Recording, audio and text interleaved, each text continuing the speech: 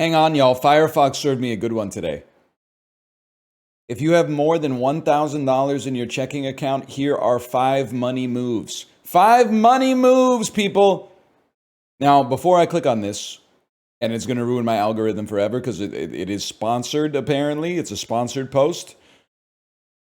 I feel like if you have around $1,000 in your bank account, do not follow any tip that says money moves. Do not Google money moves. Google sound financial advice. Money move is a red flag.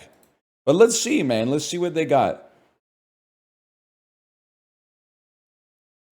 If you have more than $1,000 in your checking account, here are 6 money moves. Oh, dude. Under promise, over deliver. Okay, number 1. Earn up to $100 this month by answering survey questions about the news. That seems like more of a money move for someone who would have like under $1,000 in their checking account. Number 2, oh, dude, it's a sponsored. They paid for a sponsored post to put 6 sponsored posts in here, man. This is crazy.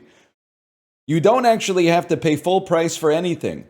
Most rich people didn't get that way by accident. They watch their money like a hawk. They almost never pay full price. Good news, the rest of us don't have to either. A free tool called Rakuten.ca works with just about every online shop you store at. Every online store you shop at. Earn up to $1,300 value in your first year with the Scotiabank Passport Visa Infinite card. Well, dude, these are money moves, man. These are big money moves. This company will pay you up to $7 for every survey you complete. Stop giving out free advice. This website will give you up to $5 per survey you complete. If you're not using this free browser extension, you're probably leaving money on the table. Yeah, you definitely, this is insane. Those are not money moves, man. These are, one of them was just get a credit card. And that might actually be the soundest financial advice in the whole article. Yeah, just be Kawhi Leonard, man. You get paid $7 million for nothing.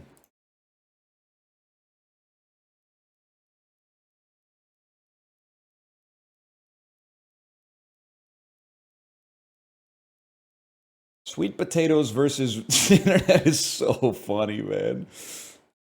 Sweet potatoes versus regular potatoes, experts reveal the healthier choice.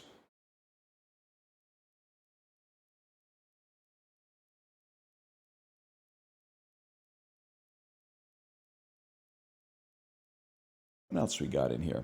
Why ambiverts are better leaders.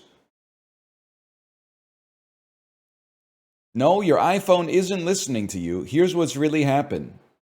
I've forgotten how to read. The phone has cooked my brain. Your iPhone isn't listening to you. Here's what's really happening. Author, iPhone. Wow, how about that?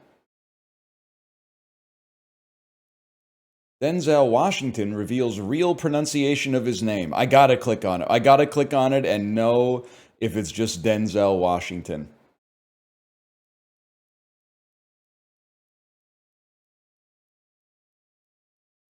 I gotta know. Click fast before it goes away. My mother would say Denzil, and we would both show up. So she said, from now on, you're Denzel. That's how we got to pronounce Denzel.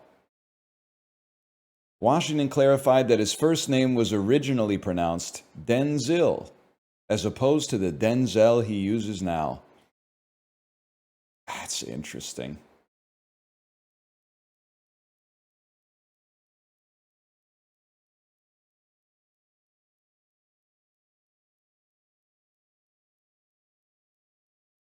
This is Firefox? Yeah, this is Firefox. Let's get this show on the road. What the hell, Postman Pat?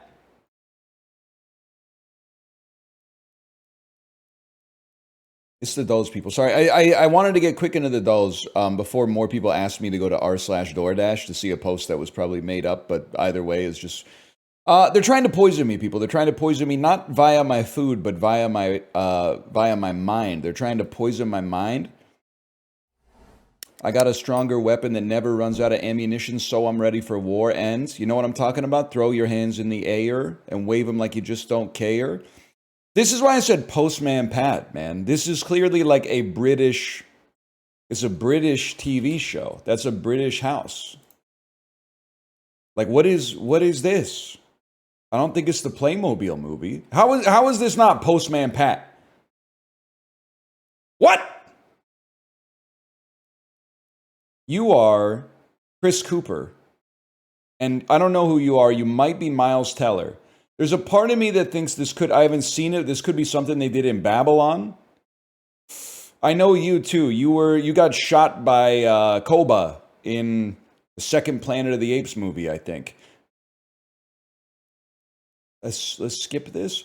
Oh, it's a beautiful day in the neighborhood, man. It's a beautiful day in the neighborhood, of course. Crazy guesses here. I love like almost getting it wrong and then being like, man, look at how stupid these people are. I haven't seen this guy in like 20 years, man. That's Elliot from Just Shoot Me. Anyone guess Welcome to Morrowind first? I see what you're saying. I'm kind of surprised they didn't, man. Kind of surprised. Maybe on the second one? I mean, Lego Batman is insane. I get what they're going for, but this is not what Lego looks like. That's not Lego, man. Also working on a riff. My daughter's been watching some Lego Star Wars TV show on Disney Plus. Probably the best Star Wars property that's ever been created. I was thinking, what if you did a riff on like Megalomaniac where you thought that it was actually Lego Maniac? She's a freaking Lego Maniac, man. That's what's going on. What do you mean Lego Maniac? She's a Lego Maniac, bro. She's a narcissist. She's ego tripping. Something like that could, sure, okay. I mean, you got to write it. You got to write the dialogue, but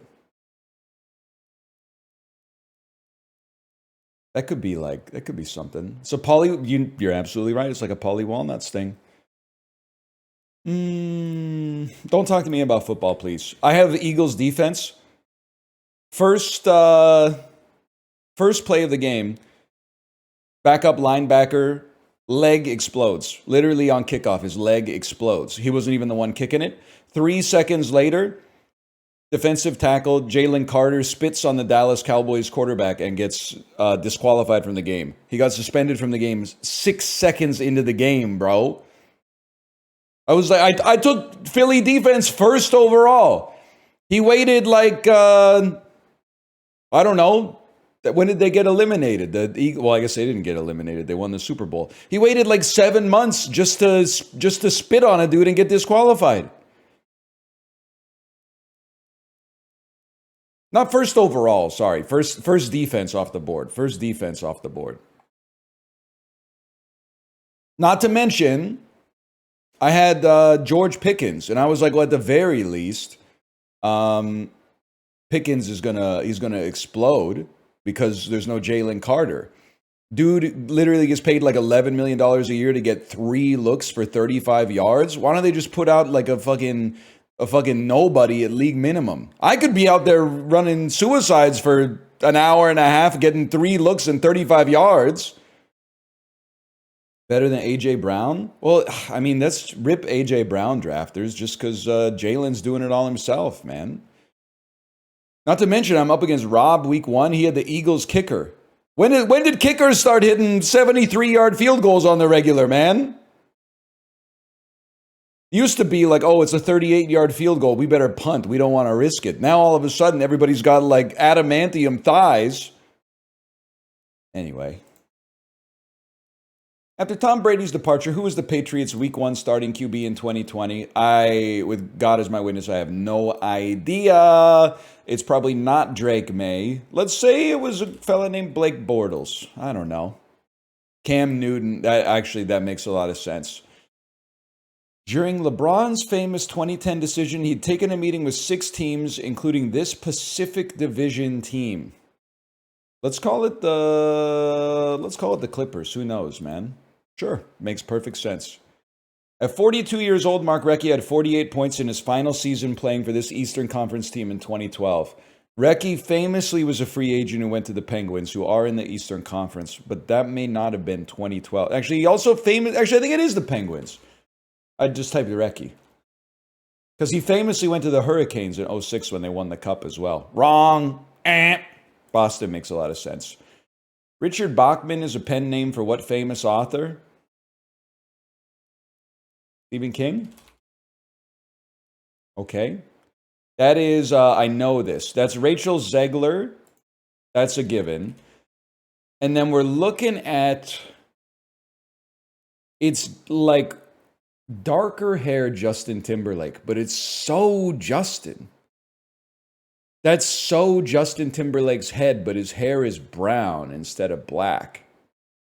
This one's tricky, man. I just punched my monitor like it's the end of a PewDiePie video or something.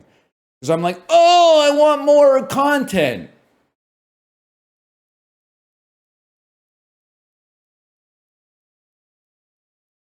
I'm not 100% sure I know who you are. I don't think it's going to be you. Anyone that's Theo James? I don't think I know who Theo James is. Rami Malek? I don't think it's Rami Malek. I think it's Rachel Zegler. I think it's... I mean, Theo James sounds right to me because it looks like a guy I don't know, and I don't know that guy. The Johnny Trio Chicken Brian and Tuscan Grilled Sirloin are items from this Italian sit-down chain. Olive Garden? I have no idea, man. I can't be... Carrabba's? What the heck is Carrabba's? Chicken Brian. Chicken Brian. Otto, Reggie Twister, and the Squid. Yeah, man, that's rocket power. A remake of a 1951 film. That's The Day the Earth Stood Still. This rapper is known for Baby Got Back. That's Sir Mix-a-Lot. Don't forget the hyphens. M dashes when you spell the name. Theo James. I don't know who Theo James is, so I'm going to count this as a 50-50. We get half points. Carrabba's Italian Grill. Not sure if that exists. Boston Bruins should have gotten Cam Newton. Big stretch. Big stretch.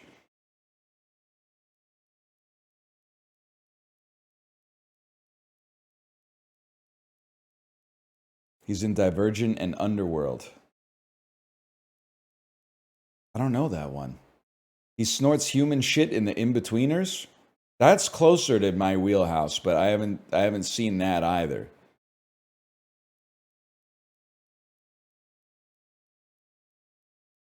He's in The Gentleman Show on Netflix. More likely to see Underworld and Divergent than either of those. When are we going to watch the D'Angelo Untitled music video? You're talking about Untitled, How Does It Feel? Could be today. Could be today. It is Friday. I could tank a 24-hour ban just to play How Does It Feel by D'Angelo.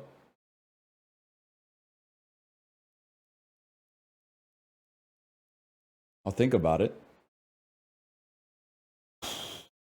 Okay. Stag, single, free, and solo. Free? This is like to go without a date to something. Available. Okay. A zing, a zest, a kick, and a punch, like a highly seasoned food, maybe a little spicy, a piquancy, a piquancy. The Ming, the Han, the Tang, and the Song, these must be Chinese dynasties from the Three Kingdoms era, of course. Ramjack, Billy, and Buck. I have absolutely no idea. Male animals. That makes perfect sense. Makes perfect sense.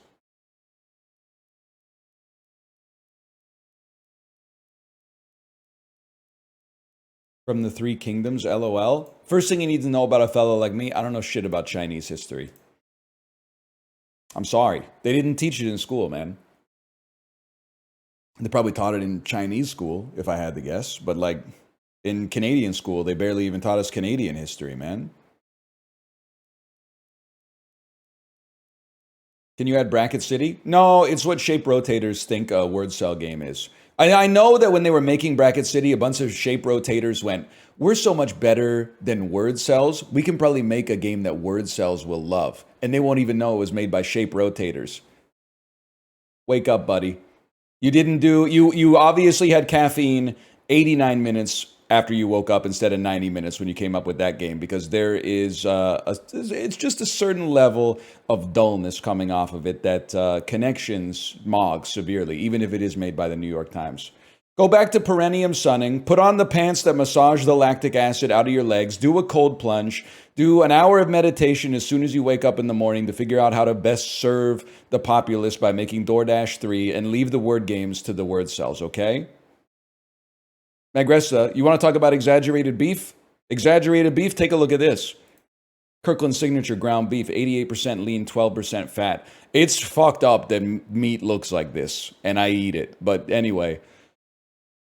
I mean, I don't know how much. I'm assuming a pound of ground beef at Costco has to be like $3.99.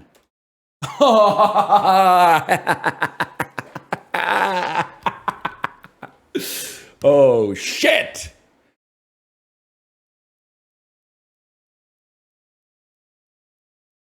I'm gripping.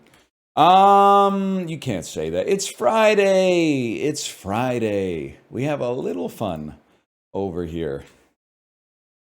We have a little fun. Freaky ass ground beef. I'm going to say IKEA has more monthly searches. 68 million? That's more than Doja Cat, man. It's going to be narcissist. What percentage of people on Raised by Narcissists do you think are actually narcissists raised by normal people? There's got to be like a not insignificant percent, right? It's got to be narcissist. Everybody thinks that someone in their life is a narcissist, but only I'm right. Hotels near me is kind of a crazy search, because at first you're like, people need hotels. You very rarely need to Google hotels near me. By the time you're there, you probably got that sorted out. But you know what? I bet sometimes you're like, oh, I'm having friends visit. Let me see how much hotels would be for them to get near me. I don't know. I got to think about it. I still think hotels near me might clear. It clears by a lot.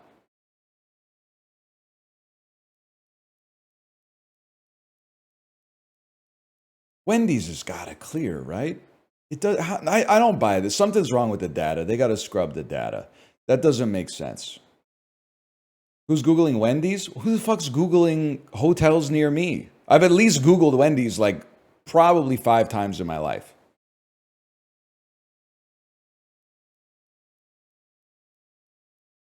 I'm 6 mil of those Wendy's searches. I just don't buy it, man. I just don't buy it. Flo Rida got more monthly streams than Michael Cera. No disrespect.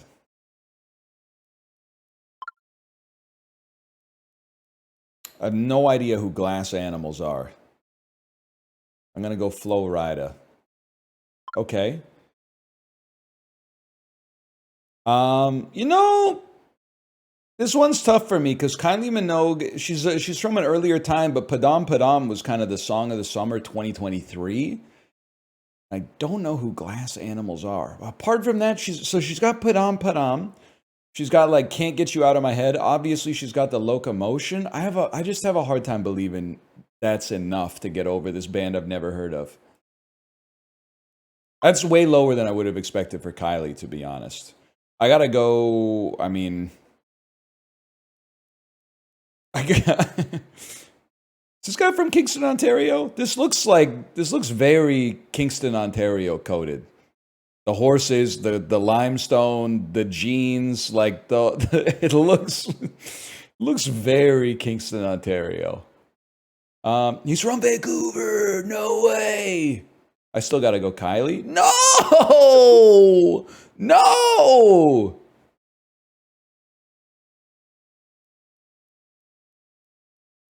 Why the tack vest? I don't know if you, I mean, I normally don't see it around here, but I do see it around here sometimes. Everybody got that one dude at their gym that wears the tack vest on the treadmill. And you're like, you just try to get a treadmill as far away from that guy as possible because that's insane.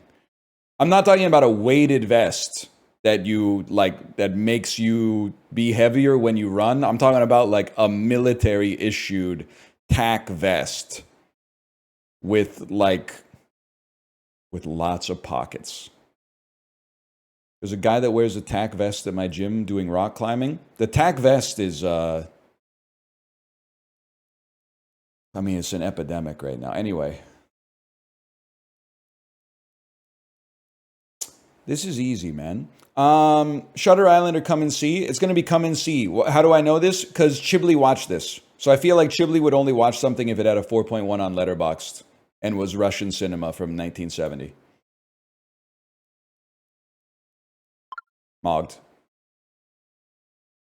This one's tough for me because Uncut Gems is one of my... It's genuinely in my top 10. I've never made a top 10 movies list, but it would be in the top 10. I do know that it's... a lot of people were too weak to watch it, and they should go back to watching The Office on Peacock, just because Howard fucks up his life and swears a lot. Like, you can't watch it. It's just, it's sad to me that you would deprive yourself of an experience that makes you slightly uncomfortable because of swearing. But anyway, I still think that I gotta go Come and See, though. 7.5 is criminal. Actually criminal. Knives Out is gonna clear it. It shouldn't, but it will. I mean, maybe it should because it's Knives Out is more likable, without a doubt. I wouldn't disagree with that. Like, Knives Out is the Rotten Tomatoes movie of the decade. And I like it. I like it. I like it as much, probably a little bit less than the average person, but I like it. Paranormal Activity is going to be like a 6.3. I clicked on, I meant to, I didn't read it. Let's just be honest. But mogged. Mogged nonetheless.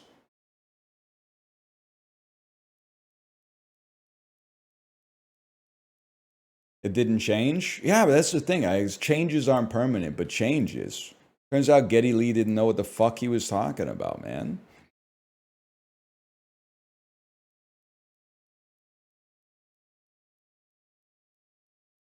That's damn true. Egypt? 2,000 kilometers from Egypt. How about Tunisia? How about Eritrea? Thought it was down here. That's okay. How about Tanzania? Oh!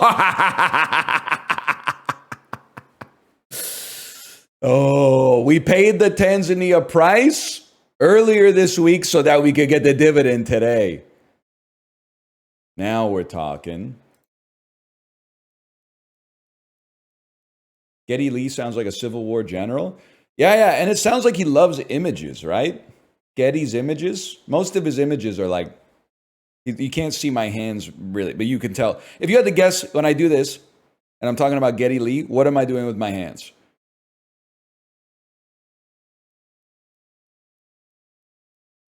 Playing bass. Playing bass is correct. But can you be more specific? Obviously, my left hand is holding the frets of the bass, the neck. What's my right hand looking like? Slapping? Close. I'm up strumming. I'm using my fingers to do an up strum. Something about the bass, you gotta play it like, you gotta stroke up on the bass instead of stroking down like a guitar. I don't know what it is, but something about aura. I don't know. You're plucking. Exactly. I'm plucking.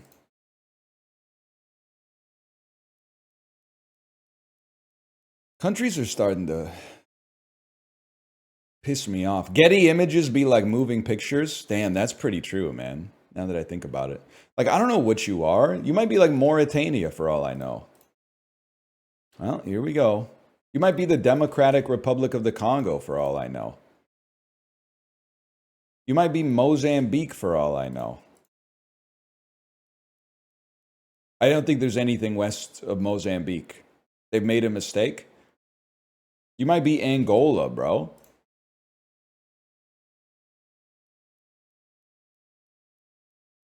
I don't know. How would I know? How am I expected to know this?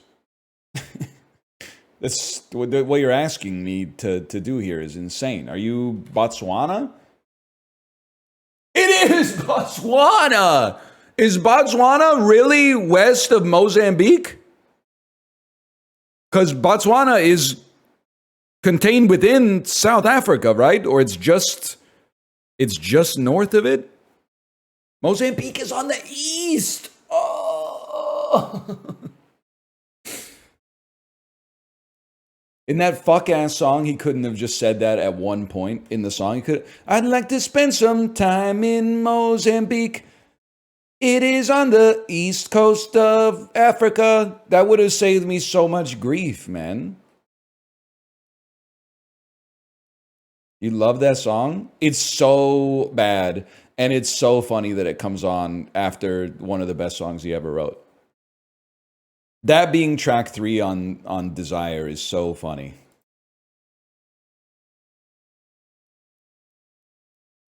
We don't need to get into that. I was talking about it with Justin because he was telling me that Linkin Park fans keep issuing death threats to him. I was like, I don't get it, man. Because, like, I listen to a lot of Bob Dylan and people are like, he sucks. And I'm like, yeah, so true. But then if you say Linkin Park sucks, all of a sudden people are like, that music means a lot to me. I'm going to kill you. I don't get it, man. I just don't get it. People make fun of the music I like. I'm like, you're absolutely right. What the hell was he talking about? The sky is in yellow. It's chicken.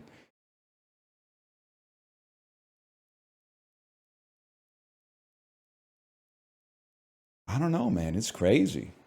Shut up when I'm talking to you. Shut up. Who? Shut up. I'm about to break. That meant a lot to me growing up, man. You better keep Linkin Park out of your mouth. You can criticize any artist and all plus to it, but if you say you don't like Linkin Park's music, we're gonna get you, man. It's a banger. I was bumping it in 7th grade for sure. It's crazy. It was kind of like Stolen Valor. My parents weren't even really like stopping me from doing things that I wanted to do. Because I didn't really want to do anything that was like that bad. If anything, I think I was just like, I want to live like closer to my friends. Everything you say to me. Fucking 7th grade teacher gave me math homework tonight. Gives me one step closer to the edge and I'm about to break. No Doubt is that way for me and my friends. That's crazy because No Doubt also is not very good.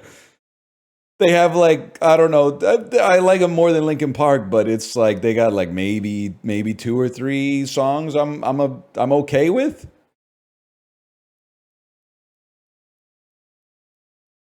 Yeah, they got some good stuff on Tragic Kingdom, man, but the rest of it I'm not really fucking with. Taste fell off with your hair. So true, so true. You guys ever listen to The Freed Pig by Seba Doe? That's a fucking no? You should. It's really good.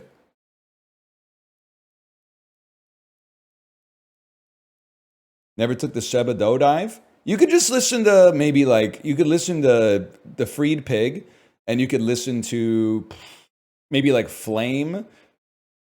Maybe what's that one called? Like Margot's Candle? That's good enough, man. I think that's, I mean, I like Seba Doe. You don't have to listen to it all. Yeah, Bake Sale, the album is really good. It's 2016. Walt Disney had a movie starring Benedict Cumberbatch. Probably a little ditty called Doctor Strange, man. 20th Century Fox had a movie starring Anna Kendrick. Highly likely this is Pitch Perfect 3. Highly likely this is No! Fox. Yeah, Fox. Okay, so not Trolls. Pitch Perfect 2. Trolls. This is the first Trolls because the second one came out in the pandemic. This isn't. See, this is a huge miss for a guy like me who's literally, I was playing Trolls last night. I didn't know this was 20th Century Fox. I thought for sure this was a DreamWorks joint. Trolls is really good. No, it isn't. As somebody who's seen it, well, I don't know, I've seen clips from it probably for 100 hours collectively. Like, no, it's as an adult, no, it isn't. It is? No, it isn't. What are you talking about? It's a movie, it's a jukebox musical made for like 5-year-olds, which is fine if you're 5 or even like 10 and a little behind your peers, but like, you can't be saying that as like someone in their 20s. You got to start watching the Chib Core. You got to start watching some Russian cinema.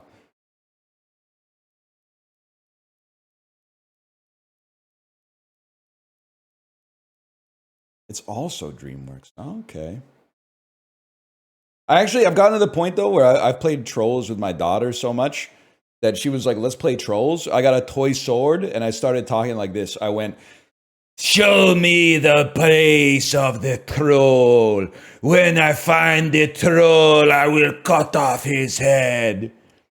It is, and then she like pulls out like her Poppy doll that's like 2 inches tall, and I'm like, "That is not a troll. A troll is as tall as the tallest building you've ever seen, and it smells worse than the worst bathroom you've ever pooped in, and it makes a horrible sound when it opens its mouth, like greep, greep."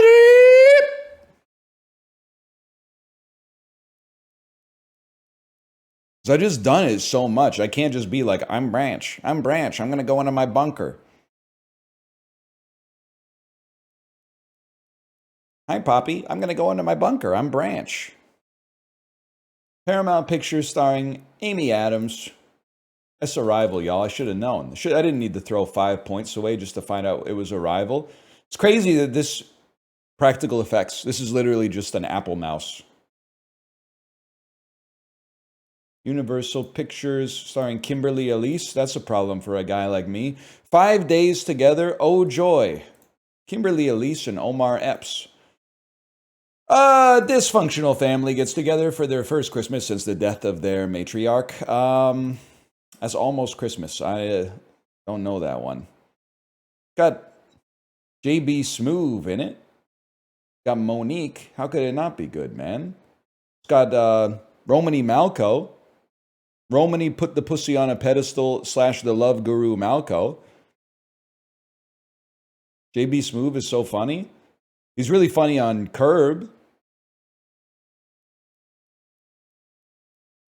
He's not as funny when he's playing the same guy in everything besides Curb, but no disrespect, he's making it work. Just one man's opinion. I don't want to get like death threats or whatever. Lionsgate starring Andrew Garfield. There's no shot that Under the Silver Lake made this kind of money, right? It's a slow burner. Drama History War. It's the one I should know, but I don't, because it's not War Horse. Because it's not. Oh, it's directed by Mel Gibson. One of the greatest heroes in American history never fired a bullet. Easy. Robin Hood. Just kidding. Sam Worthington? Oh, this is it's the one I always get confused with Bone Tomahawk, which is Hacksaw Ridge. And then I'm told that Hacksaw Ridge is about like a courageous army medic, and Bone Tomahawk has a dude getting like spatchcocked in a cave. Do not put on Bone Tomahawk when you thought that you were going to watch Hacksaw Ridge, okay? You can put on Hacksaw Ridge when you thought you were going to watch Bone Tomahawk, but don't get them flipped in the other direction.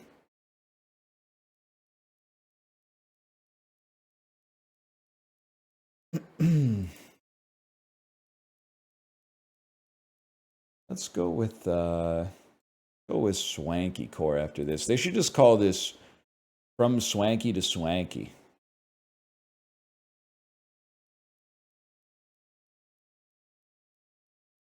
Going from Saturday Night Fever to Creed 3, which actually doesn't seem that hard. The thing, well, because it is hard because you got to get to Swanky. Yeah, that's wait, hang on. I'm getting something.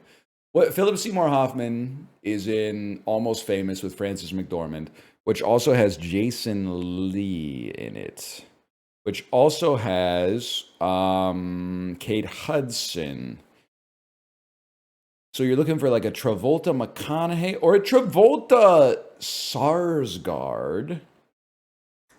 That's kind of tough though. I'm thinking it's like Travolta Swordfish. Swordfish is so huge because you get Cheadle, you get Hugh Jackman, you get Halle Berry. Okay, I'm sorry, I'm planning it. I'm pre-moving to Swanky.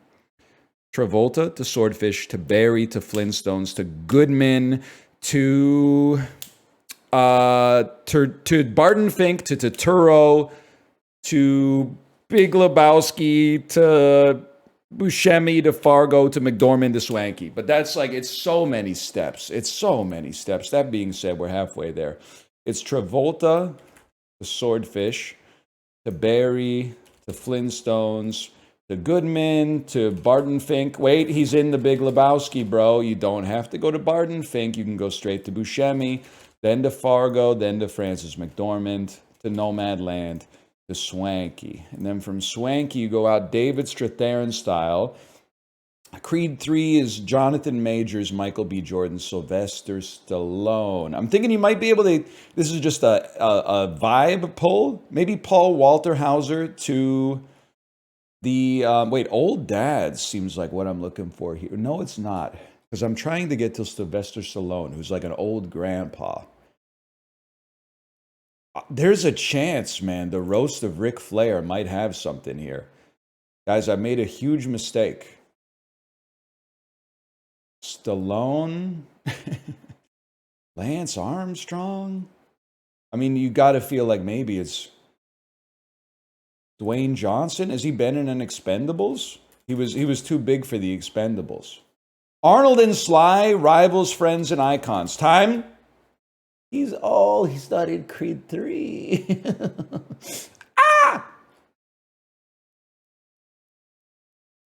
There we go. That makes sense. Magnificent Desolation, Walking on the Moon. Barry Pepper, my 25th hour goat. That wasn't too bad.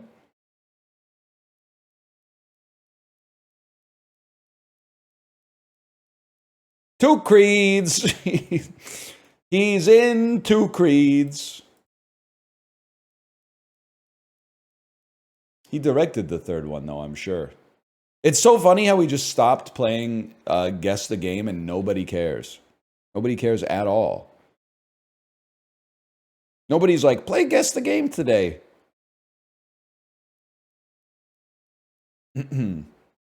Two cup wins for different franchises. That's wild, man. I think I go with Patty Maroon. Yeah, not a surprise on that one. Two cup wins for different franchises for the Bruins. Well, okay, the obvious one is Brad Marchand.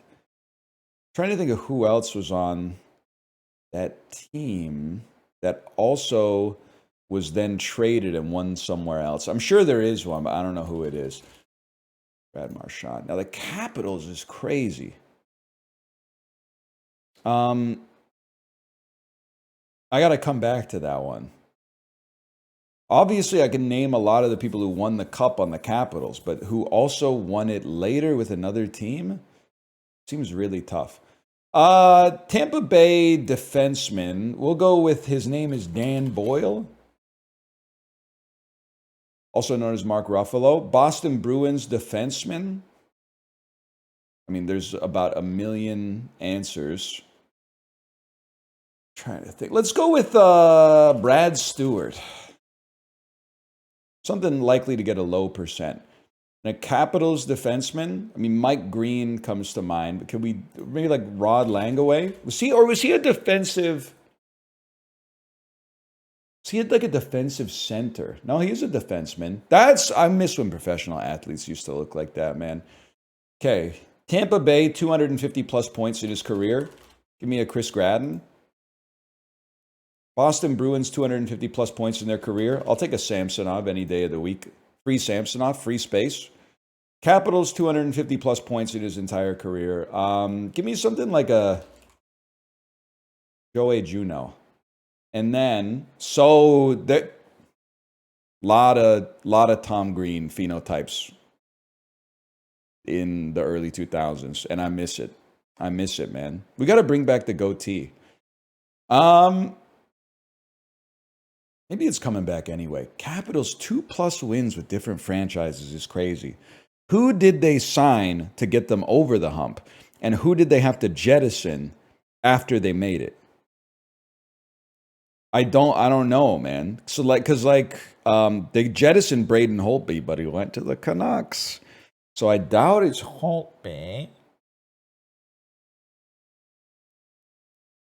I don't have an answer. I'm just gonna go Braden Holtby. Maybe he picked one up with someone else. I don't know. Who's the number one answer? Sorry, on that one. TJ Oshie with the Blues. Brooks Orpik. No TJ Oshie. Never mind. Brooks Orpik, Justin Williams, Burakovsky, Esa Tikkanen. Okay, so this one's crazy. Because Esa Tikkanen retired in like 1998 or something like that. Was he like an executive on the Capitals when they won the Cup?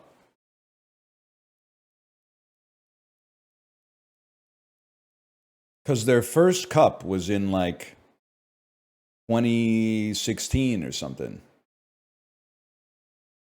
He won 2 Cups before the Caps. He didn't have to win 2. Oh, 2+ Cup wins on different franchises who also played for the Capitals at any time. I could have done that. I was nerfing myself by trying to do it. They had to win it on the team and then also win it with somebody else. Oh, brother. Actually, I don't know if I could have done that, to be fair, but it would have been easier. It would have been easier.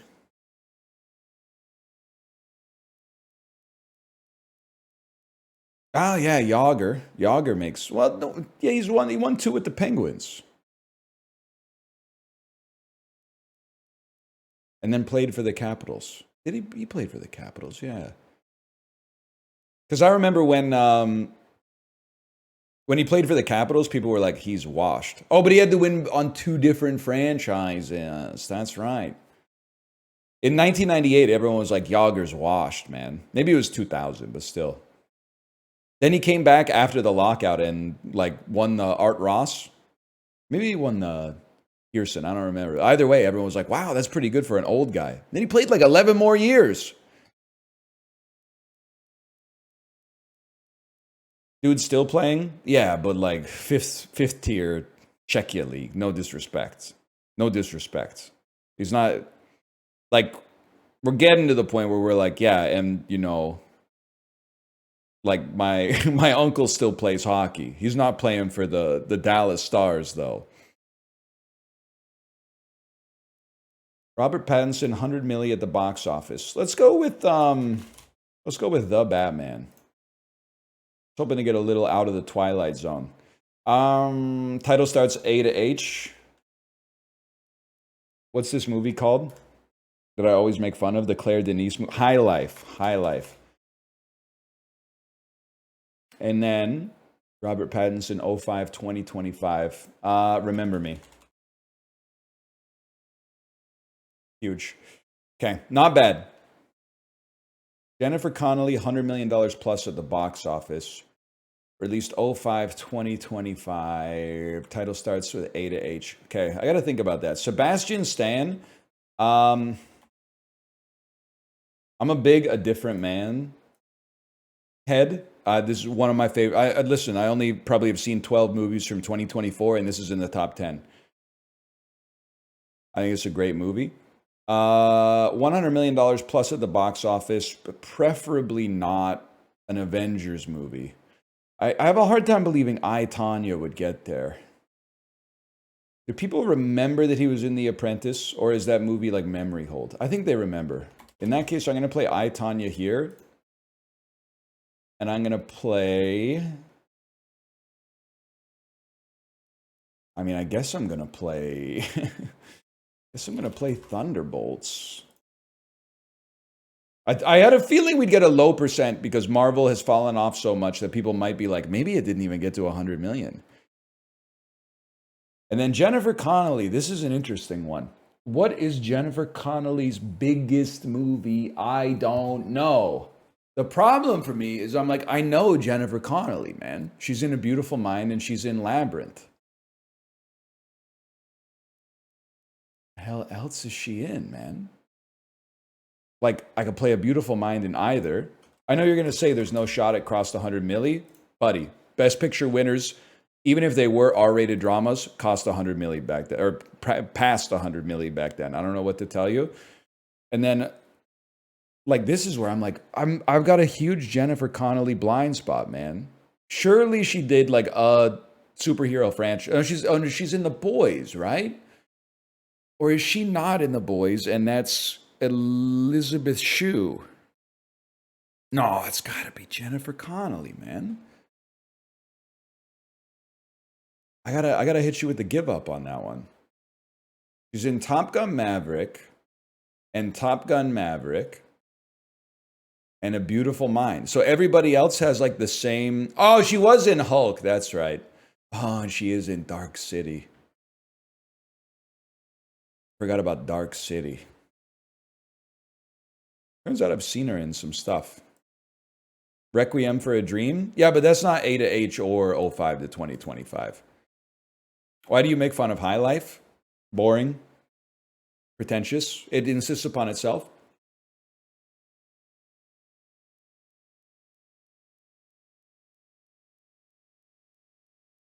Like this stream? Yeah, a little bit. Takes one to know one. Easy to forget Dark City? It shouldn't be because it's probably like in the last 10 movies that I've seen in my life, but that was like probably 6 or 7 months ago. Fans. A noun meaning a member of a band. Pause. A verb meaning to touch or strike at with a paw. Pause. They almost got me. Depose. A verb. Sourly. A adjective. Singing. A verb meaning to produce. We get those. Vatican. A noun meaning the paper. Vatican! Concordance. A noun meaning an alphabetical index of the principal words in a book. Yeah, fair enough. Feckless. A adjective meaning. Gray word. Echoed. A verb meaning to. Fibromyalgia. A noun meaning a chronic. We take those. Scuttlebutt. A noun Another meaning. gray word. Lapidary. A noun meaning a cutter, polisher, or engraver of precious stones. Sure, sounds right. Forense. A geographical name. Thank you. Thank you, Ubisoft. Thank you. Thank you, Ubisoft, for educating the kids. Risorgimento. A noun meaning the 19th century movement for Italian political unity. Fuck, we had that like 2 days ago, too. Petulance.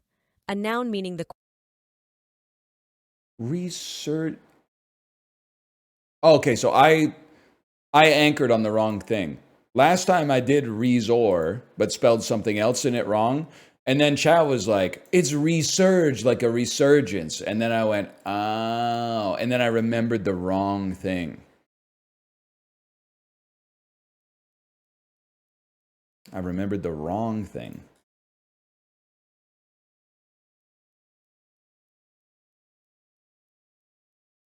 You typed in Portuguese this time? Guy who thinks being called poly means he can speak a lot of languages? Yeah, I'm poly. I've been poly since I was in the 5th grade.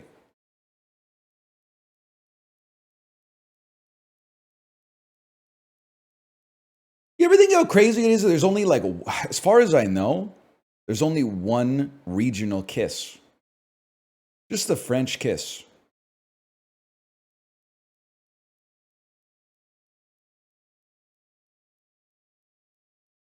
We don't say that word anymore, chat. Mods, this was a honeypot. I want to see 800 people banned from this chat immediately. This was a honeypot to discover the unwoke. And you fell right into my trap.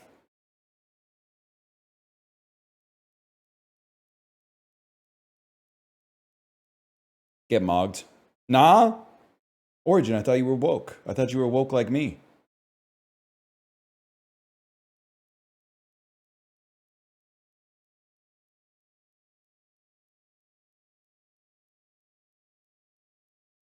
Oh, I was just copying Toasty. What's going on? Nah, I was just trying to trap everybody.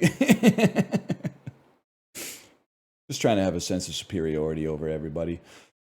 Choriana? It looks pretty good. Khajiit has wares. I like a kebab. This doesn't look right to me. Like this doesn't, like this is obviously paper. I think I gotta go with this, man. I'm kind of surprised, honestly. Risalamande, or the halal snack pack. This looks pretty good, man. That was a close one. Angel cake or jalebi? I bet this is good. I like a dessert versus dessert, but it's got to be angel cake, man. That looks real nice. Huko pie versus baba ganoush. Baba ganoush, delicious. It's going to be hard to defeat a pie, though, I think. Ratatouille versus bunny chow. We got to go ratatouille on this. If you don't select the ratatouille, you need to eat vegetables. It'll help you stay alive. Let's go marble cake. Marble cake! Silent Night, Deadly Night 2, if it was a guy serving dessert instead of killing people. Marble cake! No, God, no! Oh, God, yes! You know what I'm talking about? Changjorim or garbure? It's going to be Changjorim. 90% a little crazy, but whew, this one's tough, okay? Because mulligatawny is an amazing soup. It's a fantastic soup. Inca Cola is a soda, and soda is one of the best tasting things on the planet. But it does look like piss. I've never had it. But if you've never had it like me, I think you might look at it and be like, that looks a lot like piss. Still going to take it. It's soda. Can't lose. Full set. This triggers people's trypophobia. This is like a Doritos Taco Loco, but I'm stunned! Mi Sealor versus Bagoon. Give me the noodle soup. People love noodle soup, especially if it's got a fuck-ass egg in it.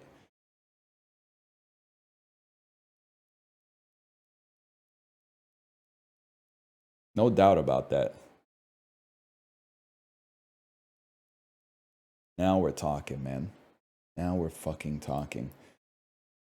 Succulent marinated lamb pieces with paprika, yogurt, bay leaves.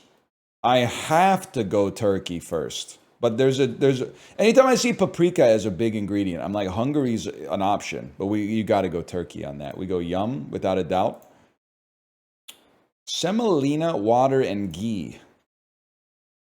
India is really the only place I know that's gheeing it up. If I'm being honest, I mean, I would give it a try. Now that I read the ingredients, I'm like, I'm more likely to give it a try. The green chili, the ginger, the onions, there's some flavor in there. It's not just a paste. I'll give it a yum.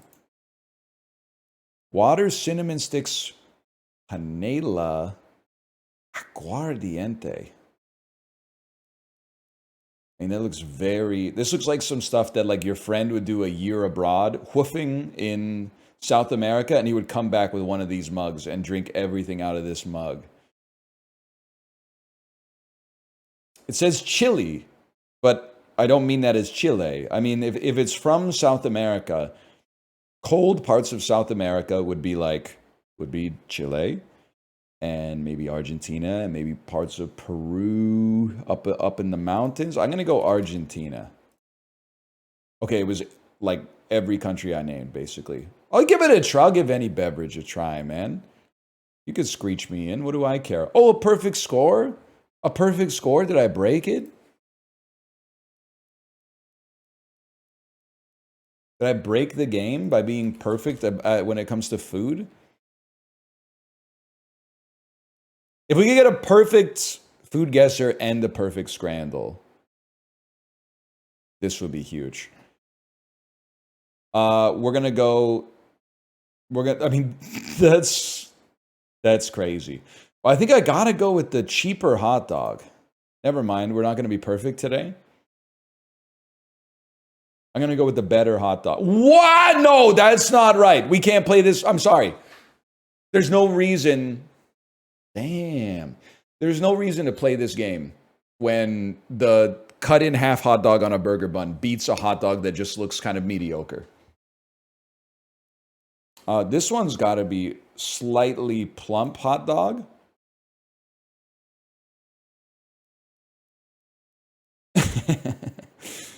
It's got to be wrinkly dog. There's no dog in this one, man.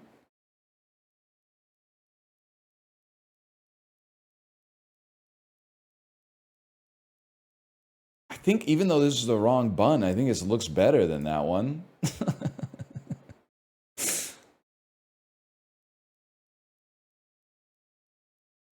This would do it. This might actually be good. Oh my god, what? Just got some sausages are different colors, man. Just because it's not pink doesn't mean it's not good.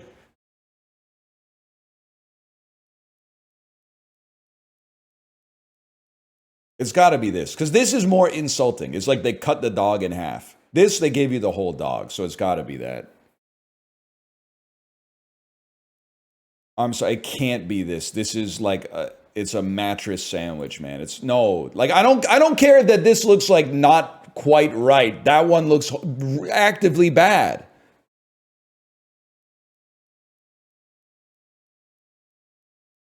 The color's gonna win out here. Too expensive, but the color's gonna win out. This looks really bad. It has to be that. Are you kidding me? I got 3, man.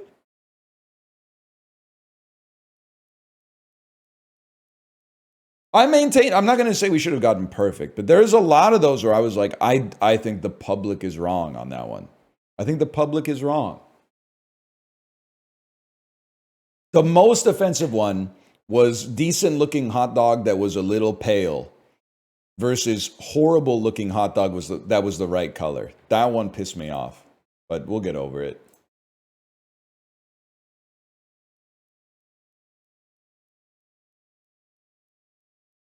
Been to Tokoyan Plaza yet? It's across from New Fuji. I can't because they only serve food that like 4-year-olds do not like. They serve uni and like fish egg donburi. I would like to go. My wife would love to go, but my kid, they do not have a kids menu. At least at New Fuji, you can get like some chicken karage with a side of white rice. They have pizza. Okay, but what kind of pizza? Is it uni pizza? Because like that's sometimes taking an exotic food and putting it on pizza actually makes it more exotic than the original food.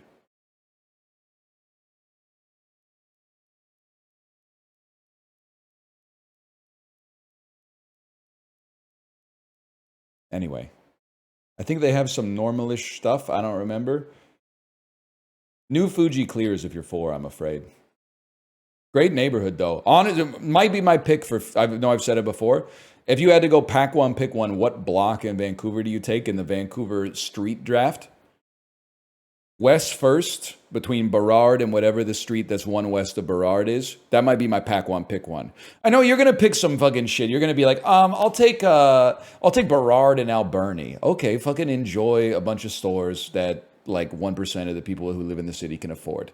Yeah, it's nice. It's nice to walk by and look at them. I'll be taking a block that has like 8 good restaurants right there, man. Right there. That's exactly what I was thinking. Everybody's going to say Alberni Burrard. That's why you hope you don't get first pick. You hope that you get second pick so you can take West first between Burrard and whatever street is one west of Burrard. Main Street between 12th and Broadway.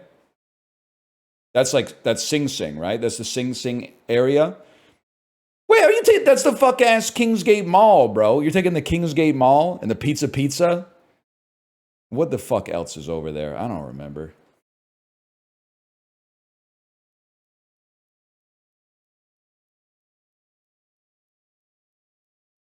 That weird Nestor's Market.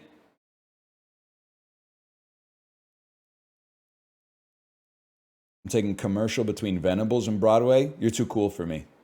You're too cool for me.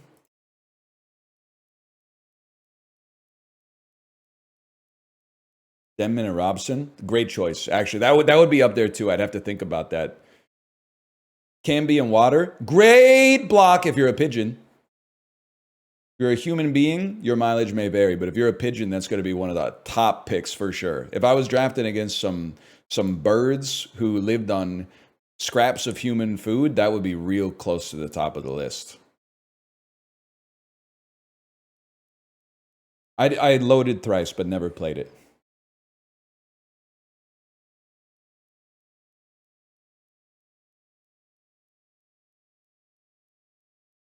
Broadway between Blenheim and McDonald? Okay. Broadway between Blenheim and McDonald. Okay, so like I'm literally walking the streets right now. I crawl like a viper through these Kitsilano streets, man. So it's this simple. Everyone go to Google Street View right now. The first store on the street is, if I remember correctly, a Sleep Country Canada. No block that has a Sleep Country Canada as its anchor store is going to be pack one, pick one. That's great. That's like a 4th round pick, okay? That's not going to happen.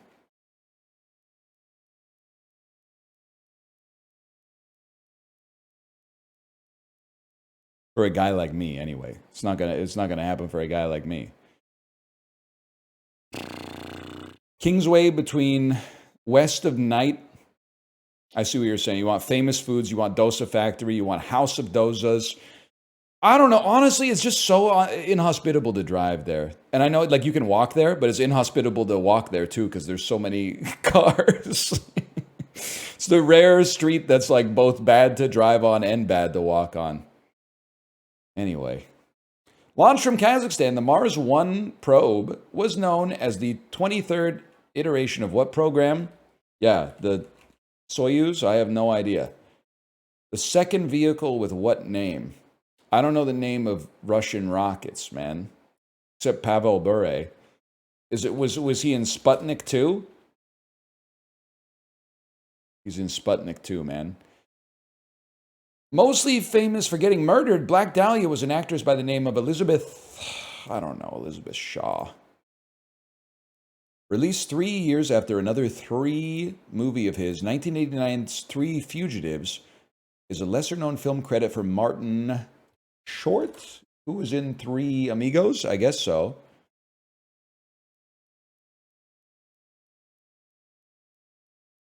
Martin what?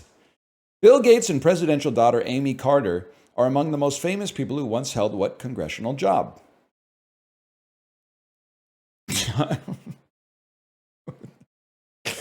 Congressional job? I don't even know a congressional job except congressperson. Even lower on medieval ladder than a squire. What kind of, a page? Why didn't you just ask, hey, what's the dream job, the dream summer job for the most annoying person in your Canadian high school? Then I would have been like, oh, a page, obviously. I was a page, Lamau. Sorry, Avery, you're probably chill. I wasn't talking about you. I did it, it was sick. Fuck you. You're just like all the rest, man. What does a page do? Well, I think so we have members of parliament here. And I think occasionally the member of parliament will be like, can you get me a coffee? And then I think there's like a whole code of conduct. They have to like they're like tennis ball boys in the US Open. Like they have to stand in a certain way with their arms behind their back. And then they like sprint out of the House of Parliament or the House of Commons in order to like get whatever the MP asked for and like bring it back to them. There's a lot of pomp and circumstance involved. I know that for sure. But it is like a stepping stone into the world of public service. Build name, please. In 2015, who made an Emmy-nominated turn in an HBO biopic about Empress of the Blues, Bessie Smith? In 2005, who got a Grammy nomination for her jazz vocal project, the Dana Owens album?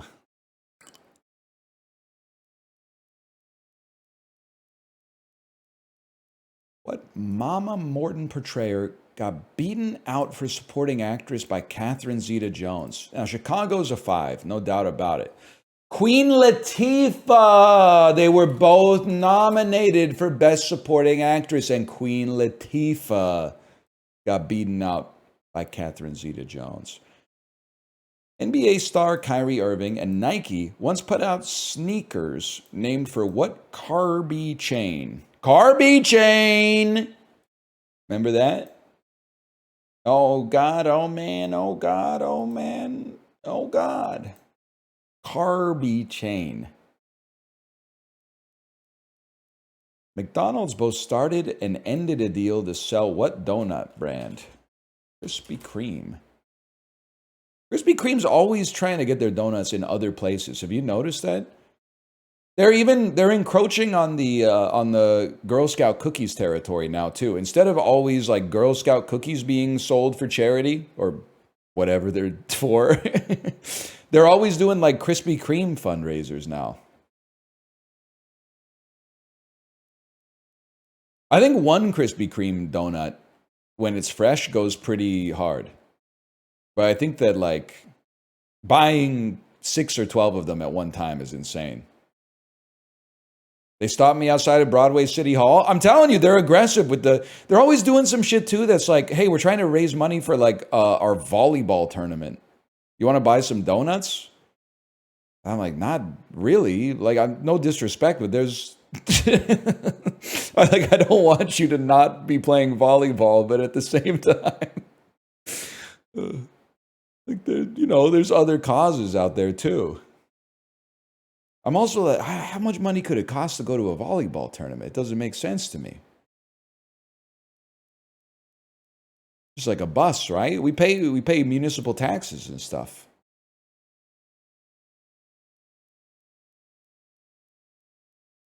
Anyway, that was Thrice. Thrice is good. I like Thrice.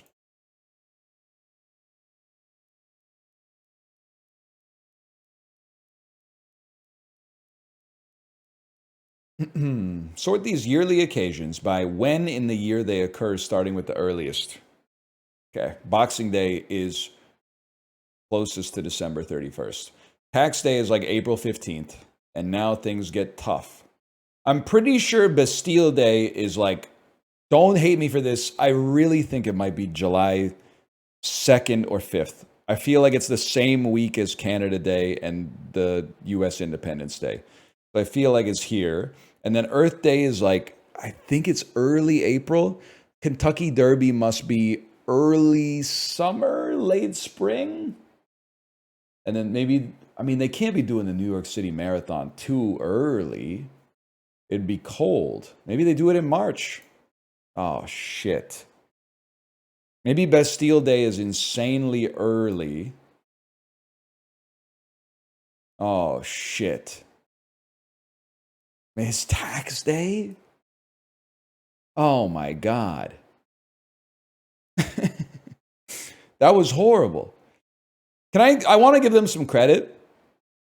Having the earliest day be April 15th threw off the Fermi estimate. Because the first assumption that I made without knowing exactly when all these were, the first assumption I made was there's no way the earliest thing could be April 15th. There's got to be at least something before it.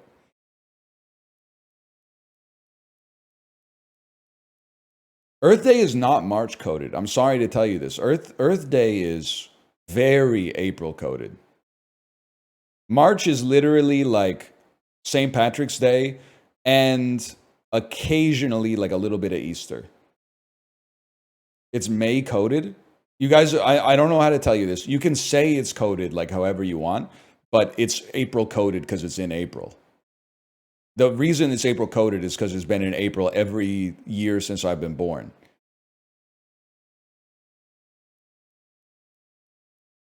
That's circular logic. It's not circular logic because circular logic is like if one argument is true, then another one must be true. This is one, if one argument is a fact, then it's true. That's just how information works. That's just logic. Thank you.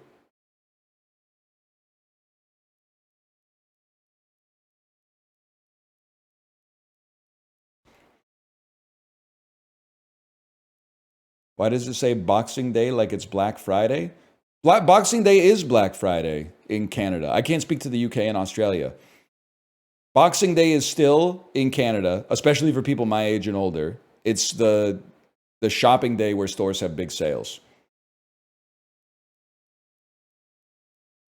Which makes sense, because like when you're a kid especially, you get a little bit of money on Christmas. And then you're like, okay, I've saved it for 24 hours. Time to go buy some shit.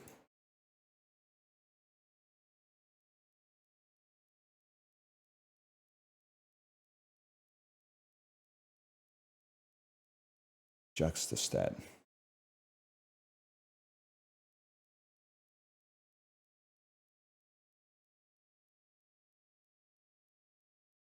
She has a higher percentage of people who are white.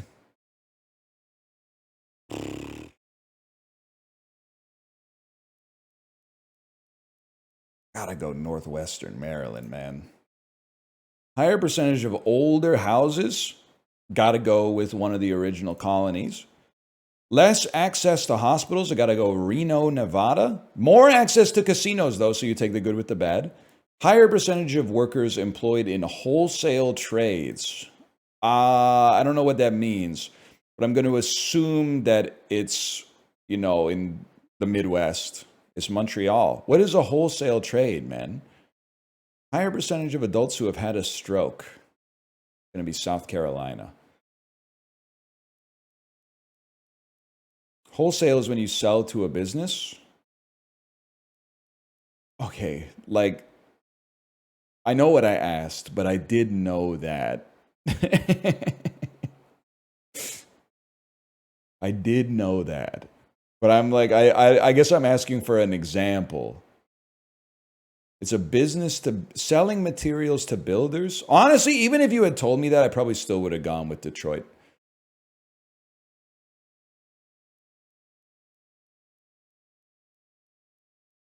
So I can't be mad. That's just, it's a rare example where we got something wrong.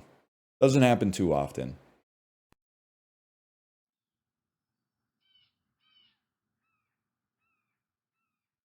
Except in this game.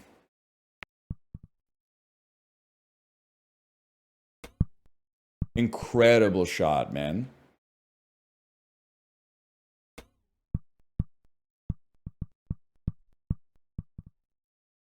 You're not going to fall?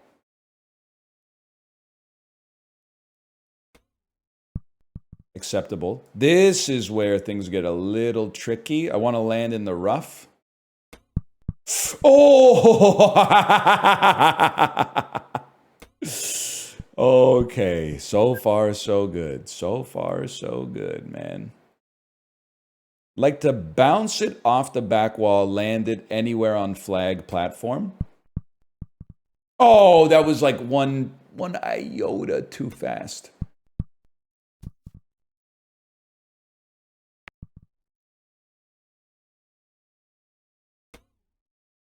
That's more like it. You think Americans know about the syrup vault, or they think it's just a meme? Listen, I'm not taking any losses from Americans when the U.S. Treasury has like a tip button, okay? Like in case you want to just contribute some money to pay down the national debt willfully. I mean, you're the ones who spent it, bro. Why would I pay it down? You're the ones who sounds like you got out a little bit over your skis, buddy. Why should I bail you out? Doesn't make any sense to me.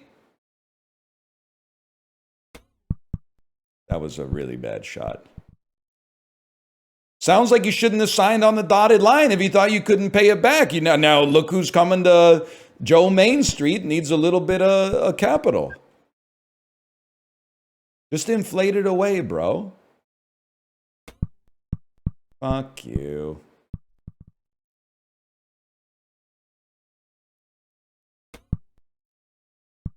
Fuck you, man.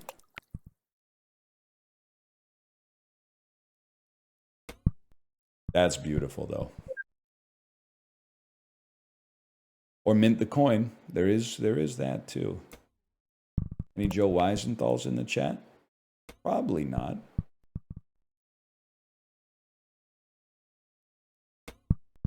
You think we got any Board of the Federal Reserve governors watching the stream today?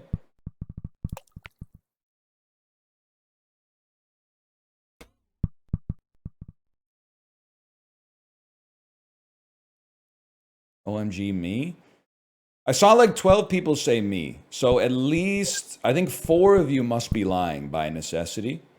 I think there's 8 governors. Huge. Top 12%. Oh. There's a Canadian Fed. Are you kidding? Yeah, man. I think like a lot of countries have like a central bank. Even countries you wouldn't expect, man. I have to say like maybe all of them.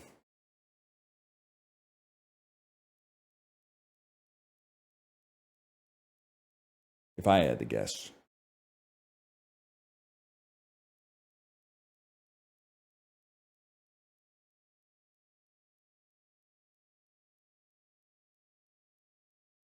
$50-degree angle. 56. 59. Yes! We broke our slump! Thoughts on shorting missionary? It's crazy. No. Do not short missionary. If anything, there's a short squeeze that's going to happen because missionary is so shorted. And it's shorted exclusively on narrative. It's not shorted on fundamentals. That like when the short squeeze happens, missionary is going to the moon. That was like the realest shit that Slime said on the yard. And I think about it all the time. When he said like, missionary's underrated. Everyone who says that is boring has never had sex. And I'm like, you finally put it into perspective for me. You've saved me. So I always see online, they're like, sex in the missionary position for the purpose of procreation. Have you ever tried it, motherfucker? It's good. It's like, it's really good.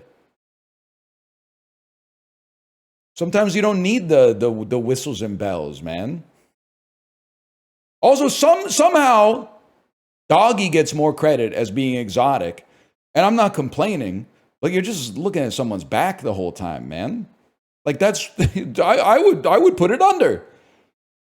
I would put it under for sure. There's no doubt about it. It's crazy to me that doggy might have a higher market cap than missionary. Don't understand. They don't get it, man. They don't get it. I'm just one guy though.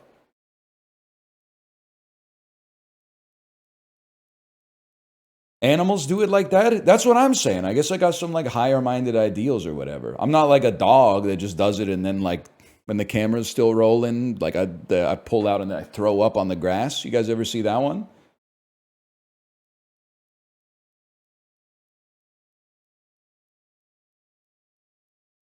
You ever see the one where the monkey puts his finger in his butt and then sniffs it and then falls backwards off the tree limb?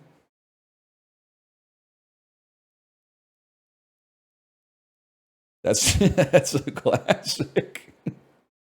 That is a classic, man. They don't make them like that anymore.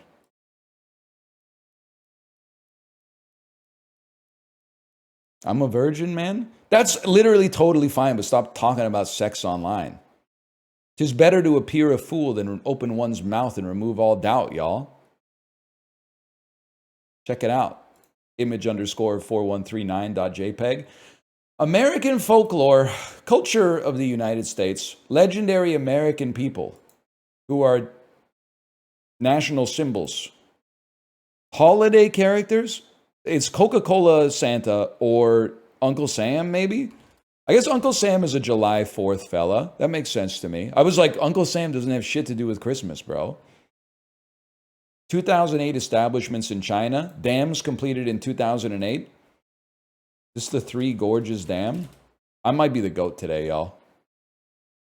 1981 speed metal bands from California that are from San Francisco. A thrash metal band from California.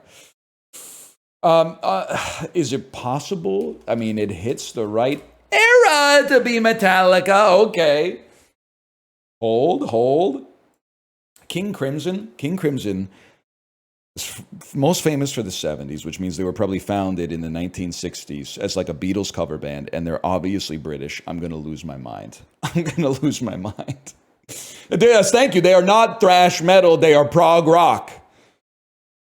1960s American game shows that came back many times, presented by Alex Trebek, Daytime Emmy. I mean, it's got to be Jeopardy.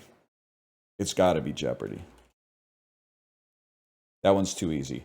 20th century American photographers who are women, who were born in 23, died in 71.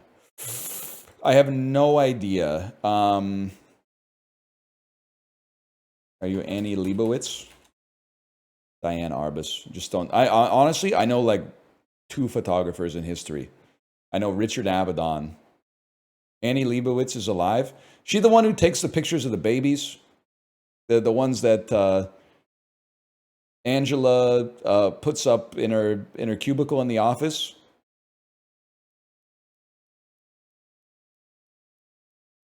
That's Ann Geddes. Yeah, dude. Every Christmas, my grandma would be like, "You gotta see this," and then it would be like a bunch of babies like wearing bowler hats or something like that. You know what? God bless her. I mean, grandmas love those images, man. Baby in a bee costume, that went platinum at my grandma's house for sure. 20th century Italian cardinals and popes that died in 1978. So it's the pope like before John Paul II. I have no idea. Pope John Paul I. He might be the best to ever do it, y'all. It's kind of crazy from all the names you could choose as a pope to just run back the dude before you. No shit? What do you mean, no shit? I'm not a Catholic, man. And I wasn't alive in 1978. One is before two? Yeah, but the new pope is not called like Benedict the 12th or whatever. He's called like Leo something. He did say we go again. It's also crazy that not, thank you, Pope John Paul III. Thank you. It's crazy that, I mean, if I were the Pope, I would be running Innocentius any day of the week.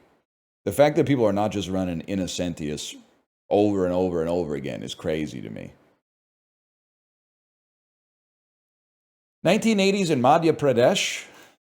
1984 in the environment. I was going to say this is the Dow chemical spill. It starts with a B, right? The Bhopal disaster. To me, that's close enough. Dow chemical spill. 1937 children's books. British Bildungsromans, coming of age novels. Middle Earth books about dragons. It's The Hobbit. Is The Hobbit a Bildungsroman? Isn't Bilbo like 90 when The Hobbit? No, maybe not. Because he's turning, what is he turning? Like 11-10 or something at the start of at the start of the Fellowship. But in The Hobbit, he's young. He's like 50 or something. 11-10. Yeah, 11-11. 11-1st. Thank you. 1908 children's novels set in Prince Edward Island. That's Anne of Green Geddes, y'all. Finally, a Canadian question, man. 17th century Christian texts that are British novels adapted into films. Christian apologetic works.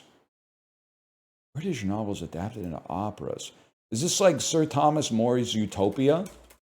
The Pilgrim's Progress. I don't know what the fuck that is, man. The hell is that? I should have said the Bible. We crushed it today, man. We crushed it today. Holy cow. Feels good to be back.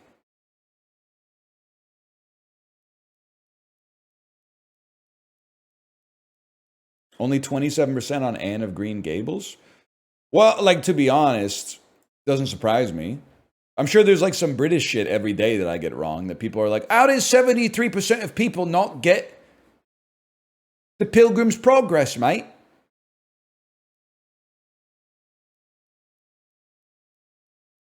Oh shit, it's Minute Cryptic.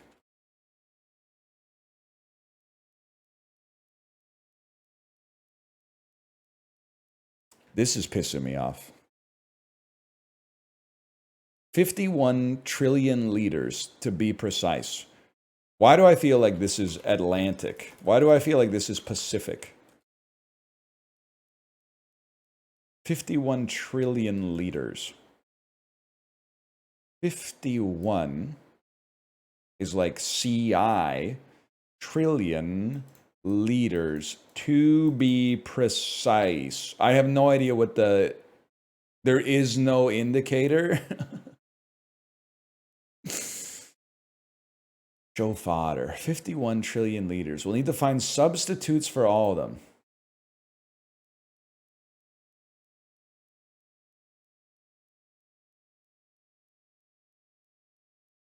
Is it C or is it... C is 100. It's D-I-T...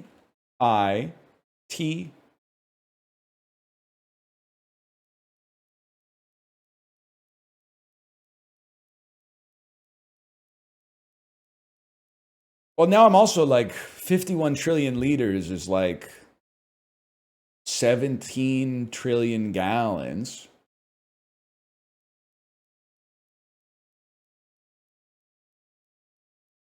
I don't know. Why I want to type digital?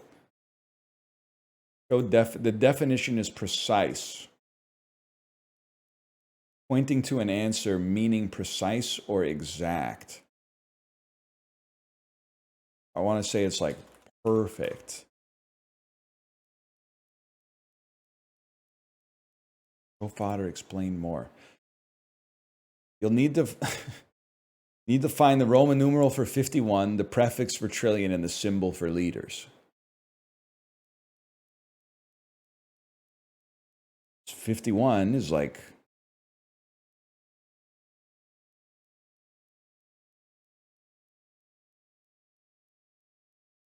What is it? Minute? Let's just say it's DI. Trillion is just a capital T, man. But then liters is just a capital L.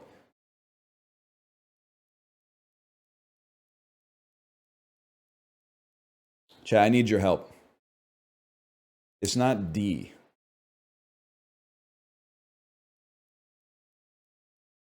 There's obviously that. There's obviously this. There's obviously that. Is it C? M is 1,000. Because whenever you see like a movie from the 60s, they're always like, check it out. It's fucking MCVII, whatever. So maybe it is C. C-I. Is it C? It's L! L-I-T. Literal. Fuck you. Even par, you fucker. Literal. Literal.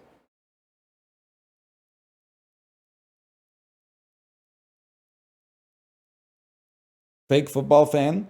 In my defense, the only time that the NFL asks you to use your brain is when they give you the Roman numeral for what Super Bowl it is. The rest of the year, they actively encourage you to do as much damage to it as possible, either via factory farmed meats, macro brews mostly produced in the state of Missouri, or repeated impacts to the head for you and your children by signing them up for youth football leagues. So, like, I don't think it's out of character for me to not know the Roman numeral for what Super Bowl it is. Plus, it doesn't matter. Mahomes is taking it this year again anyway. Let's marker that. And then, don't talk to me about gambling. The Lotto Max draws tonight. This might be the last time you ever see my ass.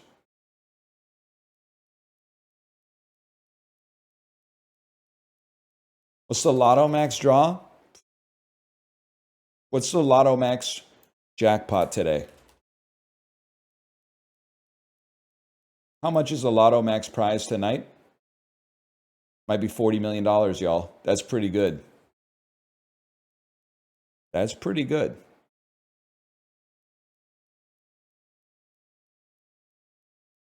Rookie numbers, check the Powerball.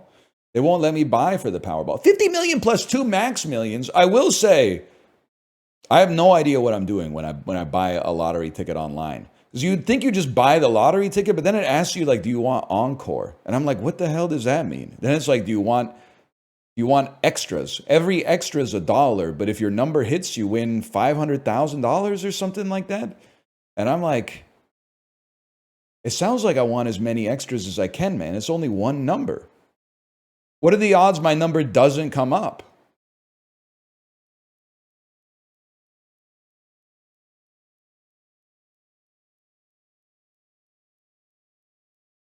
Really big? I realized that when I bought 3 lottery tickets on, I guess it was Wednesday, and then the draw happened, and on all 3, I matched one number out of 7. I was like, I didn't even realize there were that many numbers involved, man. I would have thought at least I'd be getting, like, 2 or 3 on one of them or something like that. That seems crazy. Some people hit none. Skill difference. Wouldn't be me. Until tonight, maybe. Maybe we'll win. This guy's buying lottery tickets, but he won't rip UMA? Yeah. Because there's no shot. Like, if you get lucky in UMA, you get nothing. You get something that's completely valueless. If you get lucky in the lottery, you win $50 million plus $2 million per Mega Million Max Encores or whatever the fuck they're doing to try to obscure the infinitesimal odds that you win to make it seem like you'd be stupid to not buy the extra.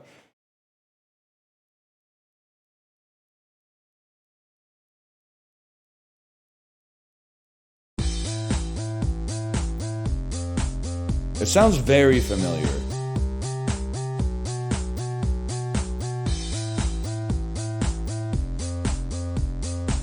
It sounds like Poker Face, but this is like, I don't know if that's 2011. That seems like a 2009 John. This is so 2011, man. Oh, no way. This is, I know this.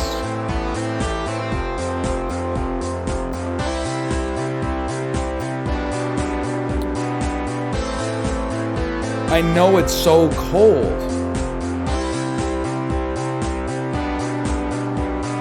There's like in the background, there's like a, wait for it.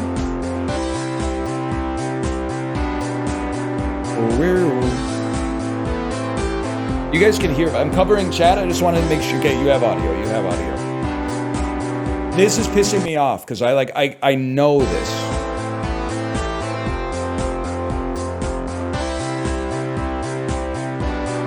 It's that. It's down now.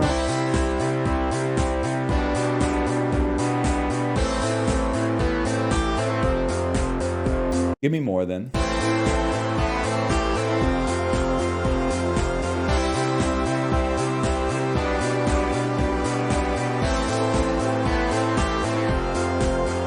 Give me more.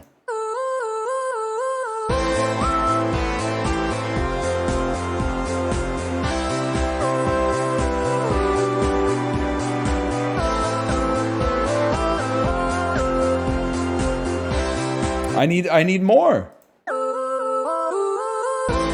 Ah, yeah, stronger. Kelly Clarkson, stronger, but doesn't kill you. Yeah.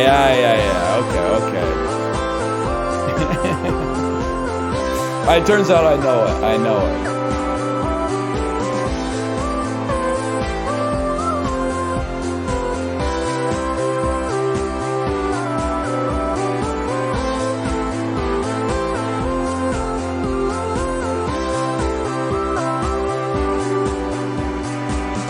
I can't be mad at you, Chad. It has like a kids, a management kids kind of vibe. Yeah, I could see it. I mean, obviously, like when you look at it in hindsight, you're like, no shot. But with the fog of war, you would have been like, sure, man. We want it. A family of trees want it. The bee want it. Something like that. Yeah. I can see what you're talking about. It doesn't work? Yeah, it totally works. I just can't sing. Listen, most of the virtue signaling railing against that I do is self-aware. This is one where I'm like, you're virtue signaling. Just because this Kelly Clarkson song sucks doesn't mean that the management song that's good doesn't sound like it. This is like when you fuckers tell me like, oh, Fancy's not a good song. And if it is, it's just because of Charlie XCX, just because you hate Iggy Azalea. Like you're literally putting the song on and going like, I'm so fancy, you already know. I'm in the fast lane from LA to Tokyo. Like that's ridiculous. That's insane.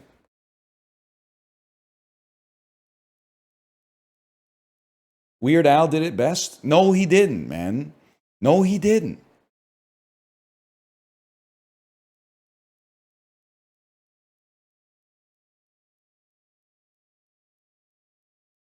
That's good. I'm gonna crash out. I'm gonna crash out. Reddit comment. That's what it's the people who are like the original song sucks, but I love the Weird Al version. It gives the same vibe as like old people that are intimidated by rap music, but post like gin and juice bluegrass cover on their Facebook page. It's like previously I didn't want to be associated with the culture of this song, but now that they've made it banjos, look at how good I can really appreciate it now. Now that it's culturally palatable for me to consume and signal that I'm consuming it, check it out. It's actually really good.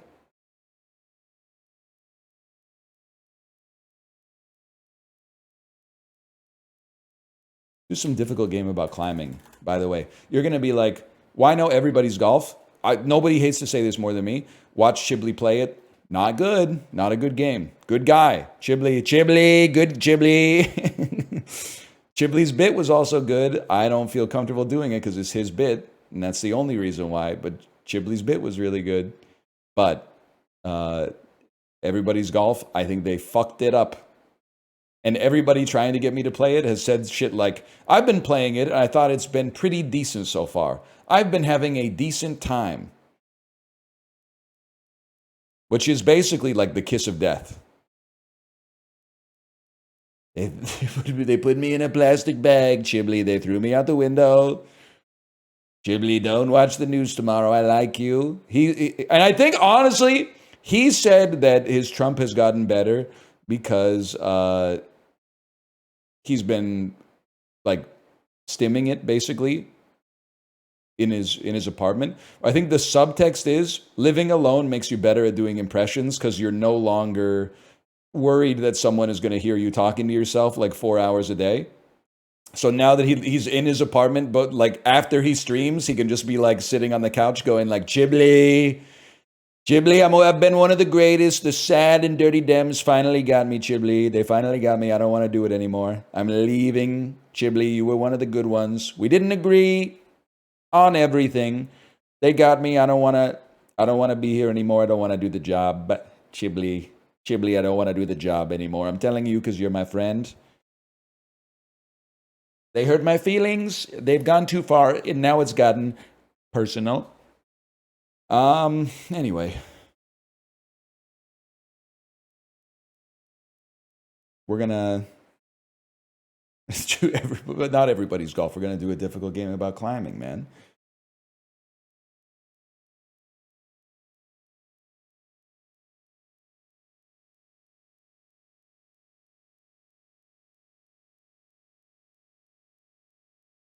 Also, actually, you know what? We should get it started in the video here. I don't want to talk about my fantasy football team. Mods, ban that person.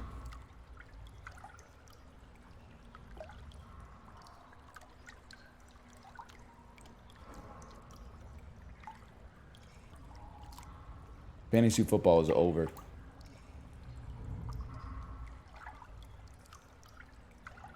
Made a mistake yesterday and looked at the Steam reviews for a difficult game about climbing. And you're going to be like, what, do people not like it because it's streamer slop? First off, streamer slop, some of my favorite games. So shut up. Secondly, no, it's still got mostly positive reviews, but the reviews are lower after the free update. And you'll never guess why. Don't stop guessing. I'm going to tell you. The world's craziest people are mad at the game because they added new achievements that are hard to get. They added new achievements that nobody cares about at all, but people who previously had 100% achievements on the game are now going back into the reviews to give it a negative review because they now have achievements that they don't want to bother getting, which, like, I did not even know was something that could get your game review bombed on Steam, but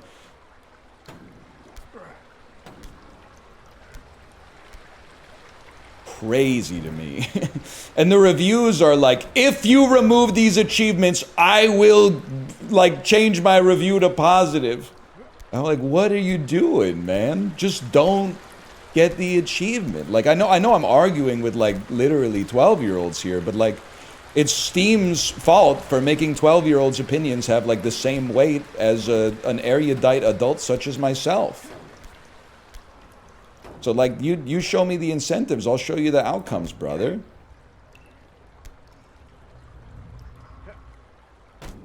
Look at that, man. But I don't understand. You're saying, like, they're achievement hunters, and you're not defending them, so I'm not putting that evil on you. But, like, they still have hunted, like, the same amount of achievements, right? Like, it's not like they took any achievements away from them. It's like a deer hunter being mad. He's like, I shot all the deer in the forest. And then they're like, oh, next year there's more deer? All that hunting I did was totally wasted, man.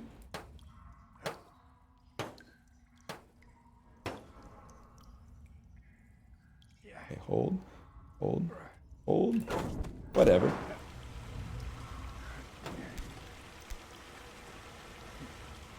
Some do act like that, though. And we can make fun of them, too, man. They're not valid individuals, I'm sorry to say. They're not real people. Now, I'm not saying, you know, get the let out, because apparently 2 of the achievements are beat the original map 50 times and beat the DLC map 50 times, which I would not do. But what I'm going to do is simply not do that, and then, I guess, like, move on with my life, but still like the game, because I think the game is good.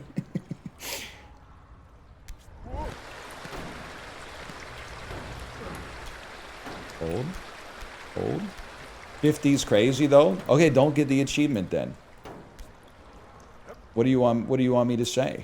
What do you want me to say? It doesn't matter.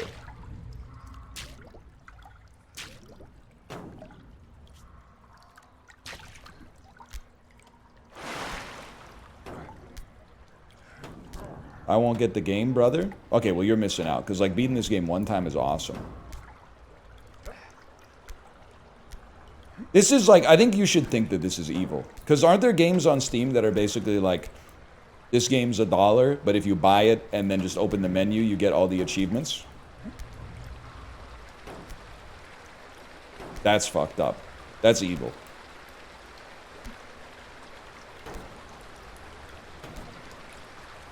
Would you go insane if you played this off stream? No. I think, to be honest with you, I think you'd be seeing Exactly the same. Well, you wouldn't be seeing anything because I wouldn't be streaming, but it would be exactly the same reaction. There has not been a difficult game about climbing Crash Out in the 3 days that we've been playing the DLC. There's not. I mean, the mask would have slipped by now, man. The mask would have slipped. Ludwig mogged you in this last night? It literally doesn't matter. There's a different division for people with kids and people with no kids. Sorry to say. Parents, back me up here. If you don't have kids and you're better than me at a video game, that's the base case. That's the way it should be. If you have kids and you're better than me at a video game, you're probably a bad parent. You're probably, maybe not bad, but not as good as me. Because obviously, I mean, you got a lot of free time that you could be investing into raising your progeny.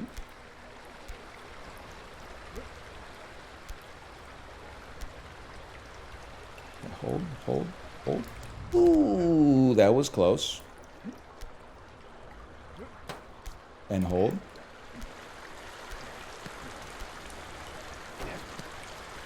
What about if they're divorced? I wouldn't waste your time with a game like this if you're divorced.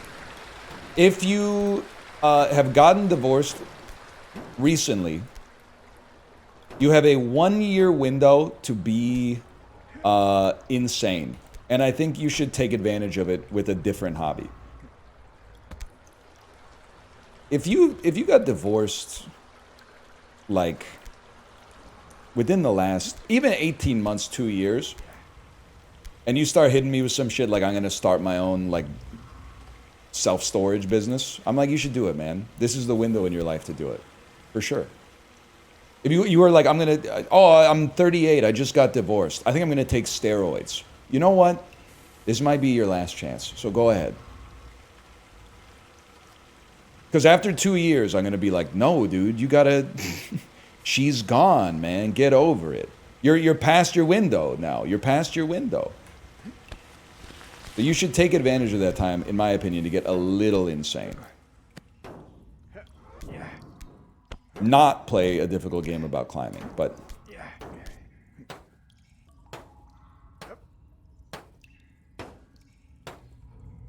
Okay, hold.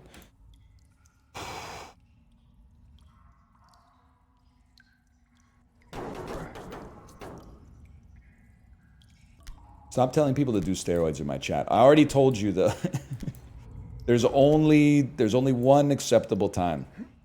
And stop saying I'm preparing for my midlife crisis. I told you guys, even though you don't believe me, I've already been through my midlife crisis, even though I didn't buy a Lamborghini. Okay? I bought a shirt that makes me look like a cowboy instead, even though I'm a streamer. And people will hit you with, people who have never been through a midlife crisis will hit you with stuff like you're not literally 50% to the average male lifespan where you live yet. Okay, but that's not what a midlife crisis is. A midlife crisis is spiritual.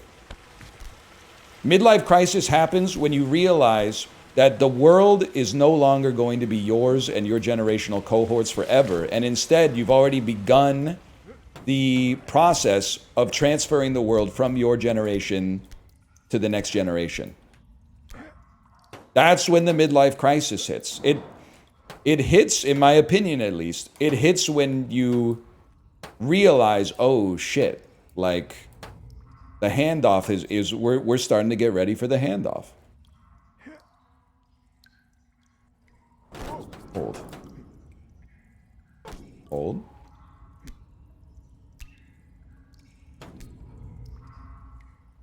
Hold.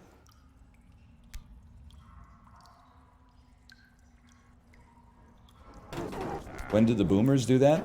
Well, most of them who will have midlife crises have already had them, but most of what that has entailed for other generations is just that they just go on a lot of vacations instead of sending some of the wealth downstream so that you can get on the ladder a little earlier, unfortunately. You feel like, I don't know if this is my bubble, and I'm excusing my parents from this. My parents do not drink. Maybe my mom will have like a couple glasses of wine a year, but otherwise they don't drink. I feel, and part of this is influenced by being on cruises for sure. I feel like old people drink more now than they did when I was a kid. Or at least they do it outside and they have like kind of a millennial like woo attitude towards it. Whereas maybe like they used to drink problematically like at home in my generation. I don't know.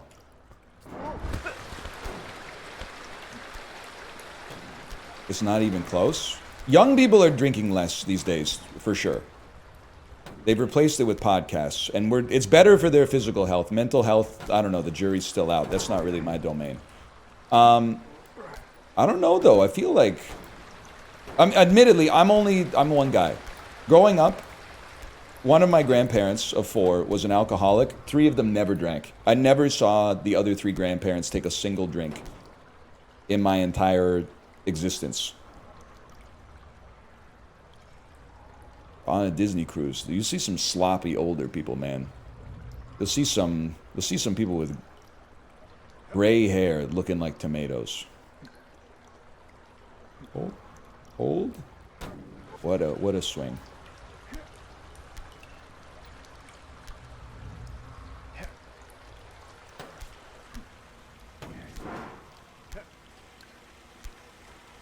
Young people replace vodka martinis with Critical Role. Well, you know. Probably for the best. Do you ever think about pushing them overboard? No, I don't think about murdering them for being intoxicated. That doesn't seem like the right course of action.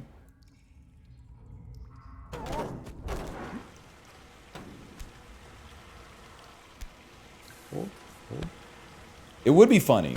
I mean, like, pushing someone, because they're really tall, too. Pushing someone overboard and hearing them go like, whoa, whoa, whoa! And they would fall for, like, at least a second and a half, and then they would be like, plunk.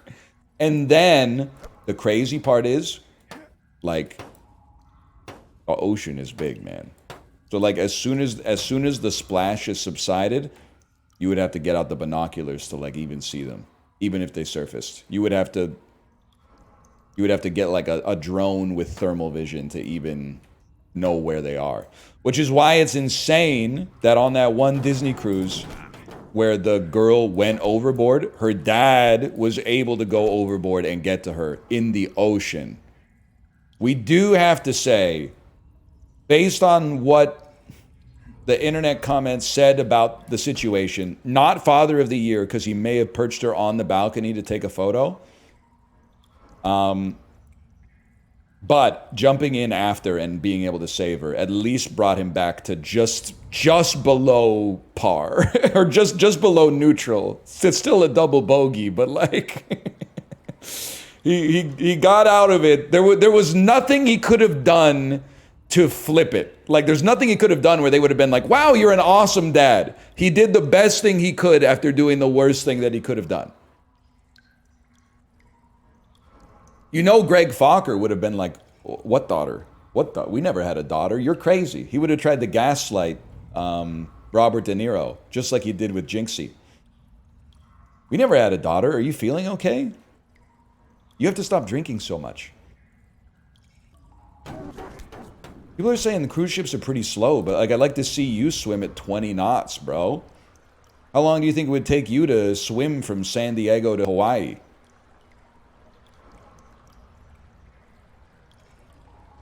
I think it'd take you a long time. Historically, it took people a really long time. Fuck you. Fuck you. 10 minutes because I'd drown? Yeah. Probably me too, to be honest. Actually took my daughter swimming. And I'm a decent swimmer. I'm not an amazing swimmer, but I'm a pretty decent swimmer. But I didn't realize how shitty I was at swimming until she started trying to swim in the deep end with just like a precarious floaty, like not even a life jacket. And then I would have to like tread water right next to her and occasionally stop treading water to like grab her and lift her up and then take myself to the edge without drowning. Oh.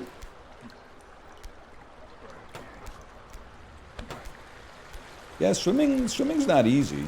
It is fun though. Hold. Taught swimming for 5 years. Those kids sure can sink. Yeah, your body, I mean, they'll say like, you know, you can get air in your lungs, make you more buoyant. Body fat makes you more buoyant. But like the body wants to sink. It has like an incorrigible urge to sink. That's the natural order, is that when you go in the water, you go down.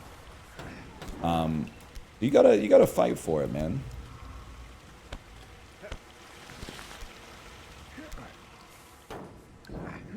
But I did have a great aunt who lived in Nova Scotia. And her and my great uncle used to go like diving for mussels close to the shore. And she was a little robust. And the story they always told is that she couldn't sink deep enough naturally to get the mussels from like the floor of the bay. So our great uncle had to like put his hands on her back and like push her down to get the mussels. She told the story, by the way. This is not like an ill-gotten story. Literally just do grip training. I'm not going to say it right after that, but that is a Tony Blendetto moment.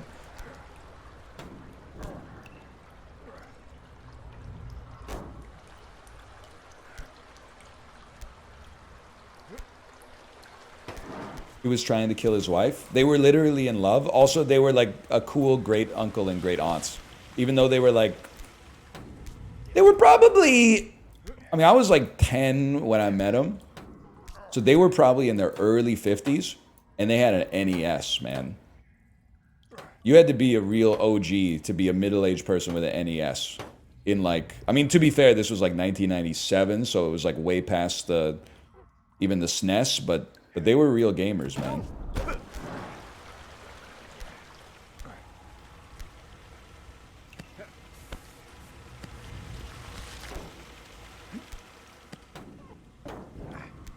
Yeah, they're OG.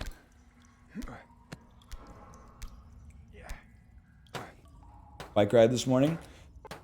Pretty light. Yes, the last 2 days were pretty hard. Today was like a 9, I'm going to say a 9. Anyone here got the Peloton data? Librarian? I think it was a 915 kilojoules, 167 watt average. But I got to save some in the tank because tomorrow's the 180. And not that anyone really cares. The only thing more boring than talking about or hearing about someone else's fantasy football team is hearing about their Uma Musume runs. But the only thing more fulfilling on a personal level than talking about your fantasy football team is talking about your Uma Musume runs. I got my 9-star power, y'all. I got my 9-star power. Kate, I didn't even get a chance to tell you. I got my 9-star power vodka.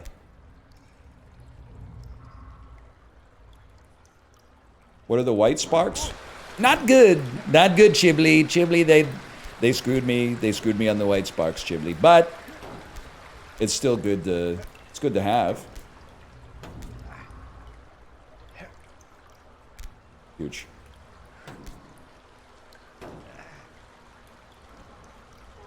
Fuck you.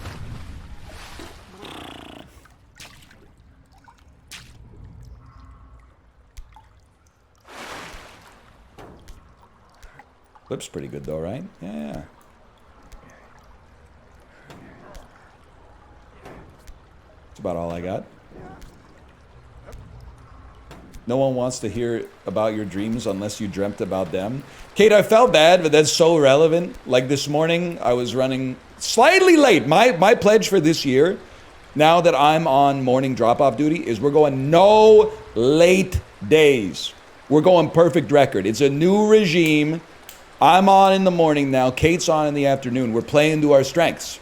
I'm a morning person. She's more active in the afternoon and nighttime. This is like we've got better affinity for it.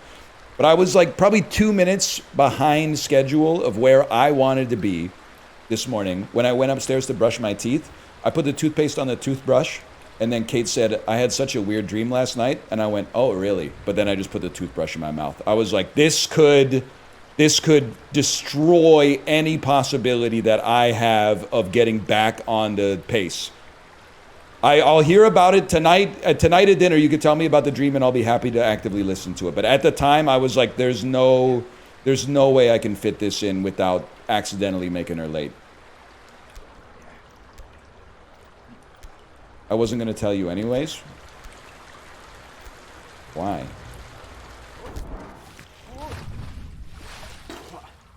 What'd you dream about? I'll tell you, I don't know if it would be a weird dream. This is the first time I've ever had this dream. I dreamt that I was in a play, but when the play started, I didn't know any of my lines. So it was like kind of a nightmare. But then I was also, I remember in the dream being like, whatever, I'll just improv it. Which is really like everybody else's problem. At least for the performance. Like if the actor doesn't know one line, that's their problem. If they know no lines, that's everybody else's problem. Because all of a sudden, you better be on your toes, man. Because you don't know what's coming down the pipe. Shouldn't have looked at chat there.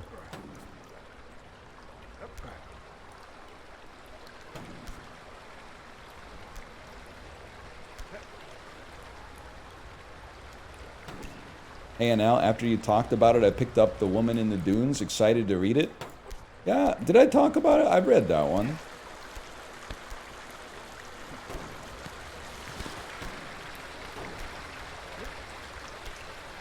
Oh, no? I wasn't going to say anything else. I've read it. I remember.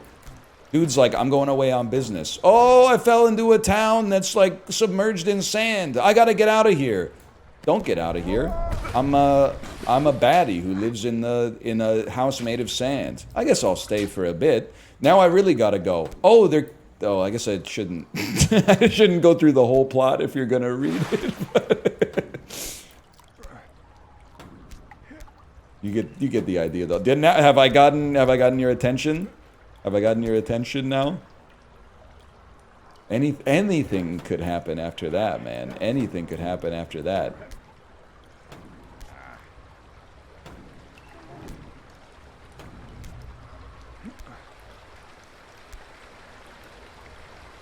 You had me at woman. Wolf Mother songwriters. Be like.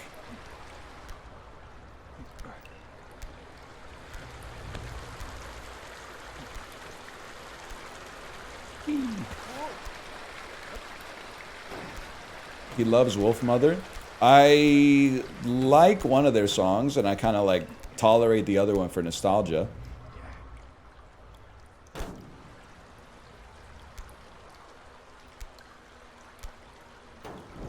Oh.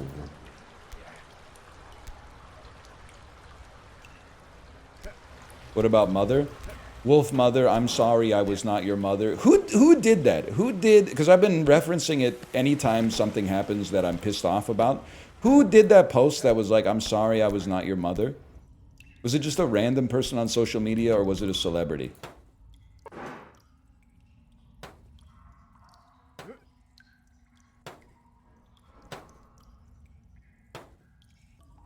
It was a random person. I thought it was a celebrity. I mean, I guess a celebrity is just a random person if you don't know them.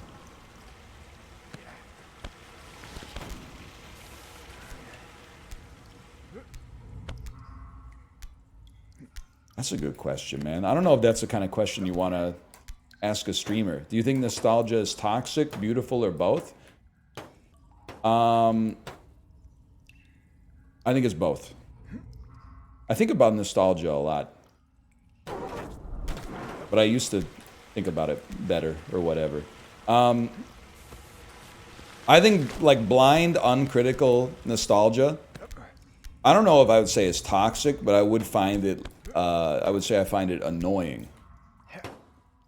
When people like refuse to to give space for new stuff because they're worshiping old stuff that like still exists but has been part of the zeitgeist for like forever. I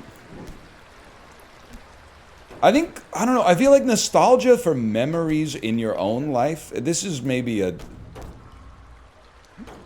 I'm making a heuristic for this.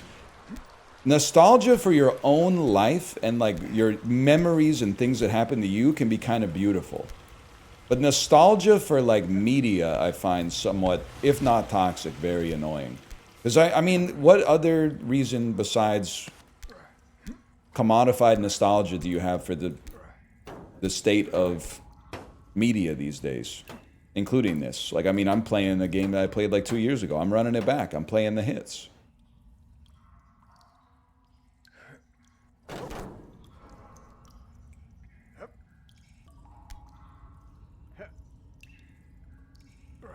Don't you have lots of nostalgia for Pitchfork Landfill Indie? It depends what you mean by nostalgia. It's always going to be locked. Like the clap your hands, say yes, self-titled is always going to be locked in there. I'm always going to think it's good, I think. But I'm not out here like they should remake that album.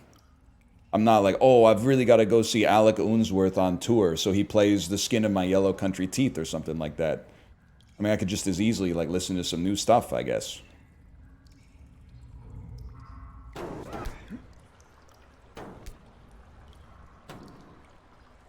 Hold.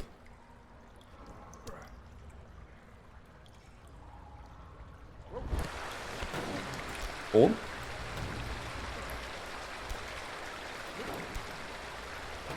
That's all I got, though. It's not that funny. It's just, I guess, it's interesting to think of. But really, the thing is, I'm just so sick of the fucking 80s, man.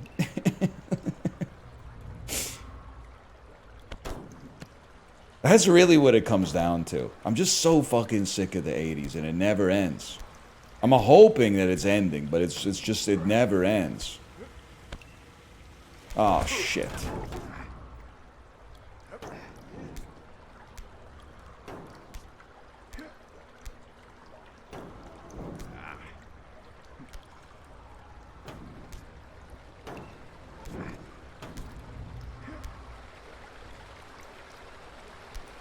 They need to line up all the 80s movies, shoot them, and make people watch.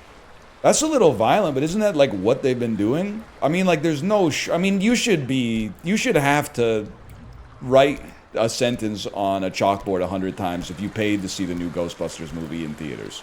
Like, you should be able to watch it, but you should have to face some form... It doesn't have to be like a public punishment, but like, you should be forced to atone for, like, propagating that in the culture. Sexist? Bro, this is the Paul Rudd one. This is like the third Ghostbusters reboot, man. I'm not talking about the Paul Feig one.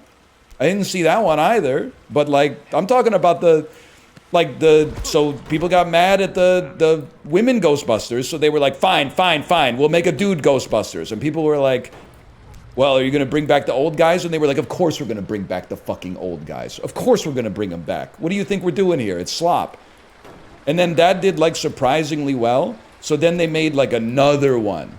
They like, there was a one-off, like, let's get the gang all together one last time, one last job. And then it made a surprising amount of money. And they were like, one more last job. Like, that's where you just got to be like, enough's enough, man. Like, you have a... It's not fair to... I can picture him in my head, but I can't remember. So, my brain wants to say Judd Apatow, but who am I thinking of?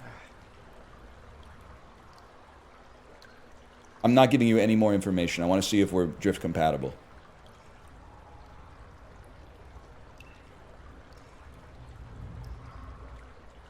No, we're not drift compatible. Okay, I have to add another... His name's Joss Whedon. There we go. I could picture the horseshoe in my head, and I got there. No disrespect to the Joss Whedon phenotypes out there, but like, I feel like... I find it very sinister when I see like a dad wearing like a Ghostbusters shirt, and the kid is like being introduced to Ghostbusters. Because I'm like, Ghostbusters sucks, man. Ghostbusters was good when you were a kid, but now it sucks ass. You have a responsibility to your child to not take them to see Ghostbusters, man. You got a responsibility to your child to take them to like some cool stuff that's actually like good now, so that they can get into that shit and not be saddled with this Ghostbusters baggage that's been going on for like 40 years since the first movie, which was really good. And then like you're tying their like childhood memories to a dead brand, man. Yeah, take them to see The Substance or something. K-pop Demon Hunters, yeah, and then they can have, when they're 48, they can have a K-pop Demon Hunters shirt, and K-pop Demon Hunters, the 17th remake will be coming out, and they'll take their kid to see it and ruin their kid's media diet forever or whatever. It's a rite of passage, man. Like, I'm kind of pissed off that my kid's watching Lego Star Wars stuff, man, because I'm like, I don't want her to, this is a bad time to buy in on Star Wars. She's too young to watch Andor, which I know is going to be the #1 comment. But at least she's coming by the Star Wars stuff, honestly. And it's entirely based on the impetus that she's going to be R2-D2 for Halloween. Like, she was telling me, she was like, I want to get an R2-D2 car seat. And I was like, I don't even know if they make those. And then she's like, can we make my room R2-D2 themed? And I was like, maybe. But in my head, I'm like, please let this be, by November 1st, please let this phase be over. Because I don't know what an R2-D2 room is going to look like.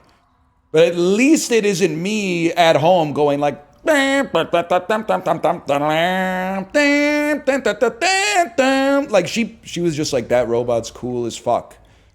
She came by it ambiently. It wasn't like force-fed propaganda from her dad who won't let like 1977 fade into the collective cultural memory.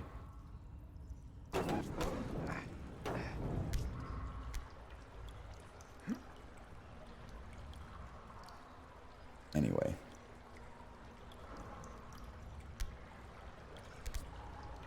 It is a pretty cool robot. R2-D2's chill. New personal best for the day, sadly.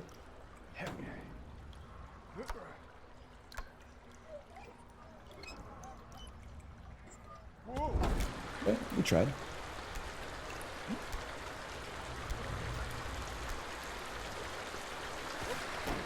All the other robots, and I don't mind BB-8 either, but all the other robots are an attempt to capitalize on the surprise breakout success of R2-D2. They didn't have BB-8 technology when they made A New Hope, though. The BB-8's alright. And honestly, the Lego Star Wars stuff is actually pretty funny. And you know what? I'm not evil. My daughter, she's turning 5 pretty soon. She was watching like Lego Star Wars video that is like a synopsis kind of episode 1. And she was like, when I turn 5, can I watch this movie? And I was like, yeah, we could try. Because I think, if I'm being honest, I'm not just saying this for an own. For a human being to have a fair chance to like episode 1, that's the right age. Might be a little spooky too, don't get me wrong. But like when you're 5, you're allowed to be like, Jar Jar Binks is funny. When you're 11, you're allowed to be like, Jar Jar Binks is funny. Older than that, like if you're 14 and you're saying Jar Jar Binks is funny as fuck, you're probably I hope you got a lock on your lunch money. That's all I'm saying. Because you're not supposed to be into Jar Jar Binks at age 14. But if you're from 5 to 11, you can laugh at Jar Jar Binks with no self-awareness, and that's fine.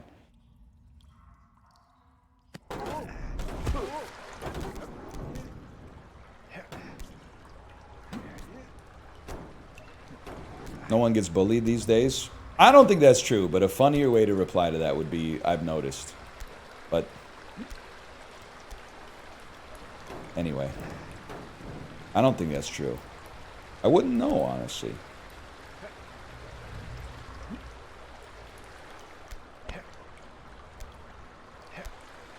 That was the setup. We have to say bullying is bad. But it would be funny to say that it's not. But obviously it is. Comedy has its limits, people. Wouldn't that be a funny thing to say before I cracked a big glass bottle over my head and bled out on stream? Some things are sacred, guys. Ooh, he's dead. He's dead now. He did it all for the bit.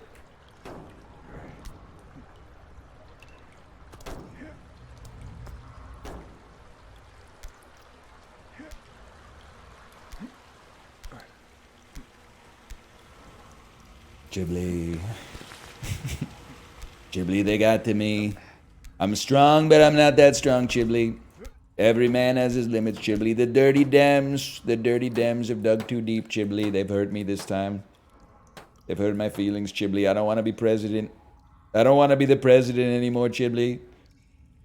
It fucking sucks, Chibli. It sucks being the guy. I thought I wanted to be the guy. It sucks being the guy. Nobody likes you. No, my friends aren't fucking with me, Chibli. They're not really my friends. They just want to be close to the warm light of power, Chibli. I'm telling you because you're a real motherfucker, Chibli. You've always been there for me, Chibli. It's Chibli's bit. Chibli, I'm giving full credit to Chibli. It's an incredible bit.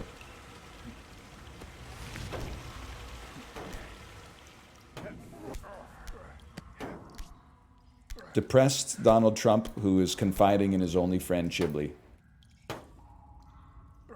It's a crazy bit.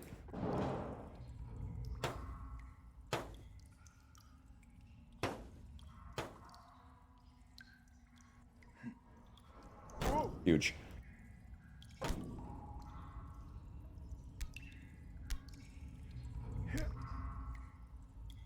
Hold.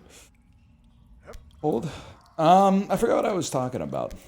Oh, Chibli's Kava arc. I think I could get him off the Kava arc and get him on the lottery, but might have to slow play it. Might not want to tip my hand too early.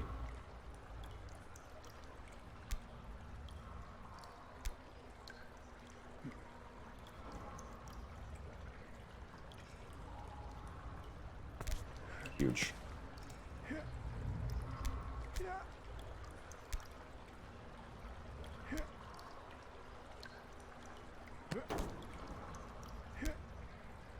He drank too much of it and threw up? I thought it had no... Well, you told me yesterday it had no side effects, man.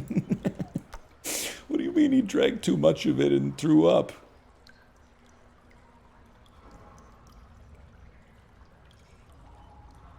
That's not a side effect, that's just an effect.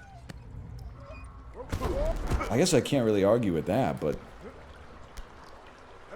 It's a side effect of any liquid? Well, okay, how much did he drink? Did he drink like 8 gallons, or did he drink like 2 cups?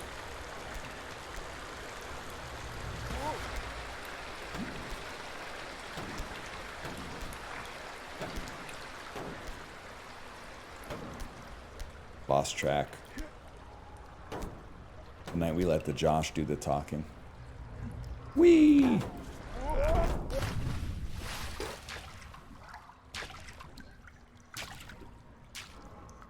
I don't give a shit about Star Wars, but filming aliens and puppets as miniatures is cool.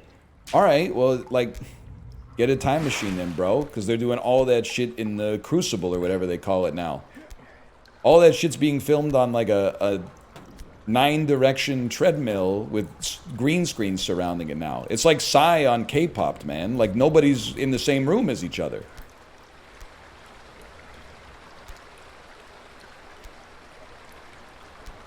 Hold. Hold. Hold.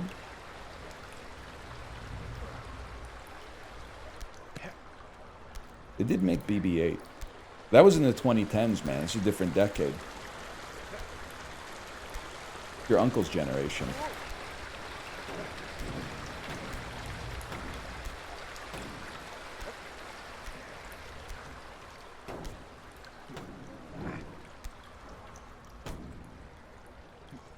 Hold, hold, hold, hold.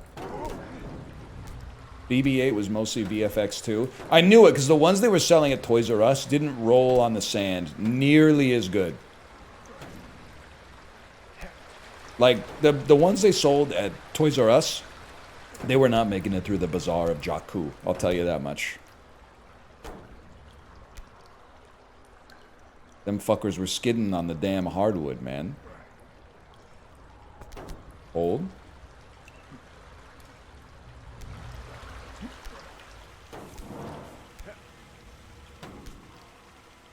Hold. Hold. Hold.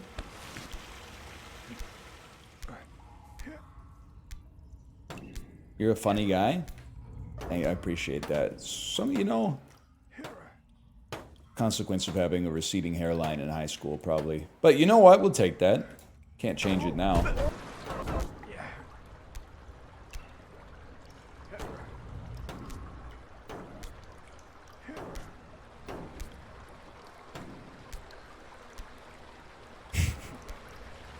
Blessing and a curse. Yeah.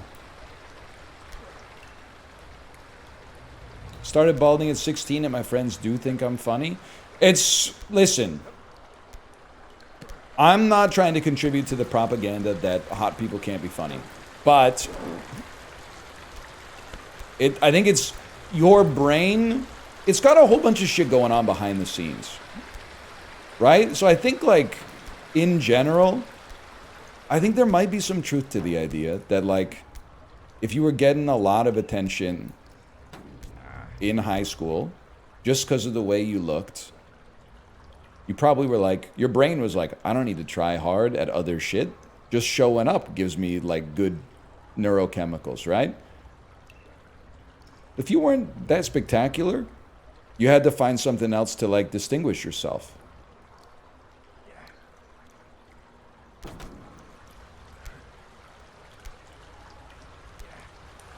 You had to, I don't want to say that hot people can't have a personality. You had to develop a personality perhaps at an earlier age.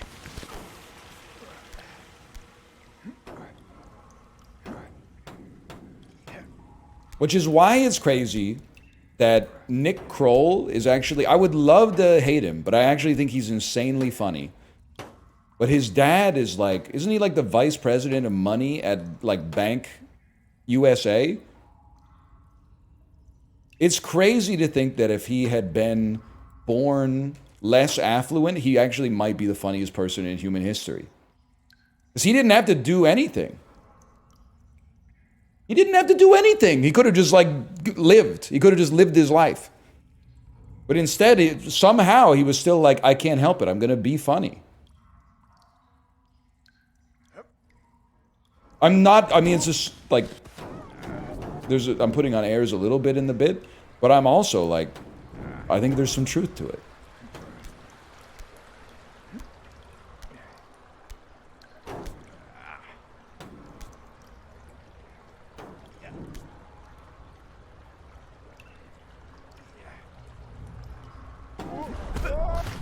He and Mulaney met at Georgetown, though. Well, I'm sorry, but, like, so this is where I end up on the wrong side of the impending class war. Some of the funniest people went to colleges you have to be really rich to get into. And the part of the reason they're funny is because to be really funny, you either need to be a guy who has like 7 DUIs and works for an HVAC company, and you'll be the funniest motherfucker in history. No one will know who you are, but we all know one person like that who's like, damn, this guy's funny as fuck. He's never told a joke, and I laugh at everything he says.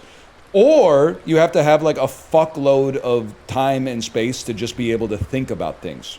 And to banter with other people who have lots of time and space to just find like a funny angle to look at something that other people don't have time to look at. Like, the average person is not like, you know, why are there 2 names for it? Why is it take out and pick up? It doesn't make any sense. Like, the average person is like, I gotta fucking go to work.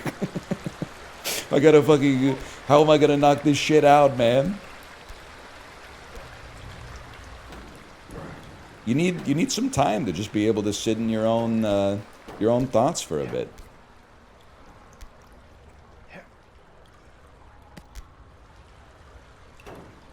The harder part is you need to like not look at your phone as much too, I think.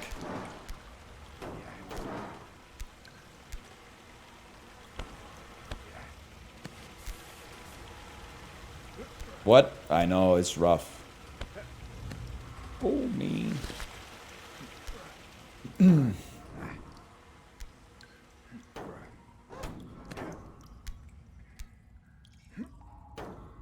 Other bald man's live? Corey, he's live every day, man. Don't put some respect on my goat.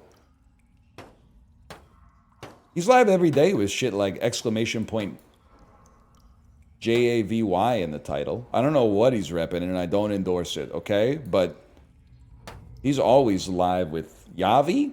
I don't know. He's always live with Yavi in the title.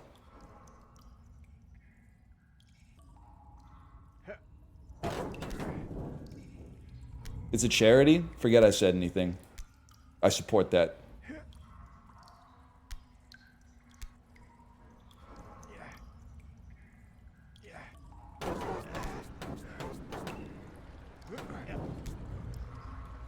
Hold, hold, hold. Hold, hold, hold. Hold, hold, hold.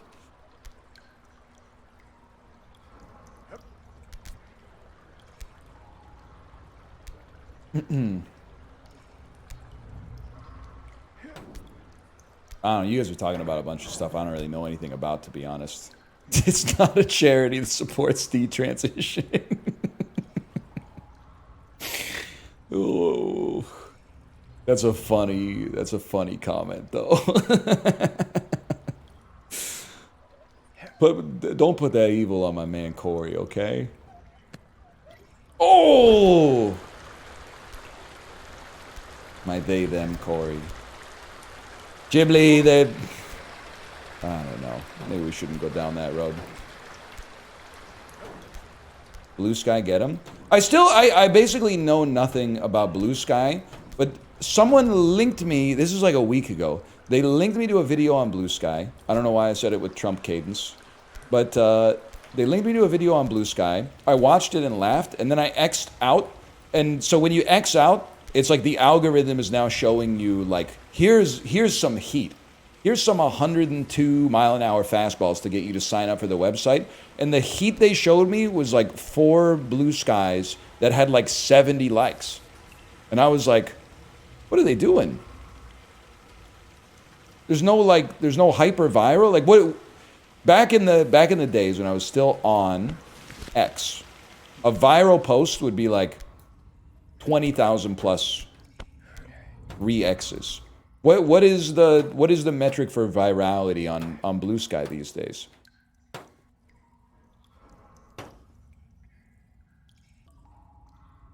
$10K?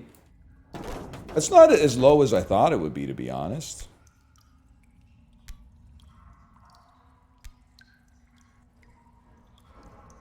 Can't go viral, they're all vaxxed. That's true, man. Anyone here in Canada, how do I get a COVID shot this year?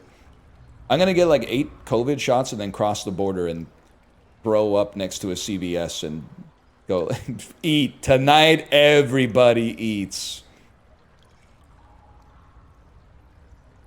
Yes. Prime subs only. No, that's not fair. Prime subs get the Pfizer.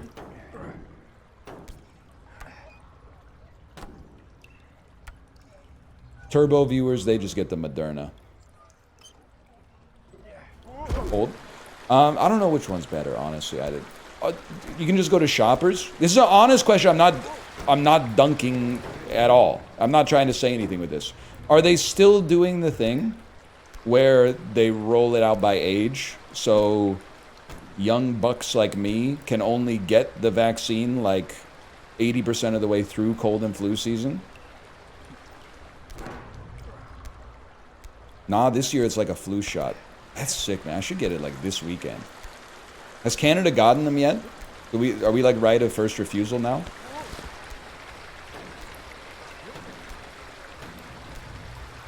They got them already. We take those, man. It's just walk in the US. How do they not have that in Canada? Are you sitting down?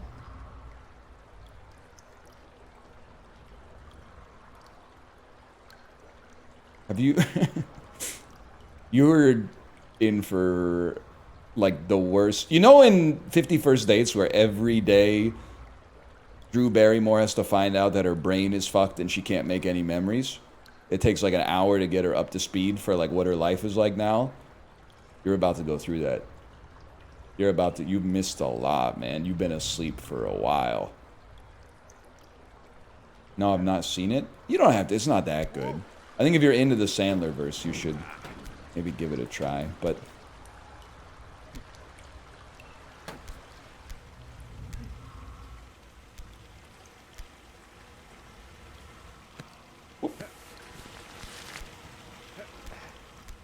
Sandler versus Endgame. They already have their Ultron. You saw the video.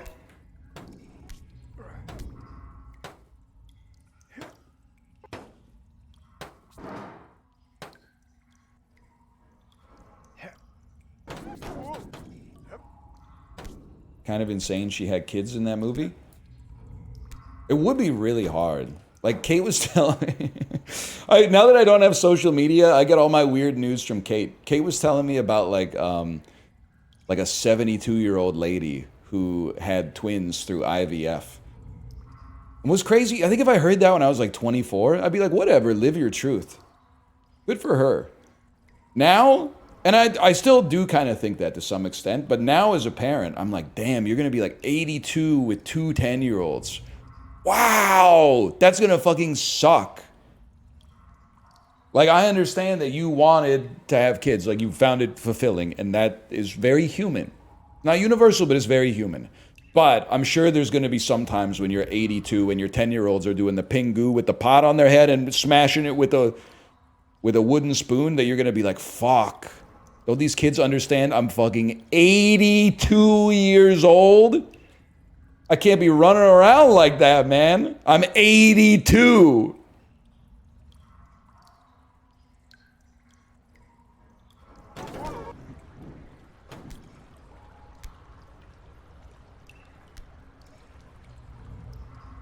My dad had me in his 60s. They really be doing that? Yeah, some dads be doing that shit.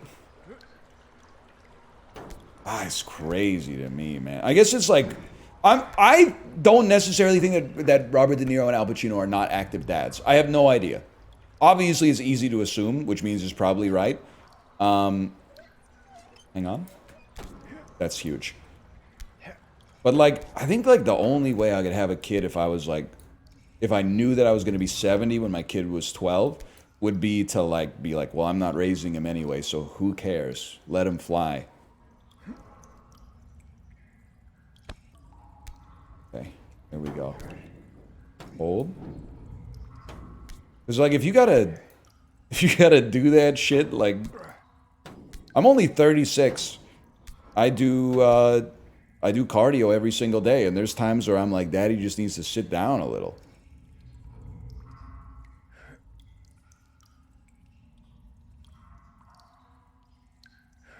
Only? Well, like, to be honest, historically, 36 is pretty old to have one 4-year-old.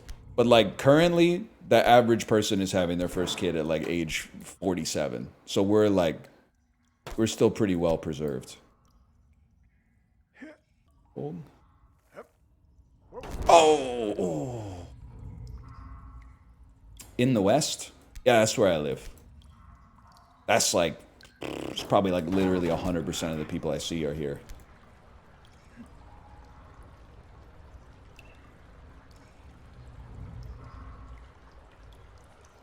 It's true. It's true.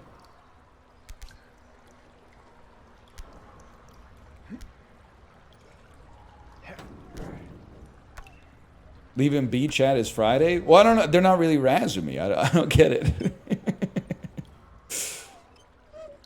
I live in the west as fuck. Yeah, I live like next to the Pacific Ocean, man. That's like almost as west as it gets. Silence! Vancouver Islanders, a mainlander, is talking.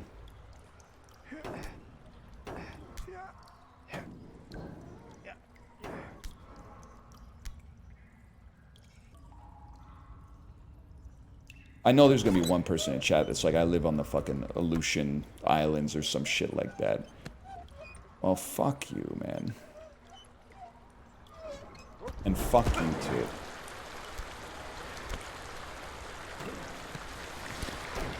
They can't hear you anyways? They have to take the ferry? Well, yeah, but I gotta take the ferry too. Ontario Queens alum here. Oil thigh, brother. Oil thigh.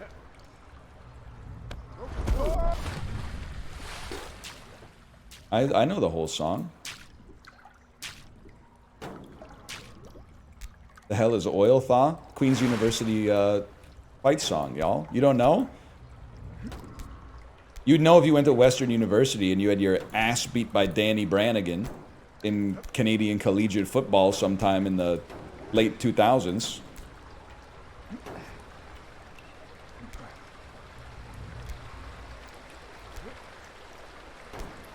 Couldn't be me. Hold.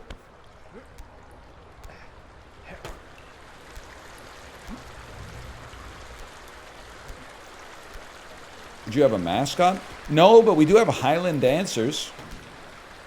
Had a couple of friends on the Highland Dancers team. It was basically like our version of cheerleaders. Although I think we may have also had cheerleaders. I don't know. I only went to like two university football games. I think it was the first 2 games they played when I was in first year.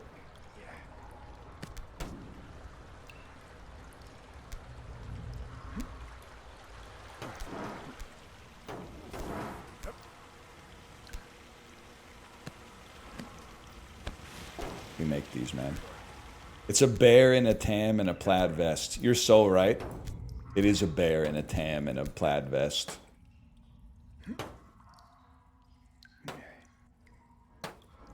Going to Bama was cool because we just won all the games. Kronos, are you also sitting down?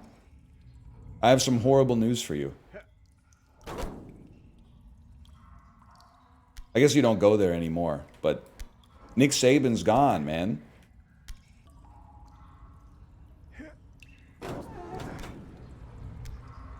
They got dummied by Florida State, man. Wasn't Florida State like 5-12 last year or something? 2-15 last year?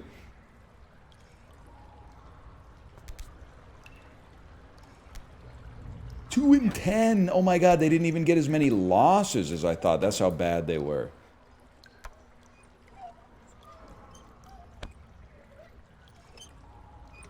Oh, we got a little bit of paper on it.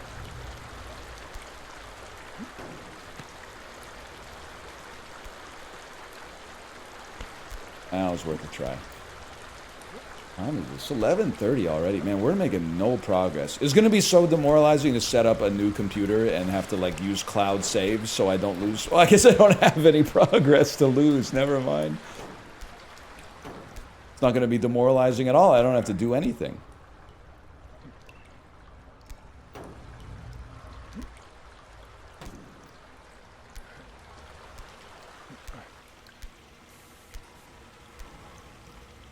You watching Iowa versus Iowa State this weekend? Is that Farmageddon or is that El Assico? I can't remember. Probably not. Saturday, I don't think I'll have much. I'm going to save my football time for Sunday. That's El Assico, okay. Would like to catch a little bit of Chiefs Chargers tonight because I got Mahomes and McConkey. Hoping maybe Lad McConkey doesn't spit on somebody on the first play of the game and fuck up my whole fantasy team for the whole week, but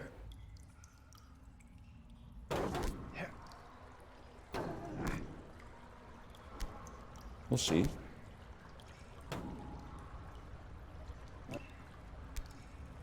Cubs just put up five runs in the first inning. Thoughts? My thought is that baseball is so real for playing afternoon games on a weekday. And this isn't even like the start of the season, man. Like we're getting down to the wire. That's crazy that it's like it's Friday afternoon and they're like, we're playing professional sports.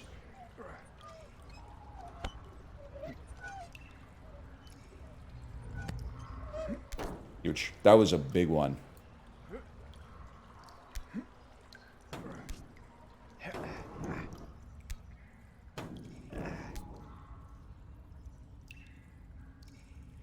As a European sports fan, it's hard to follow this. I've seen European sports. You can basically follow anything. You can follow Wikipedia articles about mathematical formulas.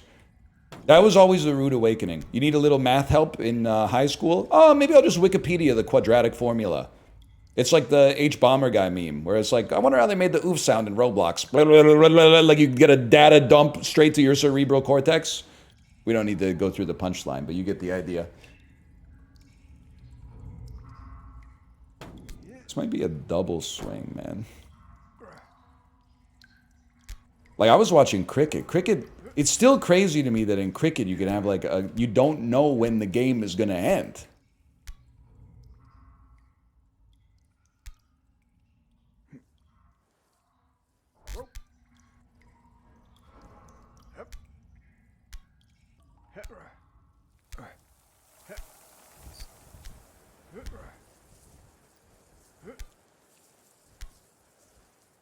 Check it out, y'all.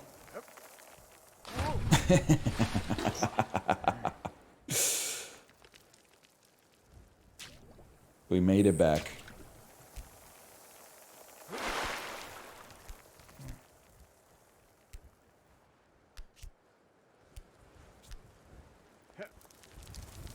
What do we do? Oh, you grab heat. Fuck you.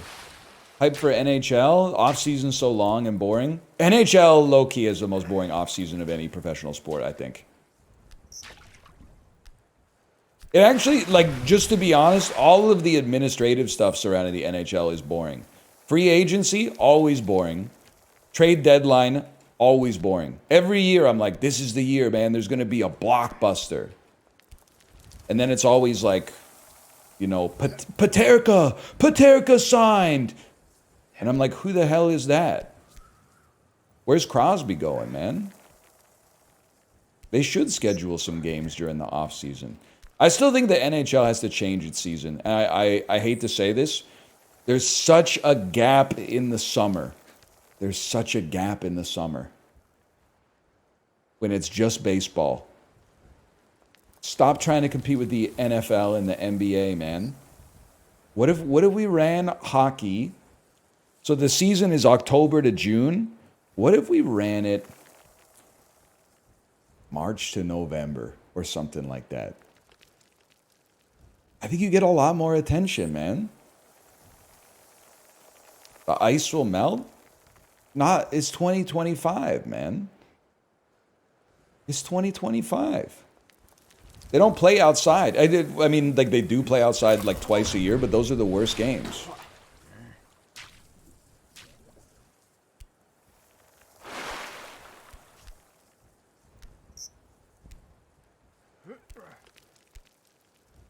It would open the Olympics up, too. You're not wrong.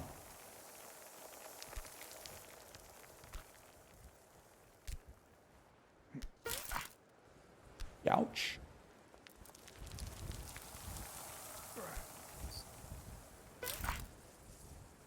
I think they could do it, man. Can't wear a sweater to games. Hockey sweaters are actually, like, they're very breathable, man. You could totally wear it. Haven't you seen, like, a early 90s rap video? They were all wearing hockey jerseys, man. Hold. You just gotta not wear anything underneath.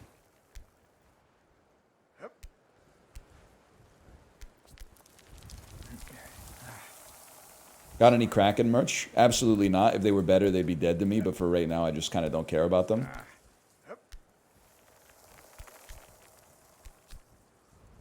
Hold. Hold. Hold.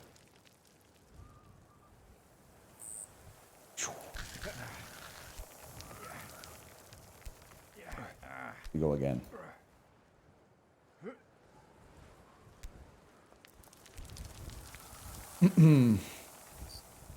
Beef with the Kraken? Well, it's nice that Vancouver can finally have like a... If both teams could get half decent and maybe meet in the playoffs, we could actually create a rivalry that's not us being the third wheel on someone else's rivalry.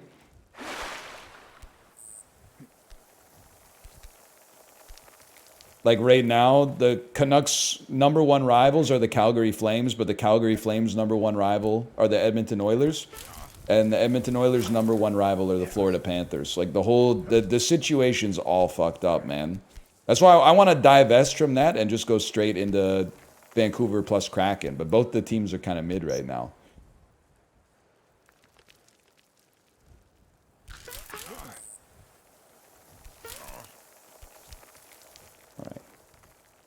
All right. This is the one.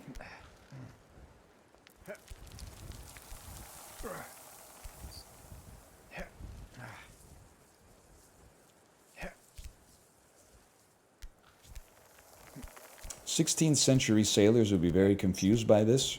It would actually be... We should bring back one guy from every century.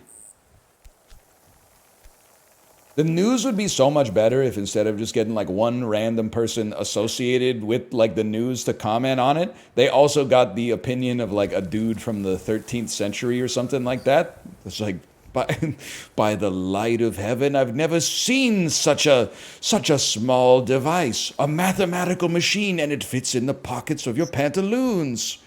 By what divine providence does this befall me? Like, that would be sick, man. You think you could tell a 13th century and 16th century dude apart? No shot. If you're from the... Maybe the 1200s is a little early, but if you're from the 1300s to the 1700s, I'm confusing you with people that are 400 years older or younger than you 100%. I think I would start to be able to identify centuries at the 1800s. And decades, I'm going to say decades probably from the 1910s onwards.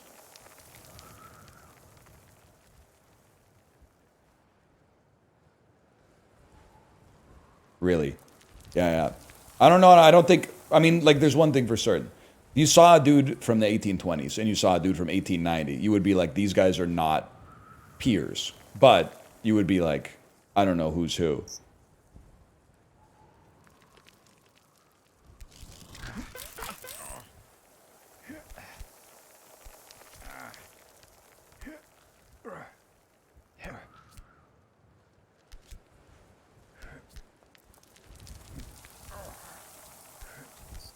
Anyway. Old. They were wearing jeans in the 1890s.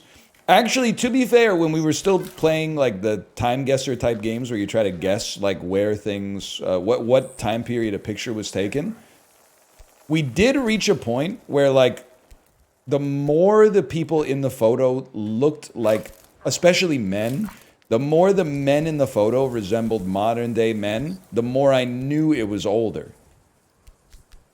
Men these days are cultivating a very early 20th century style. And that'll change, but like for right now, for sure.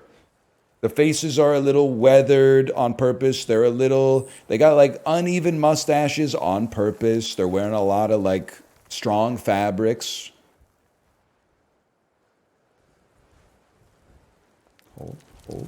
Hold.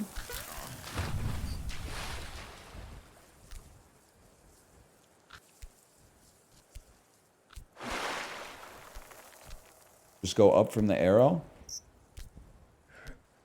Hop in the Discord. You've been backseating for like 2 hours. I don't think once I've mentioned a technique or tactic or a strategy associated with playing this game. It's a Friday. You could be watching the Cubs game right now.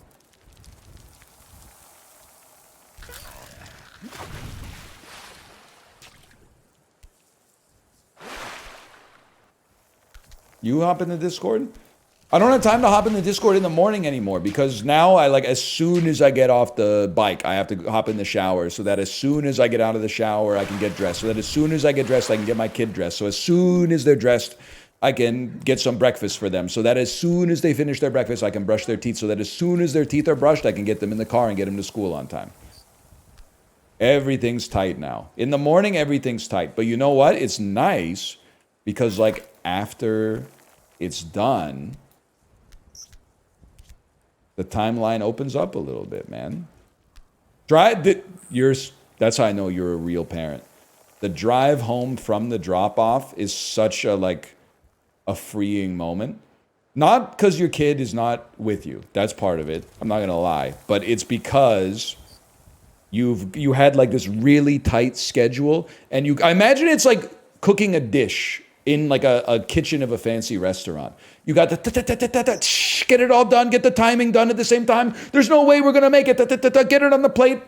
Okay, they like, okay, looks good. Run it, and then they take a bite, and they go, it's so good. Well, anyway, and then you're like, oh, and then you're chill.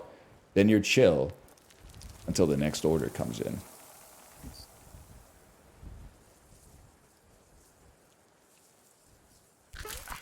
Huge.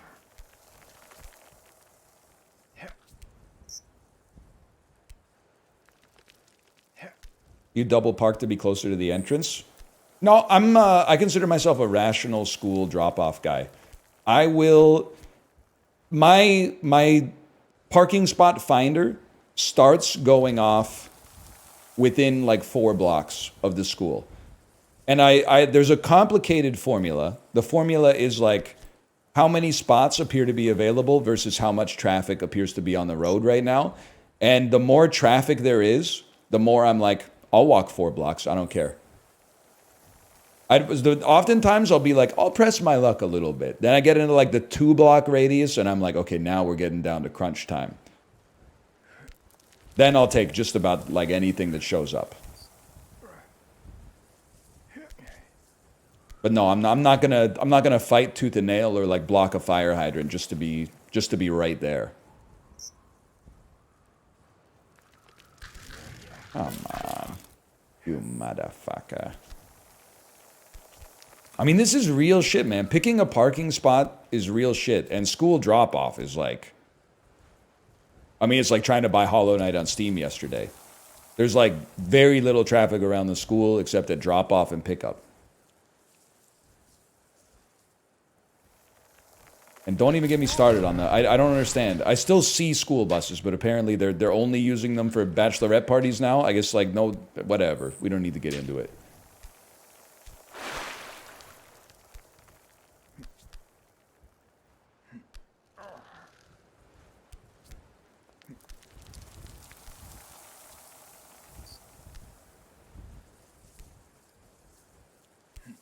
Is that a Vancouver thing?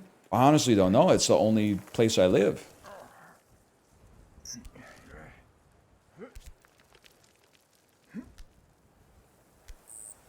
I love when you make a jump and I can see you not looking at the screen. All right, look at this, buddy. I was looking at you. You never see the duck boats anymore? Wait a second. You're kind of cooking with that one. I didn't even notice that the duck boats disappeared. I know they had... there was an accident with one, but I don't think that's what stopped them. Because I still saw them for a little bit after that. Actually, you know what? I was on a duck boat like 2 years ago. I don't know what the fuck I'm talking about. They definitely still exist. They exist, and I was on one, and they gave me the... Yeah.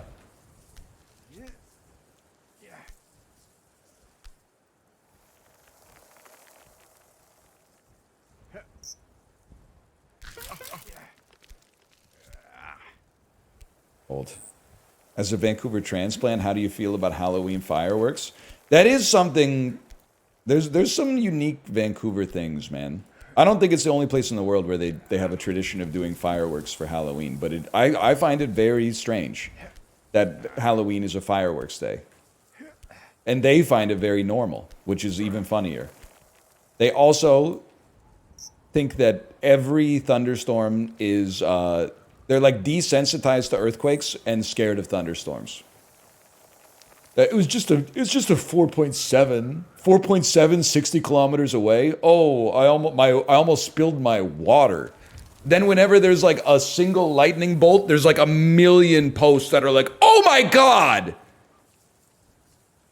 A beam of light just struck a tall building downtown. Holy shit, are you guys seeing this? Oh my God. We're gonna make this, man. It's actually, you want to do a smaller jump.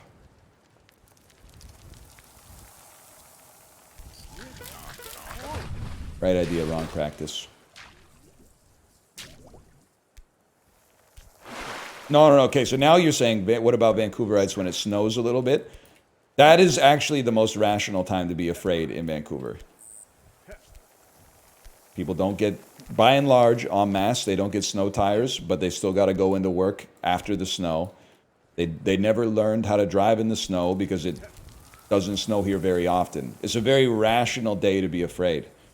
But I will say, and I'm not trying to have an overconfidence bias, as someone who grew up driving out east where it snowed a lot and I got a little winter driving experience under my belt, great day to do some shit that otherwise would take you a really long time.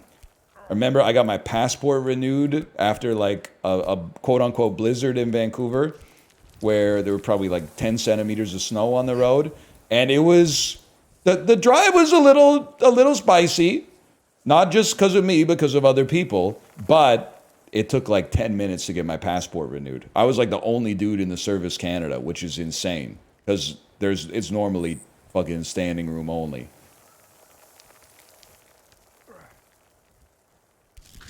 We're gonna get some consistency on that one.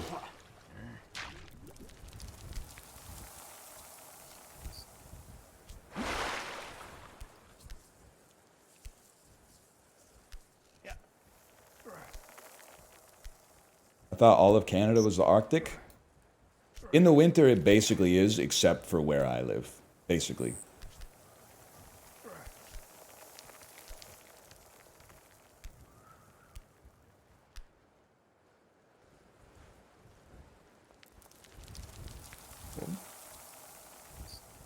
Toronto isn't that bad.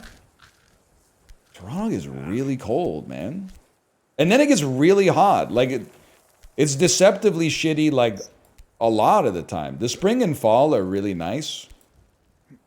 But, like, Toronto can be, like, minus 30 in the winter, and then, like, 37 in the summer. That's nasty, man.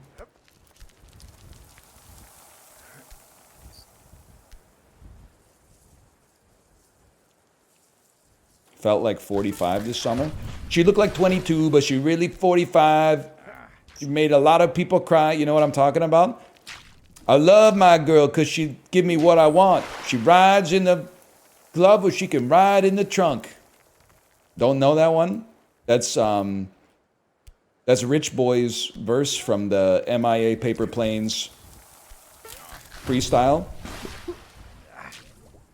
Excuse me, let me introduce my lady. Her name is Beretta and she mother flipping crazy. All I want to do is and take your money. The bad version of that song? There are no bad versions of that song, unfortunately. Also, that version is good. It was on Pitchfork's Best 100 Songs of 2007. And it has a Bun B verse. You start with your head, homie, then use your hands. If you try it in reverse, you don't even have a chance.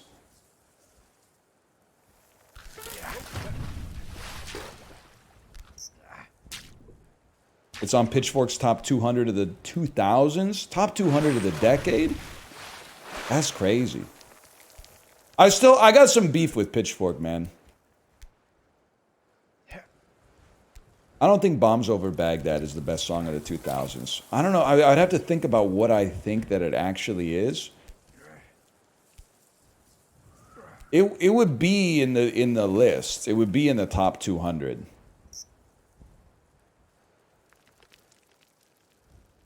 Think about what I would put in there, man.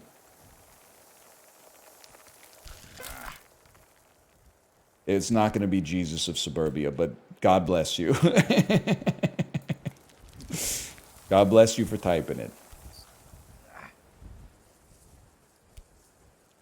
Not even the best song on the album.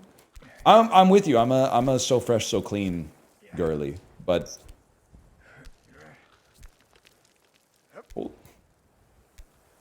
hold.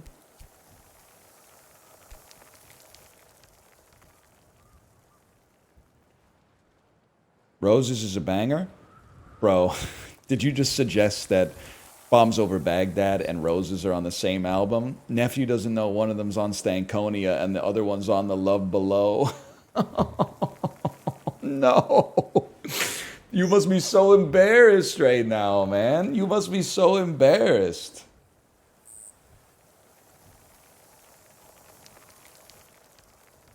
Speakerbox Son or The Love Below Daughter? You already know my position. I love Andre 3000, but I put respect on Big Boy. I think Speakerbox was better than The Love Below.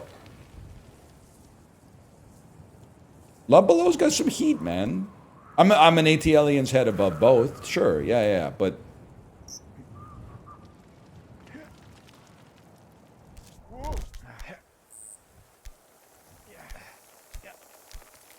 What's the screaming? That's me every time I listen to The Mother We Share by Churches. Like, I really like the song. What the hell were they doing at the end of the song? When the sample of the man's distorted voice goes, ah. He's like this. It's actually like a man being de-resed in Tron. Like he's going for it. It's a crazy yell, man.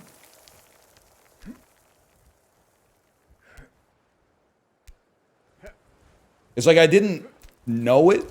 I didn't notice it until I noticed it once, and now I can't not hear it every time.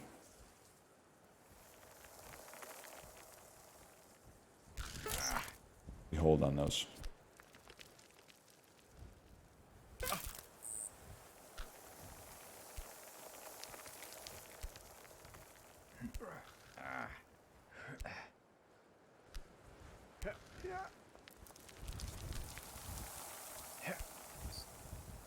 I'm 25. You never talk about music I know. It's sus for a 36-year-old to listen to the same music as a 25-year-old unless it's that same person when they were 25 and unless it's K-pop. K-pop is like, K-pop might be the last monoculture, man.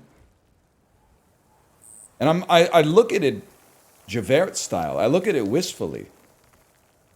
I used to look at it and be like, man, it's crazy that like I would go over to my in-laws' house and my like 67-year-old dad would be watching K-pop and I'd be like, it's insane that like it has such cross-generational appeal. Like it feels like the whole country is like rallied behind it. And I was like, that's weird. As I get older, I'm like, that's cool, man. It's the last monoculture. Like the new Twice album is basically like the season premiere of Everybody Loves Raymond in 2000.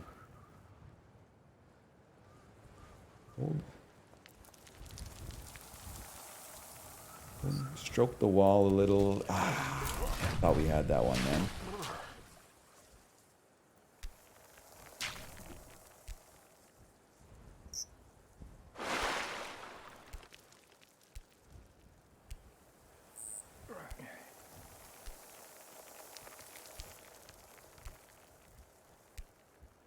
J-pop Mogs.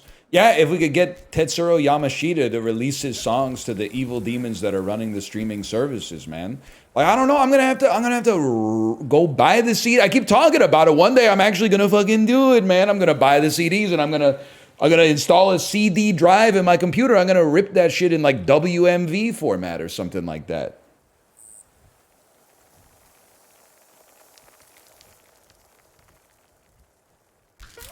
That was sick.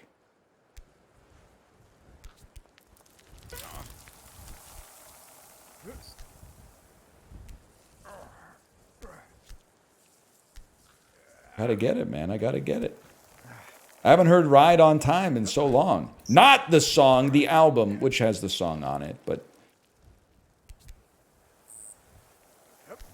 You ever burn CDs and give them to your friends at school? Lars Ulrich, don't listen. Yeah, all the time. Are kids these days, well, kids not really, but are teenagers these days still making mixtapes? Or am I also part of the last mixtape generation? Where like for Christmas I would have I would make like a gift or buy a gift for my girlfriend, but then also make like a burned CD with it and like agonize over the track listing and the sequencing and we had an inside joke about Richard Avedon, and then Stephen Malkmus comes out with that song Gardenia that talks about Richard Avedon. The song's like a 7, but I'll put it in the middle of the tracks just to see if she's paying attention and see if she notices the nod to the inside joke, you know? There was a labor of love, man.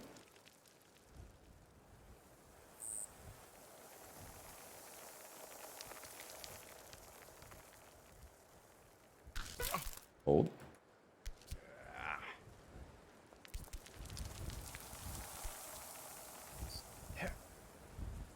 Shared playlists now. It's hard to give someone a playlist. It's got the same sentiment to it. It's a lot. I almost, to some extent, the more arcane the technology involved, the more meaningful it is, man. Because, like, it's like the corollary to, like, supply and demand, right?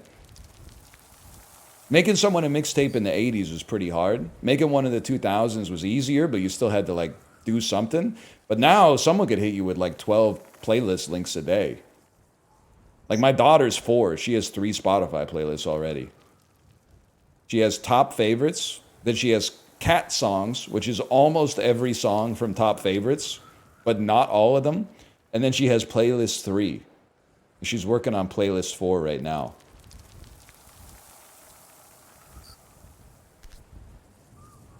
Are the playlists good? Do you like K-pop Demon Hunters? If so, yes. Oh. When your crush hits shuffle on the playlist. Oh, dude, I can't even imagine. When they shuffle and they find the song that's supposed to represent your admission of having been in love with them for like 5 years, that plays first instead of like 12th or something like that. Oh, no! No!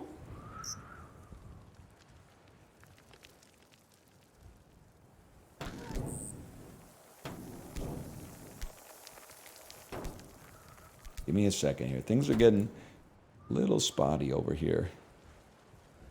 Yeah.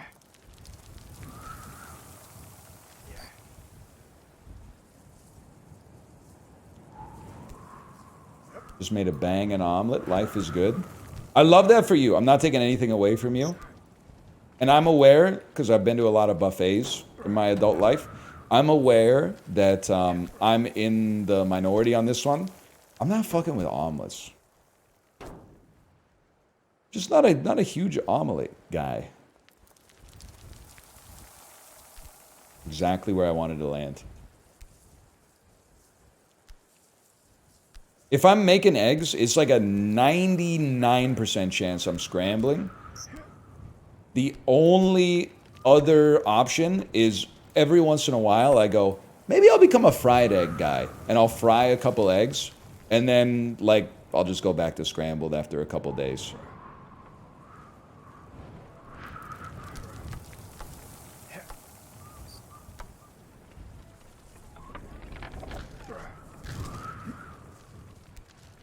This is bad, right? Like, we screwed this up. We have to catch the other wheel.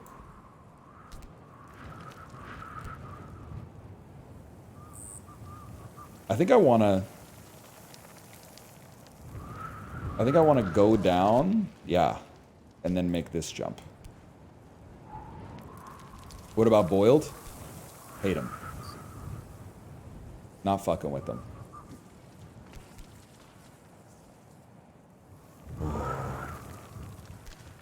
We go again.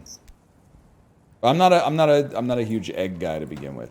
And like I don't know, this is the 100th time I've said this, and then you just suffer the emotes after, but it is what it is. It is what it is.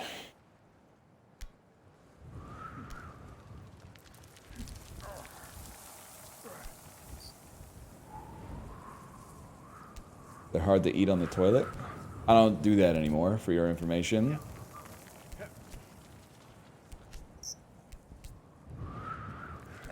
It's gonna go so crazy when I don't get sick at all this year, and you guys get sick all the time. I can't wait to be on the other side of that for once. Because like this year, I think in 2025, I've been sick 1 time. That's crazy, dude. Now, admittedly, we're entering like the second corridor of cold and flu season. Wouldn't surprise me if I popped 1 or even 2 more in the fall and the winter. But that's good, man. That's really good. Yeah, last year I was sick like once every 3 weeks. It was fucking crazy. Also, it's not even fair, because the one time I was sick, I wasn't even that sick. It's just that I don't have a job where I can hide being sick, because as soon as I talk, people are like, sick, you're sick. This guy is sick. Like, I'll stream and I'll sound like, and people are like, is this guy sick? Like, they got no chill. No chill. I really thought we had that one. Last time you played this, you were sick? Last time I played this, yeah, I was fucked up. I was pale. I had that blanket on. I remember doing the sponsored Final Fantasy VII, like, remastered stream and being like, I should not be doing this. And I'm a fairly, like, rational guy. Like, the job is really easy. You gotta be pretty fucked up to be like, I shouldn't be streaming right now. Like most of the time, people are like, you could take a day off. And I'm like, what am I going to do? I'm literally just, all I'm doing is playing video games and talking. Like it takes no effort. That day, I was like, I can't fucking do this. I had something. Something was not right that day.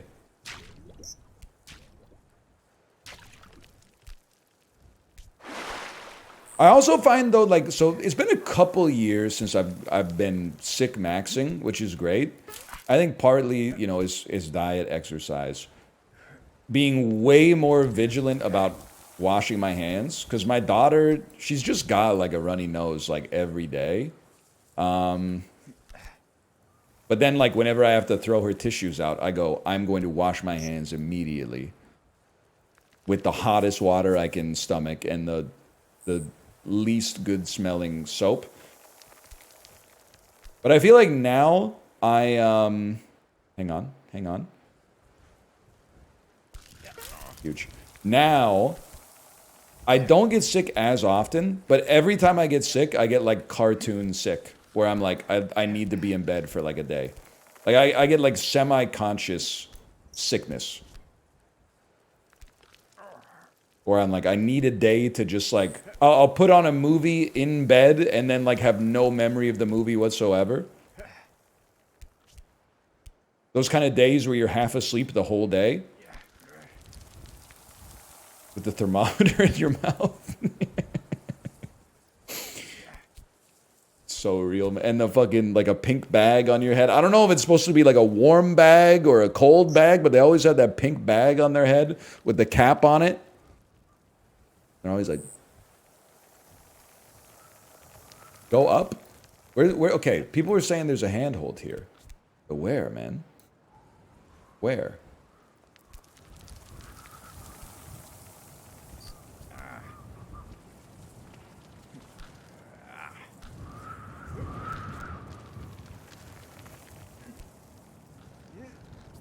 On the nook in the upper left.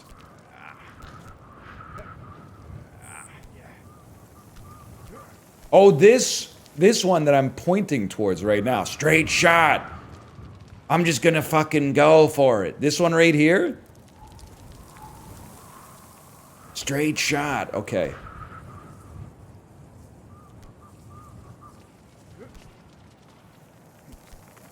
Oh, that's huge.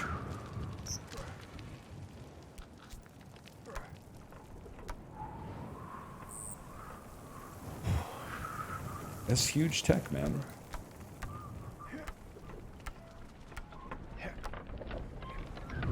My bad, y'all.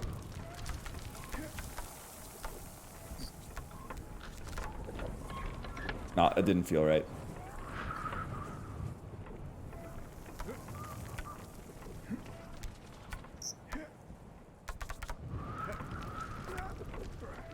Wait a second. Did you see what I see up there?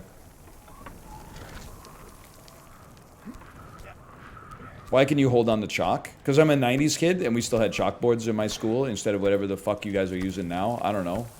Some shit with the dry erase marker, maybe? Oh! I want it. Okay, we'll wait. Chalkboards are the worst. They did suck ass. And also, I feel like we shouldn't have been breathing all that. They'd have you, like, in the class beating the shit out of the erasers, like, breathing the chalk dust, man. I'm pretty sure that just gets, like, like, coated on your lungs.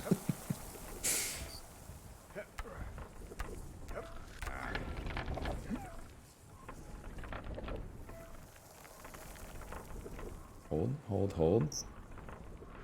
They had you doing the LeBron. I know what you're talking about. I know ball. It was hitting the erasers together was so satisfying, though. You know what's an interesting part about getting old that they don't tell you about, or at least getting older? I'm way more sensitive to like the moisture level of my fingertips now. Like when I was a kid, I used to just read. I used to just go like just flipping pages, man. As an adult, whenever I read a book now, I've become the meme. Like I have to lick my fingertip to turn the page every single time. As a kid, I didn't get it. I was like, why are people licking their fingers? As an adult, I'm like, I can't grab it. I can't grab it.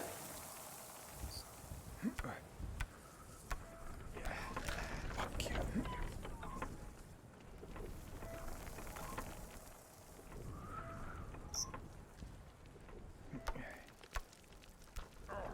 That's got to be a handhold, right? You got to get some working hands. I don't like the way that my hands feel when I put moisturizer and lotion on them. I'm sorry to say. Maybe that's true. As a kid, I wasn't really washing my hands that much unless like a teacher was watching. Maybe now that I'm an adult and I'm washing my hands, I don't have any like snack dust that can increase the coefficient of friction on the page. I don't know. You also drank like 2 sips of water a day? Not me, everybody. Everybody drank 2 sips of water a day.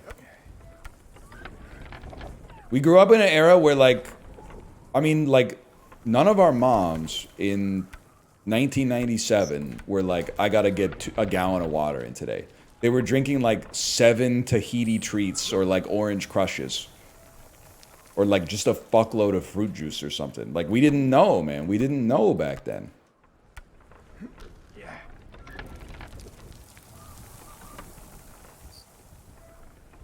Drinking white grape juice. I haven't had white grape juice in so long, man. That's so real.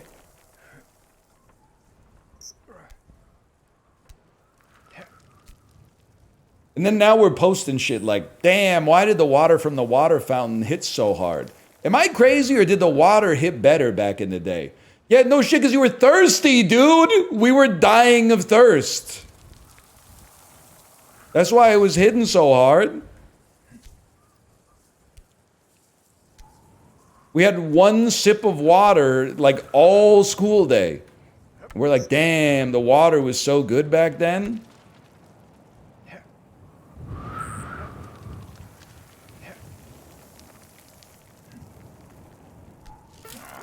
I see what they want from me and I think I can do it. Okay, step 1. Hands need to be close together. That's perfect.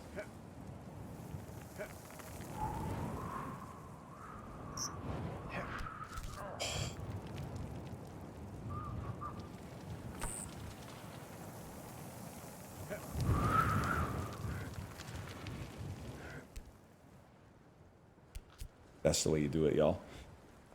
And then I'm yeet to the right would be crazy. That's not a bad idea.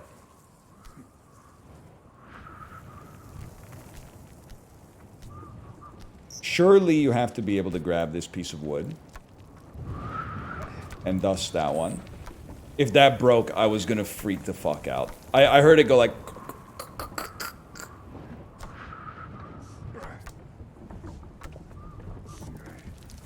Alright, that's devilish.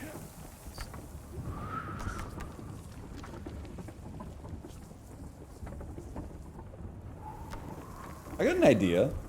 What if you go, yeah. What if you go like that? What if you balance the load equally between 2 intersecting boards to get yourself up?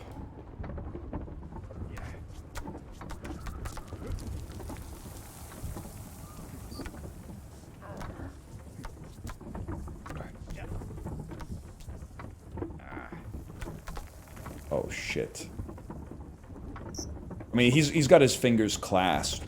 There's nothing could stop him. Oh, fuck.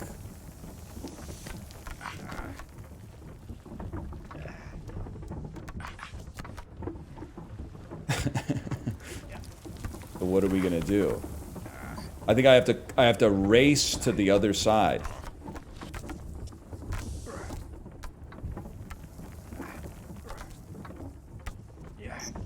Wait for it.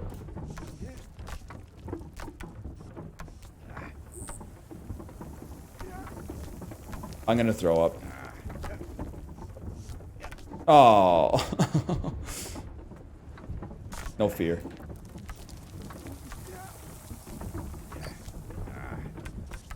Okay, okay.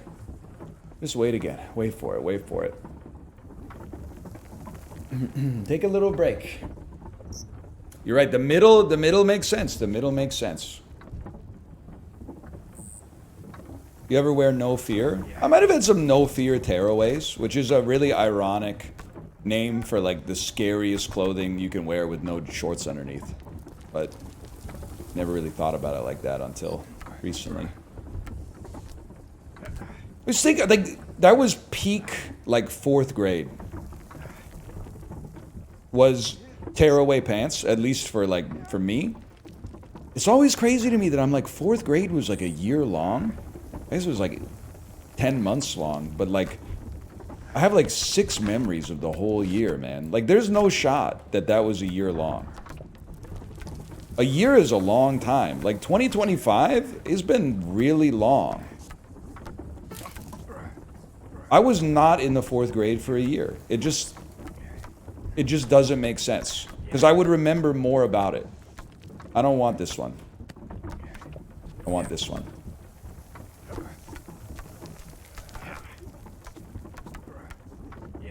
We go again.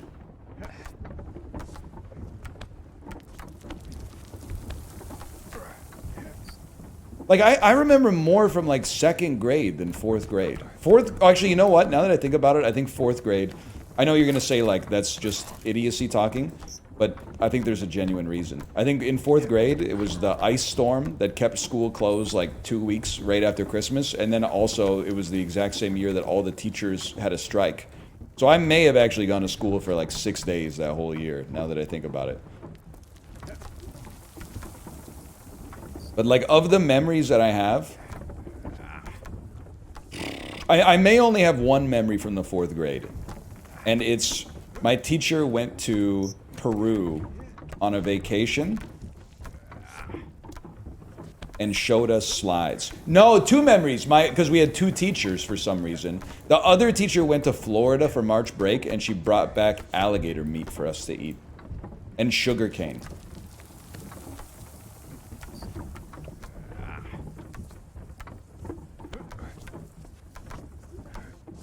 Fuck you.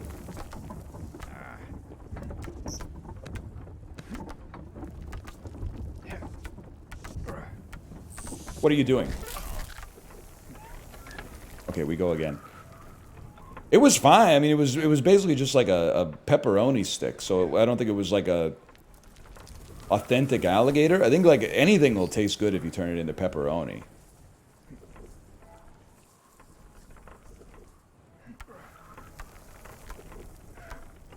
Also remember in like, I think it was 3rd grade, a girl who lived on a farm brought in a cow's heart for show and tell. I don't think you can get away with that in this day and age, man. She literally just had that thing on like a paper towel on the floor, and we were like... we were just like... the teacher was using like a pencil to move the meat around and stuff like that. It was fucked up. I remember being like, that's what it fucking looks like in there? The lungs were just like a... it's like a pile of cold cuts.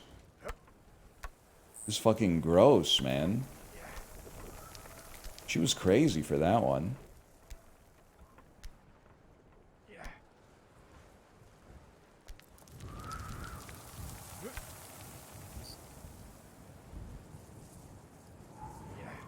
Anamanaguchi playing Vancouver tonight. Are you going? Here's the part where I try to guess where Anamanaguchi is going to play in Vancouver. Are they playing the Fox Cabaret? That would be the first venue I would think of as a as an Anamanaguchi show type vibe. They are? It's got to be Vogue? Really? They don't give me a Granville Strip vibe.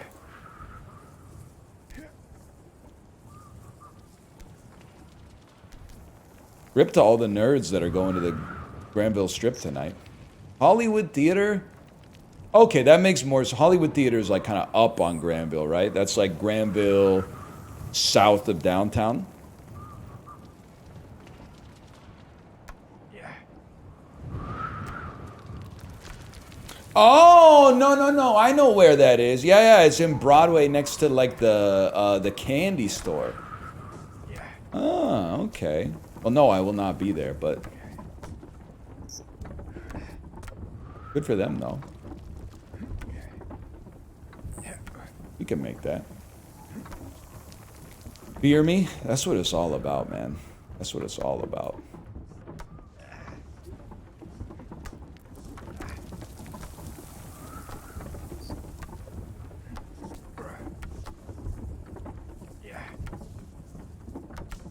Hold.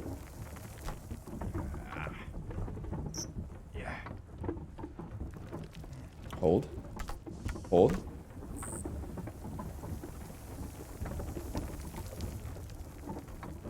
Excuse me, Rune Broder is a real long-time viewer, by the way. Those of you suggesting that they are a new account, I remember their username from like 2013, probably. They've been around.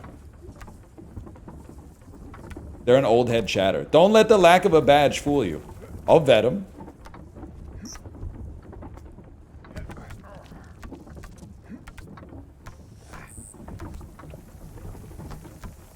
Huge.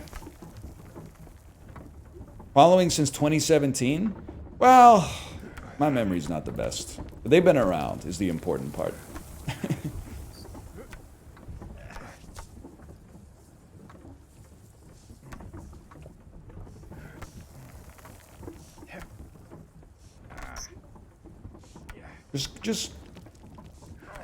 Just get an opposing force up there, please.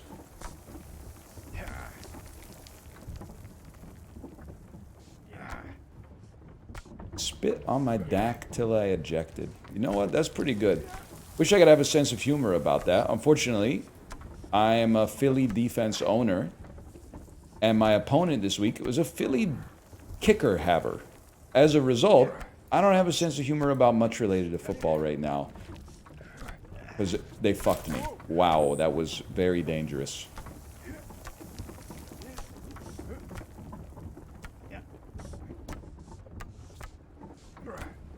Dak got me 5 points.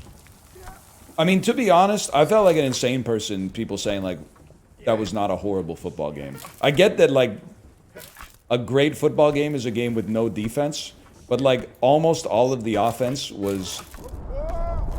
That's alright, we come back. Almost all of the offense was, like, 12-yard runs, man. I'm sorry, if I was a NFL coach, you gotta have a running back just to threaten. I'm throwing, if I had to guess, I'm throwing 48 passes a game. I'm not running the ball. It's just, it's simple. Running's, I mean, there's worse plays in football. But, like, passing is so much more entertaining.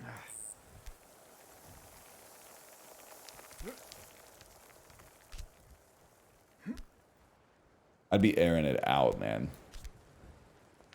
I'd be running the air raid offense all day, every day.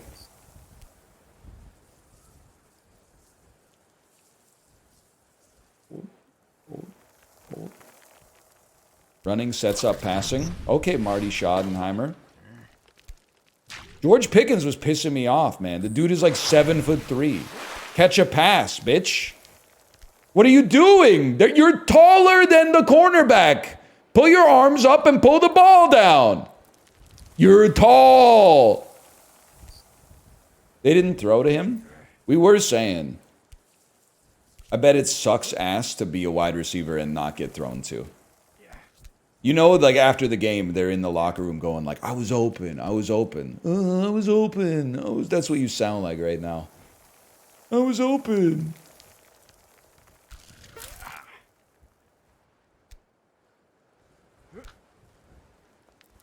Pissing me off.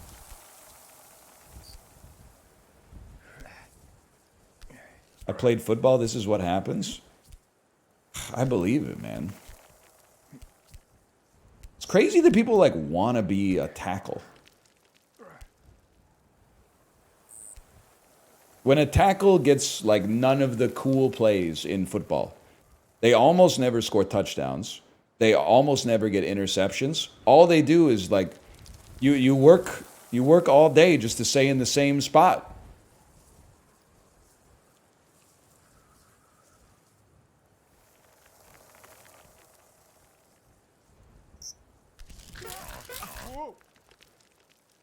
They make a lot of money. Not as much as Dak, though. Maybe that's why Jalen Carter spit on him. He was like, you shouldn't be the highest paid player in the NFL. Puh!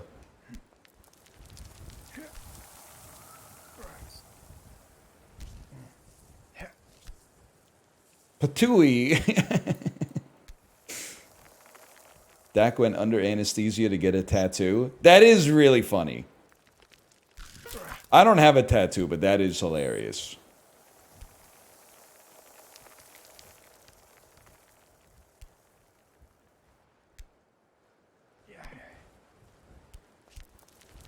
To be fair, it was a full back tattoo. Was it like a butterfly or something? Nah, he's chill.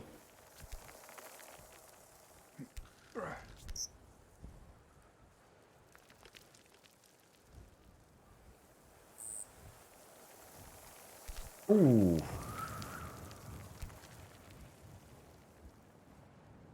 Phoenix like Ben Affleck. I kind of like Ben Affleck because he seems like a real guy.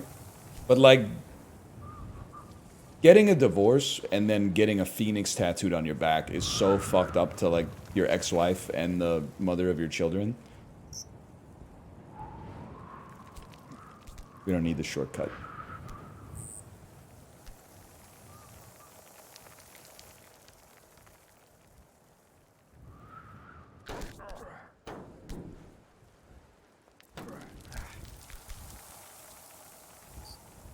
Hold, hold, hold.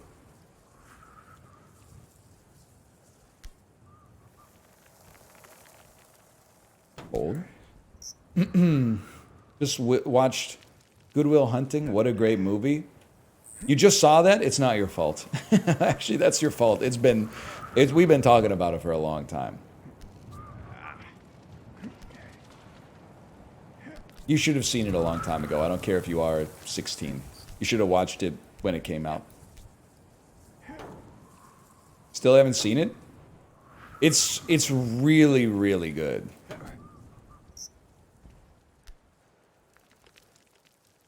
Evil Robin Williams be like, it is your fault. That would be so good if they remixed Good Will Hunting and Hannibal. So Robin Williams convinced Matt Damon to start eating people. I watched the first 20 minutes, got bored, stopped watching. Literally, the movie's too smart for you. It's not the movie's fault. That's your fault. Also, the start of the movie is Kino, when they have the fucking West Side Story basketball court beat down while Baker Street saxophone plays in the background. You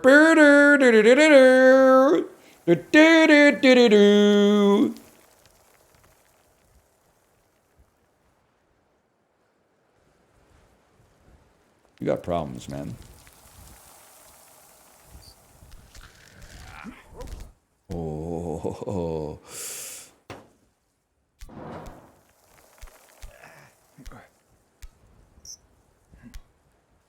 Oh man, I forgot about Baker Street. Moriarty after he did some fucking devilish scheme.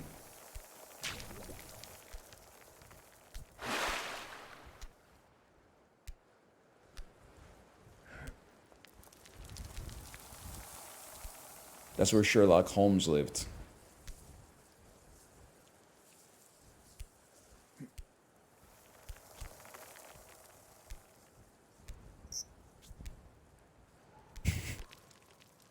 Watch Swordfish because of you? That's not a good movie, but it has some extremely funny bits in it. It's a really remarkable film. I've seen Swordfish 20 times and I still don't understand what happens at the end. Hugh Jackman saw John Travolta's corpse. But then he comes back and he's like, thought I was dead, right? And Hugh Jackman's like, I guess. And then he gets on a helicopter. And then Hugh Jackman shoots the helicopter with a fucking rocket launcher and it explodes. But the end of the movie seems to imply that he's still alive, which makes no sense at all because it's not like a superhero movie. He's literally just like a thief. Like, I don't understand what's happening.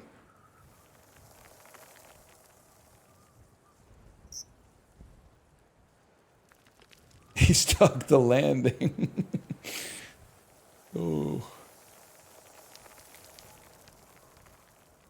Oh.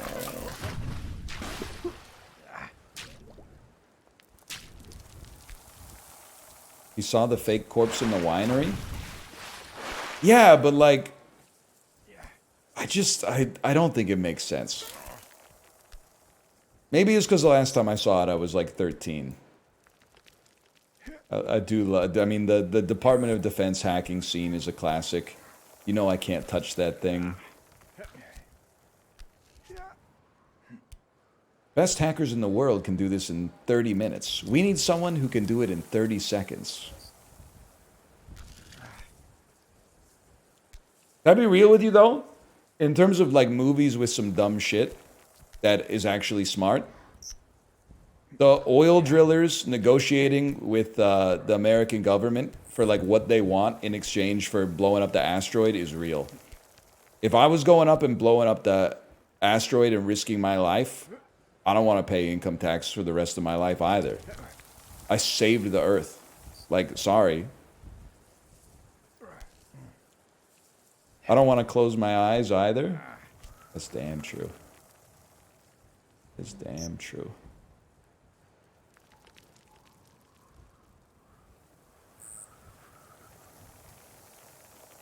They're gonna carve it out anyway.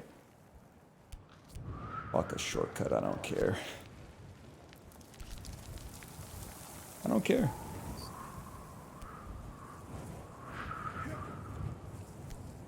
Well, that's bad. Why not go up from here? Okay, Shania Twain. In maybe, like, I'm gonna say 2002.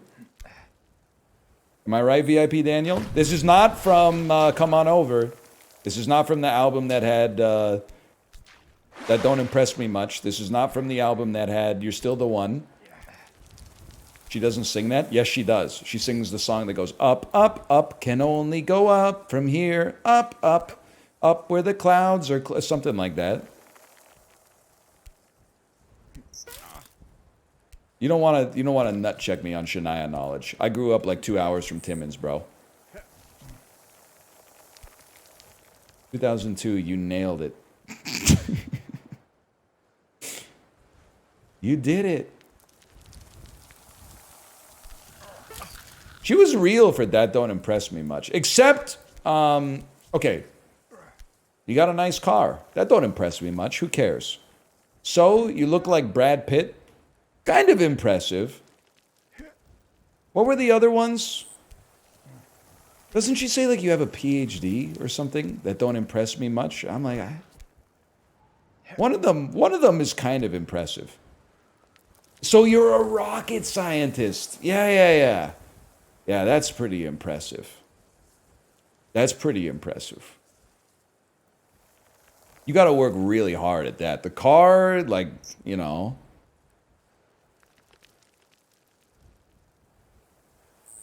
She was wrong on that one. Brad Pitt, I mean, that's mostly like genetics, but I agree. She needs to reevaluate what she's looking for. I mean, what would impress her? Don't get me wrong. I think you're all right, but that won't keep me like it sounds like what she's going to be impressed by is a guy who has body heat, which is like everybody. Maybe she actually needs to raise her standards. I don't know. Probably some sushi. That's damn true. You know Shania Twain, she's probably in like the first maybe 1% of Canadians to try sushi. Famous in the 1990s, definitely went to like Los Angeles to play concerts. I bet she's in the first 100,000 Canadian citizens to eat sushi. I believe it.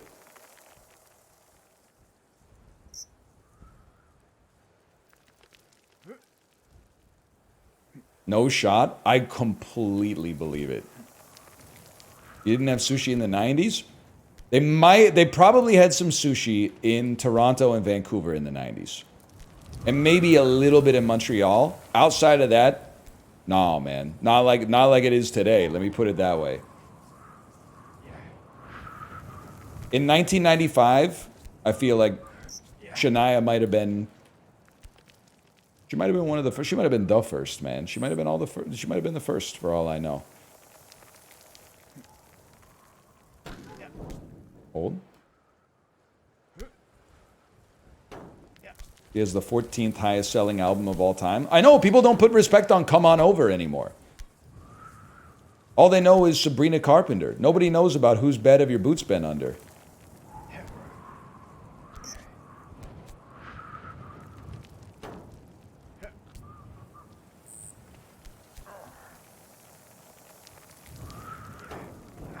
Hold. Hold. Hold. Hold. Hold. That was beautiful. CMC practicing, we're so back. Oh, you mean Christian McCaff injury? Stole that from my fantasy league. Maybe I'll make that the name of my team.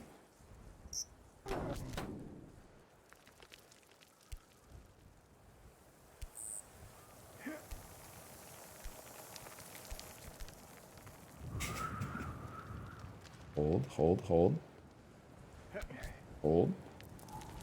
Scalp's looking good. Did you put some vitamin E on it? Can I tell you what I did? I made a huge mistake. Right at the end of yesterday's, like as soon as yesterday's stream ended, I ate random stuff from my fridge to eventually, in aggregate, recreate the semblance of a lunch.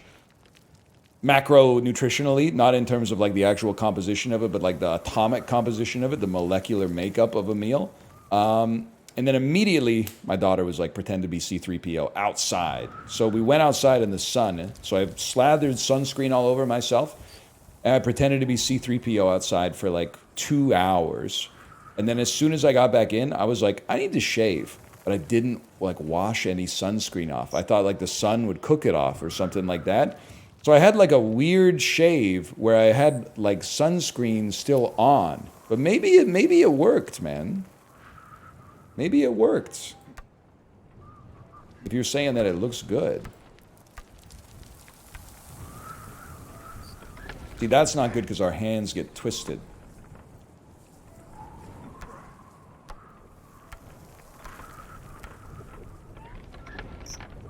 You played pretend for 2 straight hours? Yeah, man.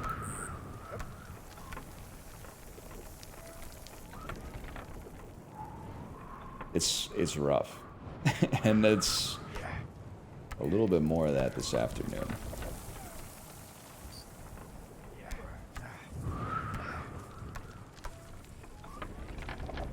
Not even close. Not even close. Not even close.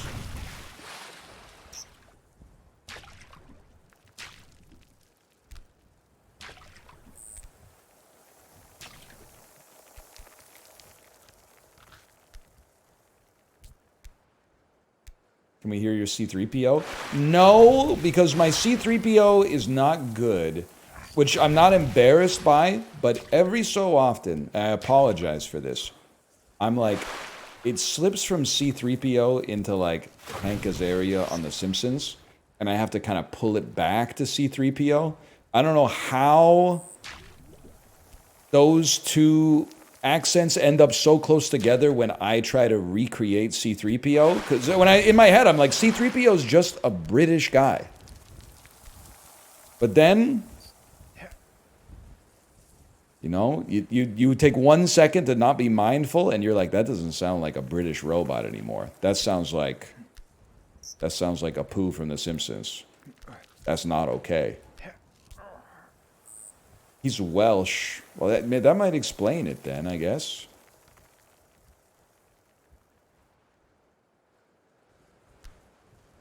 Hold, hold, hold, hold, hold.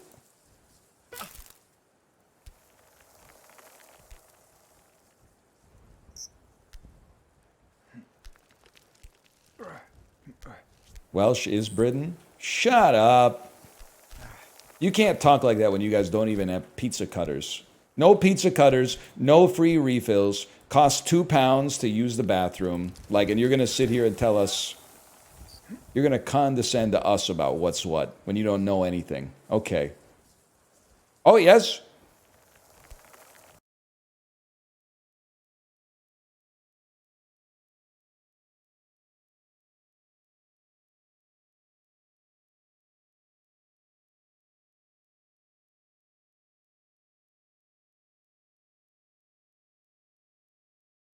That's huge. That's huge.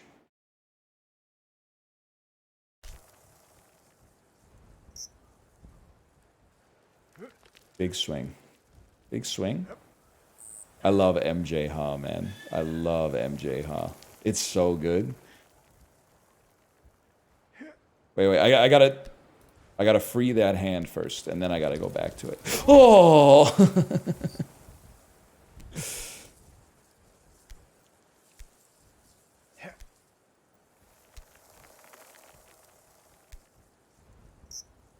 You okay, Tomo?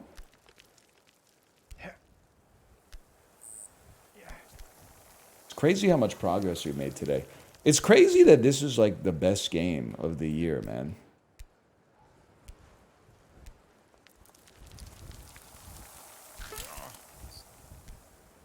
Uma? Some days it's the best game, some days it's the worst game.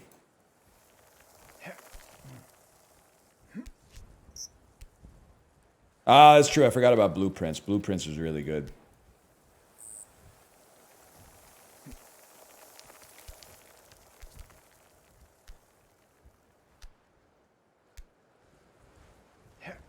Hold. Hold. Trick shot's up there, but there's something about a difficult game about climbing. You know it's been a good year when people are saying a game that hasn't come out yet. That's like, you know what, Dua Lipa was real for that. Always assuming that something that's coming out is going to be better than something that's already out is future nostalgia. She was real for that one. There's a certain type of detestable person in the world when it comes to their perception of media. And this is them. They are the person that thinks things have never been as bad as they are right now. But they're going to be awesome in 6 months, but probably not as awesome as they were when they were 12. Everything that's out right now sucks, including the stuff from 6 months ago that I thought was going to be awesome a year ago. But there's some new stuff on the horizon that looks pretty good, even though it can't hold a candle to PC gaming in 1999. I mean, 1999 was one of the best game years of all time. Nothing will ever touch 99, man. But there's some stuff coming out that might be good. Way better than the stuff that's dropping right now, which is pure garbage, by the way. Hold. Hold. What came out in 99? NHL 2000. Owen Nolan on the cover.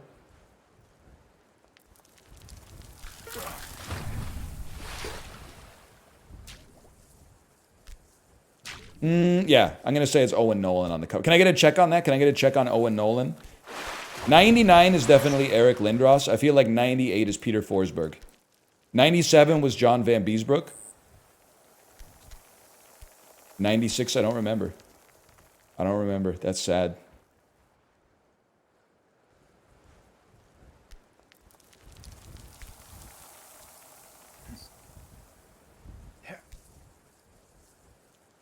Chris Pronger? 01 was Nolan. I'm washed, man. No wonder I couldn't remember.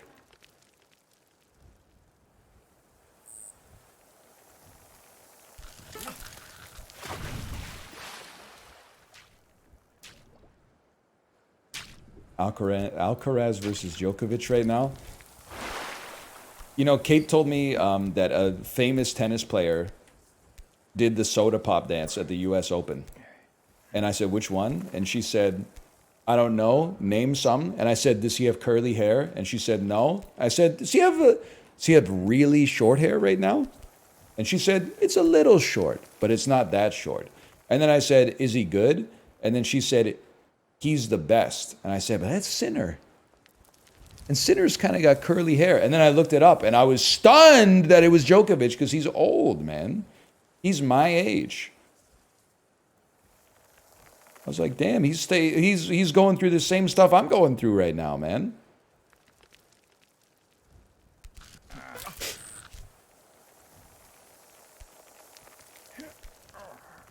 Well, he's old. That's what I'm saying, man. He's cringe? Yeah, but he's like really, really, really good at tennis, which is his job. I'm not saying you have to hand it to him. I'm just saying he's like really good at tennis.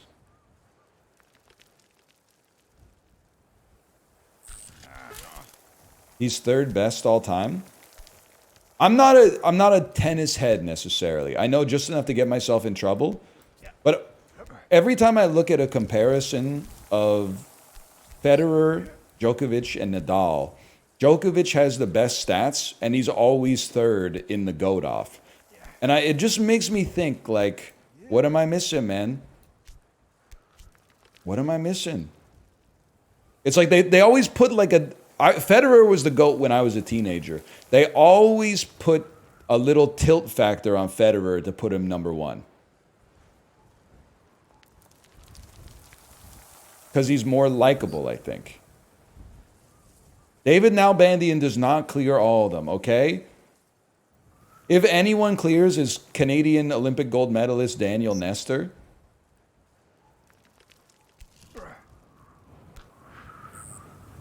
And then number 2, probably Michael Chang.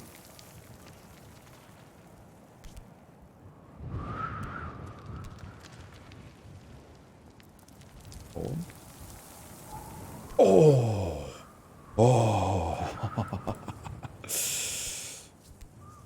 Which one dated Mandy more? I think that was Andy Murray. Who's the one I'm thinking? Andy Roddick. Andy Roddick. The Chronicles of Roddick. That's what I would have called him if I was making sports nicknames. I would have been like the Chronicles of Roddick. He's trying to add another chapter to the Chronicles of Roddick. Oh, he lost again. He lost to Pete Sampras. Oh, he's lost to Leighton Hewitt, who then went on to retire immediately after. Ooh. Nah, Andy Roddick's chill. I don't know what he's up to. Handsome ass.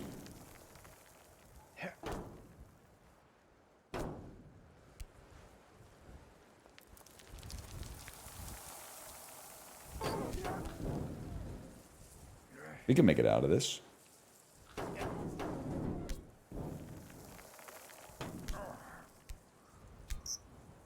Hey, NL, chat's not being helpful. Why aren't you playing Silksong? Let me answer your question with another question. Why is the base case that everyone should be playing Silksong right now? Because it's out? Seems like kind of a... not like what a free thinker would do.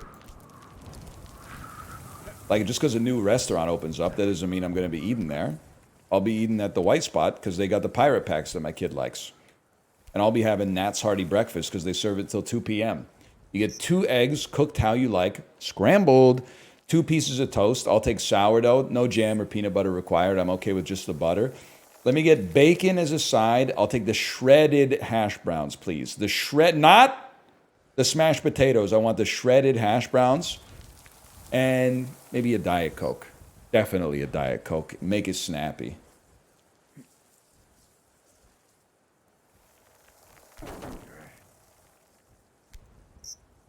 Ice or no ice? Free refills at the White Spot, aka ice. No free refills, just bring the bottle.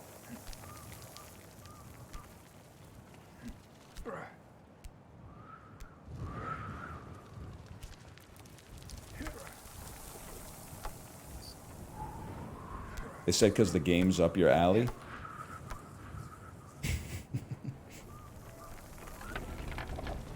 That was sick.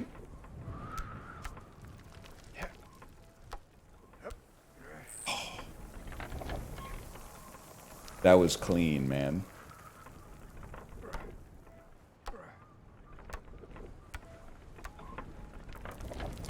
Thoughts on Roster Bagliati getting his gold medal stripped for being a pothead? Yeah, I mean, I feel like the IOC should have known what they were getting into when they let snowboarders in the Olympics, man.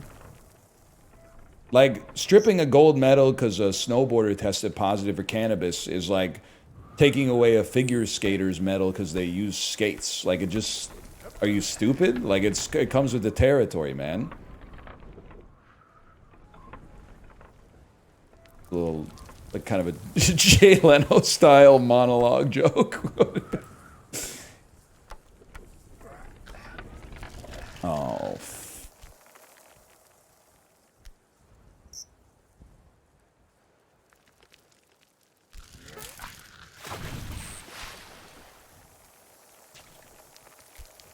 Hold. You gonna play Clover Pit? 100%. Clover Pit's my type of jam. When that comes out, we're playing Clover Pit for sure.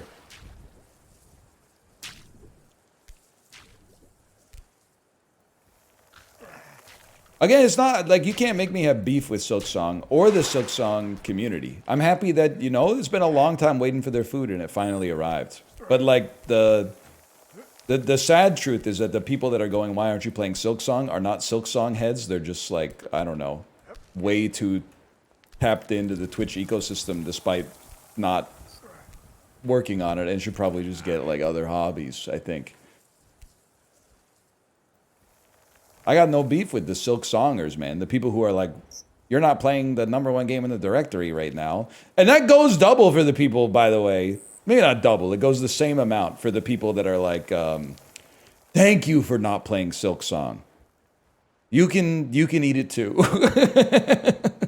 We're not talking or playing Silksong. Why is everything about Silksong just because something came out in a store?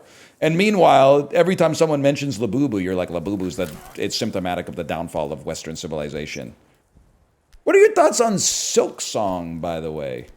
Doesn't make any damn sense to me. I think you're being dishonest with yourself, which is one of the like most embarrassing people to be dishonest to. Like, I can understand lying to other people because you might be like, I want them to think that I'm different than I am. But like lying to yourself is crazy. Okay. Hold.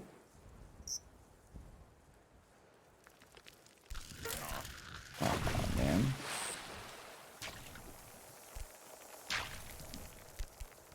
They should just go watch someone play Silksong? Yeah, but I know why they're not, because watching somebody else play that is probably, like, a little boring.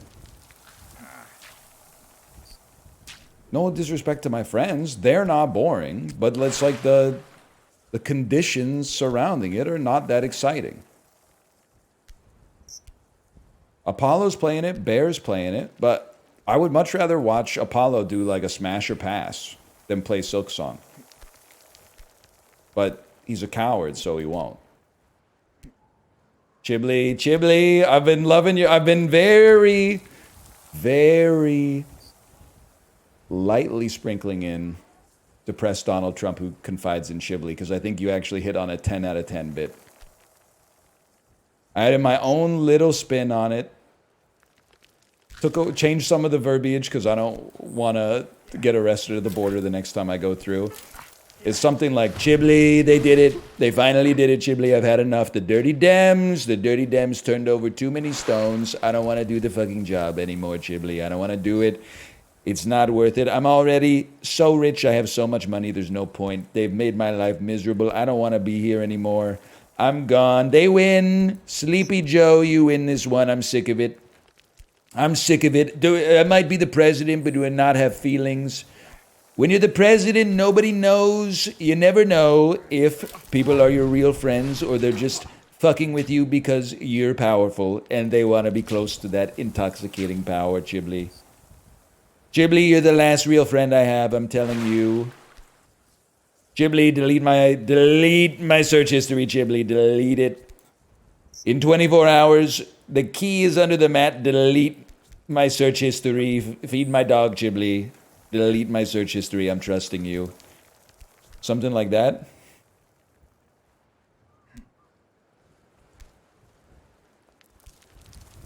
It hits. It hits so much more when somebody else is doing it too. Wahoo!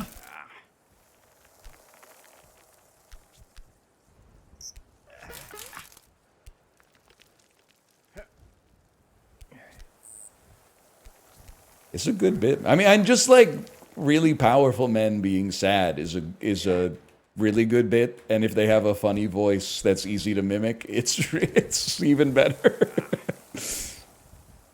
Like sad Justin Trudeau would be a funny bit, but it's hard to do a Justin Trudeau impression because he just sounds like a guy. But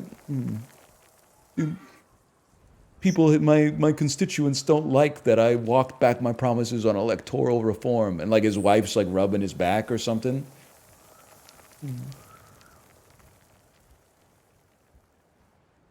Everyone's blaming me for the policies that led to rising unemployment. Like, it's just not the same. It's not the same. After all the executive orders I've done, Chibli, they're not fucking with me anymore, Chibli. They hate me. The thing is, it's a curse. It's a curse to have so much power and to be winning so much. I'm sick of winning, Chibli. I was right. I'm sick of it. The key is under the mat, Chibli. The key is under the mat. I'm trusting you. Fuck you.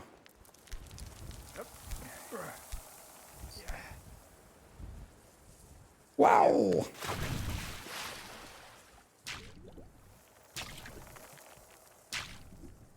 You got that impression perfected? It's not really a good Trump impression, but it's a pretty good impression of a guy doing an impression of Trump.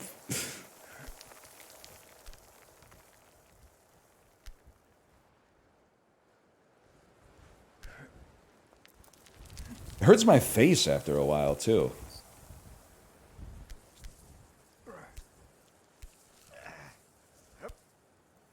Like, right here hurts, and, like, right here. And Ripley... Noah Hawley! We're gonna find Noah Hawley. We're gonna see Ripley. They're on episode 5. No Ripley yet. I understand the show predates the Nostromo and LV-426. But where's Ripley? Where's Sigourney? We're watching an alien show, an alien movie. We need Sigourney. She's fabulous. She's one of the best science fiction heroines of our time or any time. Something like that. They got the freaky eyeball. We love him. We love the eyeball. We miss the face hugger, but the eyeball is no face hugger, but it's good as well. It's marvelous. How's the alien show? I haven't seen it, but I know a guy who's got a lot of questions about it.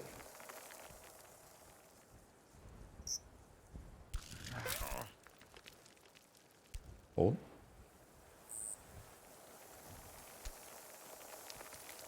How's the new Office show? We won't be watching that. Nope. We won't be watching that. Will we, folks?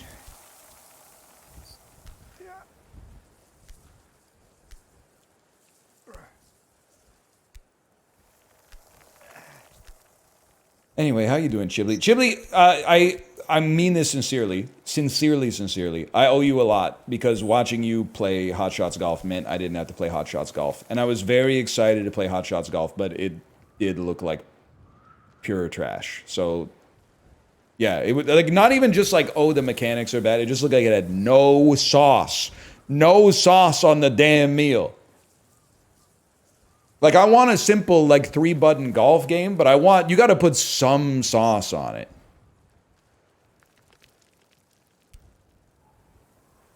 I forgot how to do this. Where's the other handhold? Is it, like, there?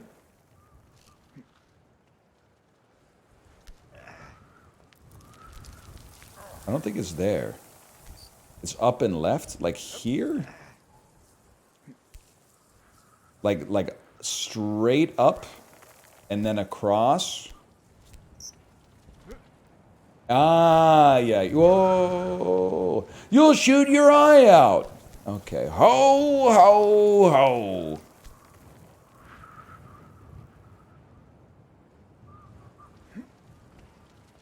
Well, if I have to do a jump back to take a shortcut, I'm just going to do this jump.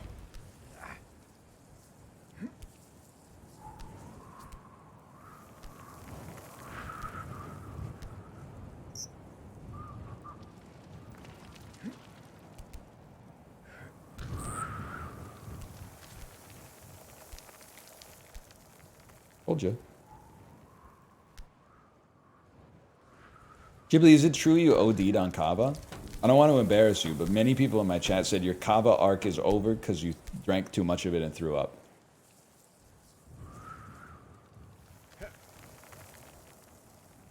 Yeah, man, I put it down. It's kind of like one of the all-time best overdoses. You just threw up and then quit? That's like... That's a good ending, man.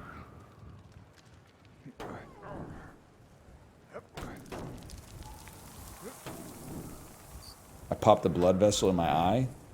It's puking. You know what's crazy is reaching the age where more of your vomits are from like being ill than from drinking too much. Or drinking a little too much 12 hours ago and then eating the wrong thing for breakfast. I'm definitely, like, there was like at least a 10-year long period where almost every vomit was alcohol related. At least 90%, if not 98, right? I'm trying to think. So I threw up in March. I got some kind of stomach bug in March that I'm not counting as illness because I had a weird stomach thing for half a day, threw up, and then was fine the next day. That doesn't count as a sickness, okay? I ate something wrong. I'm not burning my bubble shield on that. And then the time I threw up before that was I was on a cruise like a few years ago, and it was really rocky. And I was like, I'm going to be fine. And then I threw up in the bathroom. And then the subsequent, like the previous, I should say, like 10 times were at like a PAX. So 100% associated with alcohol, yeah. I think I'm in the only throwing up for illness era, man. Hold. Hold. Hold. Nice. It's nice not being hungover. Yeah, not to be like the most annoying guy of all time. But that's a big plus for sure.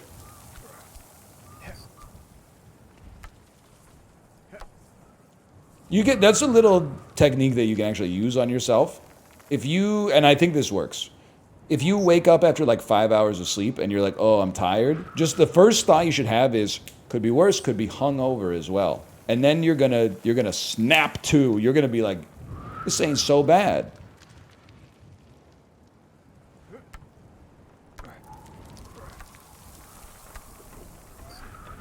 Hands need to be closer together.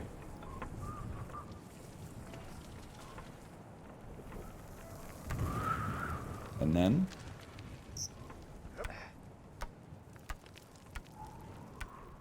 that's the one. Oh, we were close though. We were close.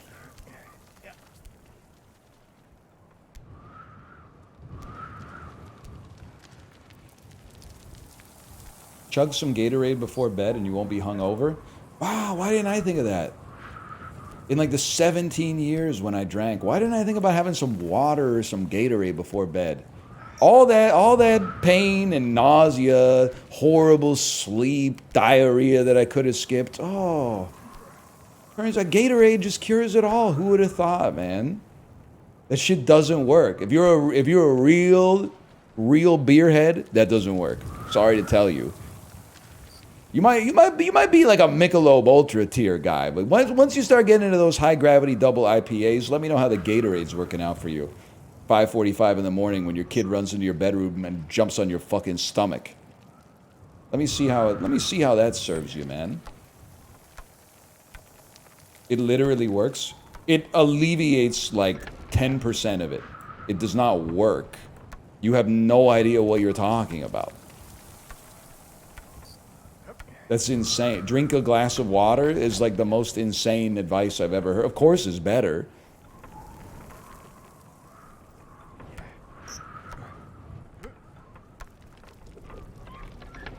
$75%? You have no idea what you're talking about. You're insane. I forgot. No, it's not even your fault. I forgot you're like 23. You're like, I've been doing it for years. Buddy, you're still in AAA. Come back to me. Keep watching me. Keep watching and subscribing for 10 years and then come back.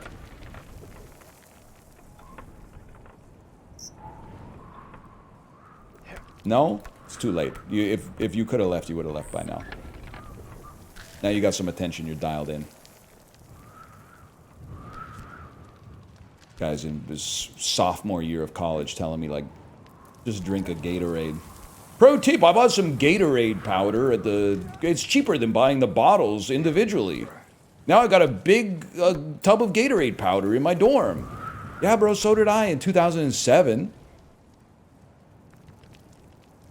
You're crazy.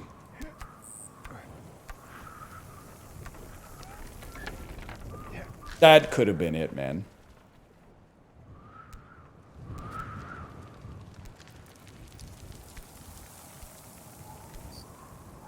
Hold. And hold. People do buy a lot of Gatorade. Every time I'm at Costco, I'm surprised how many non-athletes are drinking that much Gatorade. God bless them, though. Takes a village or whatever. That wasn't even close.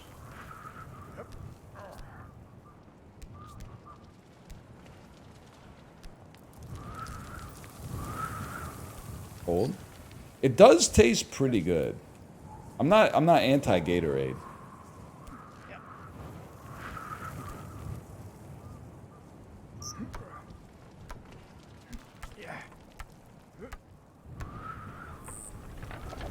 Wait for it. Wait for it. Wait for it.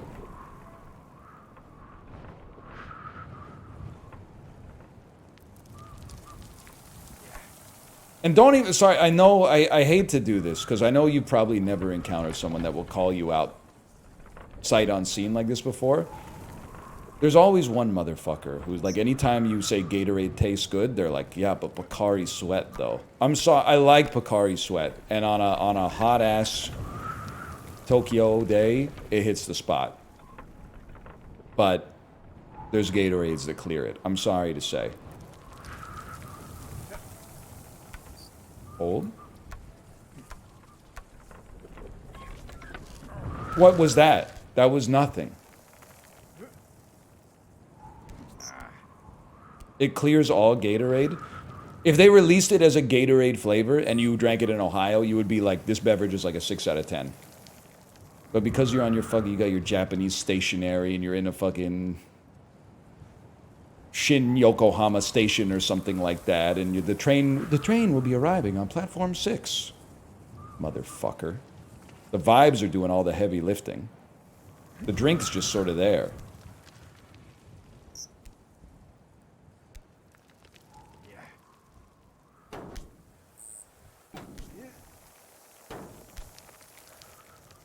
There's no extra sugar and shit. This shit has like 170 calories a bottle. What are you talking about?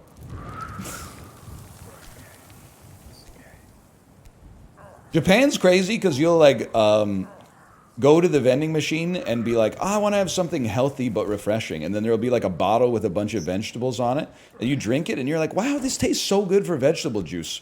Google Lens on the ingredients, brother. Or don't. 98% apple juice. Like a little bit of lettuce powder or spinach powder in it. Hold on, hold on, hold on. Hold on. Hold on.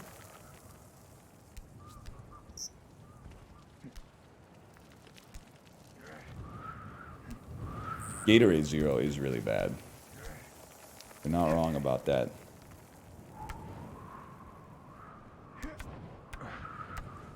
I wish it weren't the case. I'm a big Zero head, but...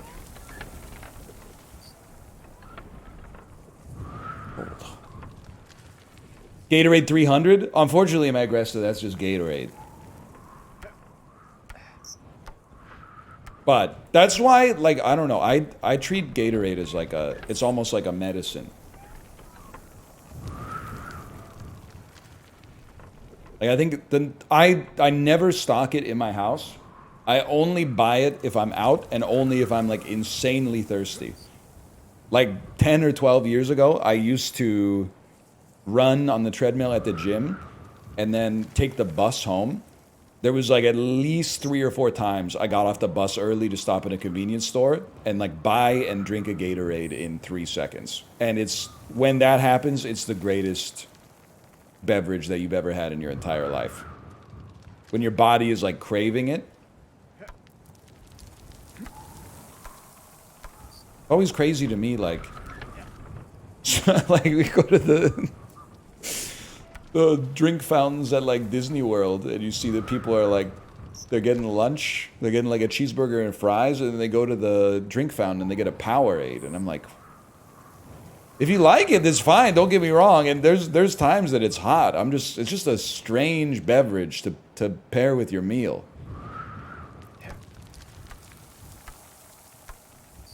Not this way.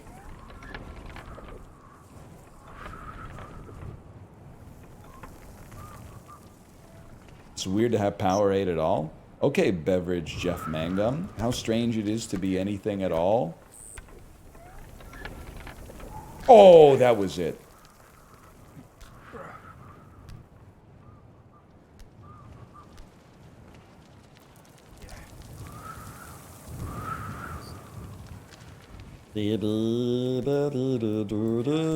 What is he saying? Shit like that.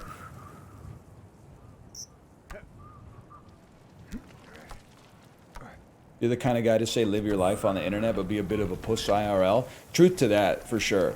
I never felt that more than when my daughter had to use a bathroom. So I went into a coffee shop and ordered a coffee I didn't want, in order to then be like, can I get the bathroom code? I was like, ah, oh, fuck. If I was living my truth, I would have just walked up and been like, my daughter has to go to the bathroom. Can I get a bathroom code? Instead, I had to fucking like, I had to like tech the combo. I was like, hey, can I get a coffee? Oh, by the way, I've just realized that I came in here for a coffee. But now, independent of that, oh, before I forget, while I'm here, I might as well use the bathroom.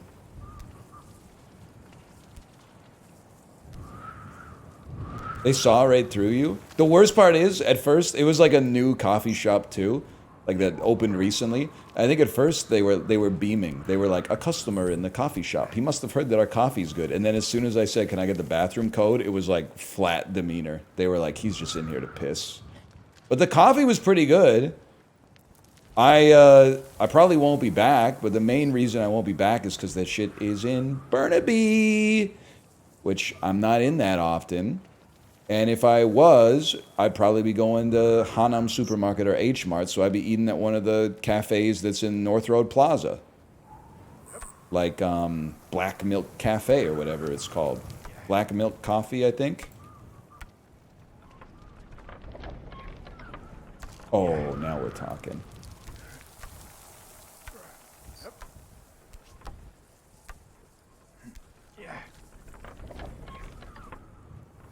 That's the other one that pisses me off. I'm sorry, I'm not... Japan is really nice.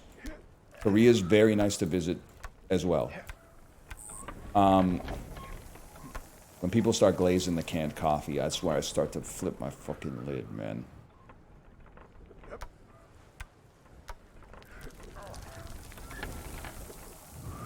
People start to talk about the canned coffees. Best thing about the canned coffees is availability. If you ever, I mean, it's very rare in North America that you're like, I want a coffee, but I can't get it. Because there's coffee shops everywhere. Even if they aren't great, always. But the availability and the convenience is really nice. And the price. The price of the canned coffees is crazy. It's like, you know, it might cost you $1.40 or something like that for a can of coffee in Japan. Which is why, whenever I see someone drinking them in Vancouver, I'm like... That can cost you like $5.50. You could get like a really good coffee for that. Want to try your perfume? You got 3 different kinds of perfume? Okay, give me 1 second here.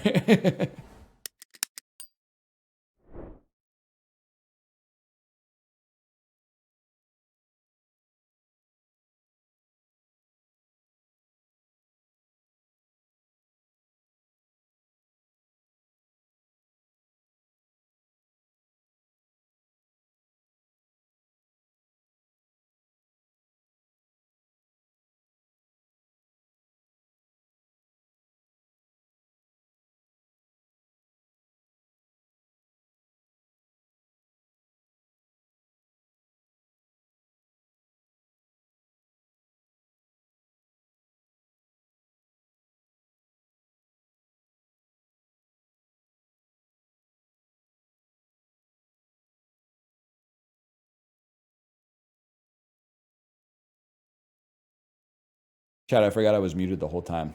You missed a beautiful moment. And now you're giving Tomo the free samples of perfume?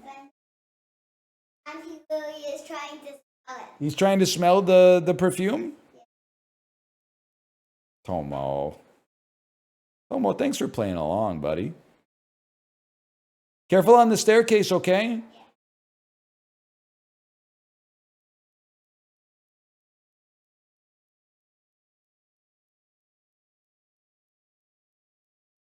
Essential oils are bad for cats. It's okay, y'all. It's just a bottle that used to have apple juice in it.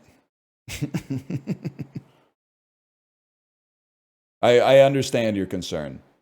Because we used to have an essential oil diffuser until I told someone one day, and they were like, oh, you know that can like kill cats, right? And I said, no shot. And then I looked it up and they were right. And then we threw that in the trash. And then like a month later, I was talking to my friend and he was like, oh yeah, we've been using our essential oil diffuser. And I was like, you know, they can kill cats, right? And he was like, shut up. And then he looked it up and he was like, oh shit. And he threw his out.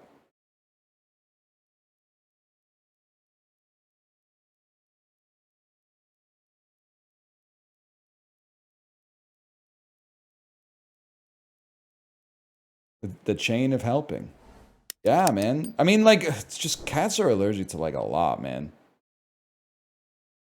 I will never, we get flowers. Sometimes people will come over and like bring flowers or like a bottle of wine or something like that. But you know, not really that relevant to the cats for the wine, but we'll like politely take the flowers. As soon as they're gone, I'm like, put that in the trash. Every flower that has ever existed is like insanely toxic to all household pets. Like, you think flowers are just passively sort of like existing? No, man. They're like secreting all sorts of chemicals to like fight for their lives. We just kind of tank it because we're the goats. But other animals, not always, man. I will never allow flowers in my house as long as we have cats.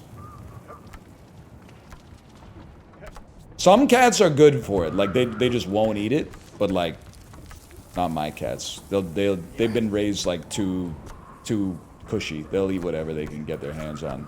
They're eating plastic. Other animals kind of bitch mode like that.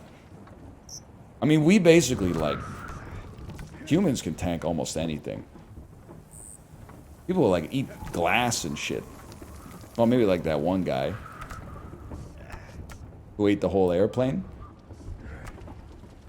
No, we're not. Dude, humans are so resilient.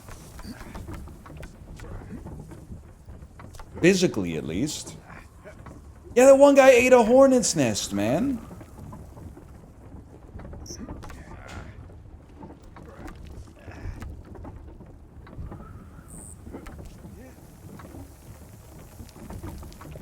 Straight shot.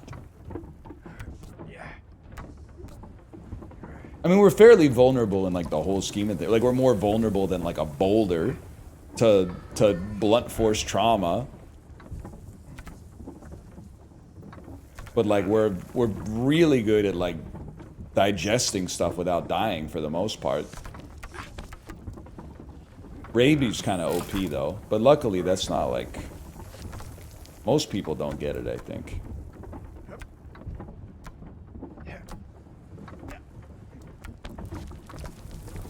Most of humanity's defects, I feel, are actually, like, cerebral. Like, rabies is a perfect example.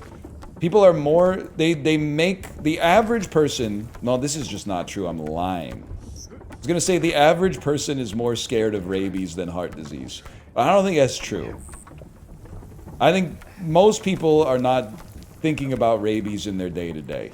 If they saw, like, a bat, they would be like, don't touch it, it might have rabies. But they also might be, like, going on walks and stuff to minimize their risk of having, like, a myocardial infarction. It's the bat! I'd be saying that for sure. Then I would be like, don't touch it, it has rabies.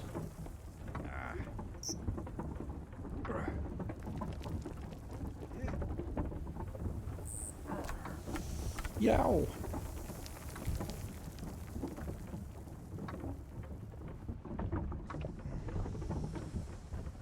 Guy who gets a refund, whatever. Ghibli. Quick, hit him with the fan favorite. Ghibli.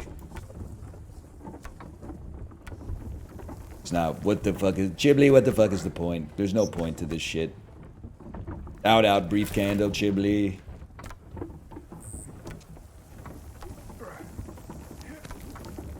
Everyone's fake as fuck, Ghibli. Everyone in Congress is fake as fuck. Don't even get me started on the House of Representatives, Ghibli. Fake bitches. Melania, she tried. Maybe I'm just too broken. Maybe there's no point. Maybe everything I touch turns to shit, Ghibli.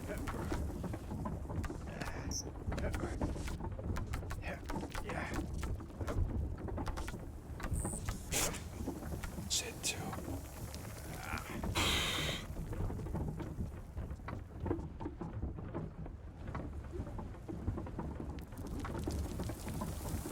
Just hold.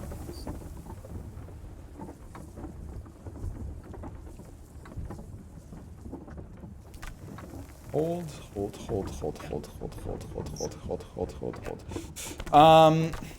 So many type A chatters, what's their deal?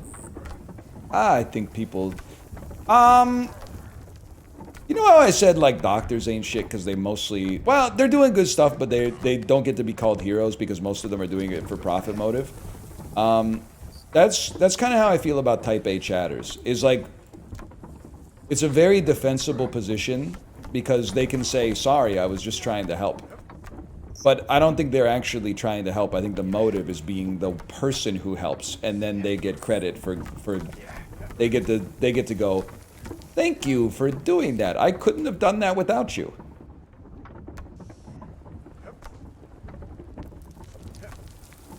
That's the way I look at it, because I'm innately distrustful of any act of generosity, I suppose.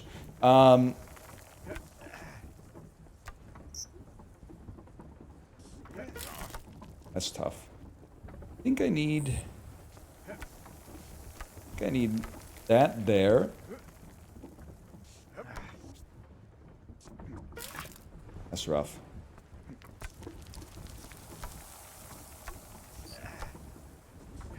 Can I tell you the... And Chivli, you'll probably feel the same way. Worst kind of type A chatter, and I apologize because a lot of you are going to feel seen and judged for this. And I don't hate you for it, but I did hate you when you wrote the message. If you mention, like, at a stream that you have to go a little early today, and then you start to get within, like, 5 minutes of the time where you said you had to leave, and then chatters start to type stuff like, I'm just reminding you about your dentist appointment. That's even worse than, like, you should be grabbing the plank differently.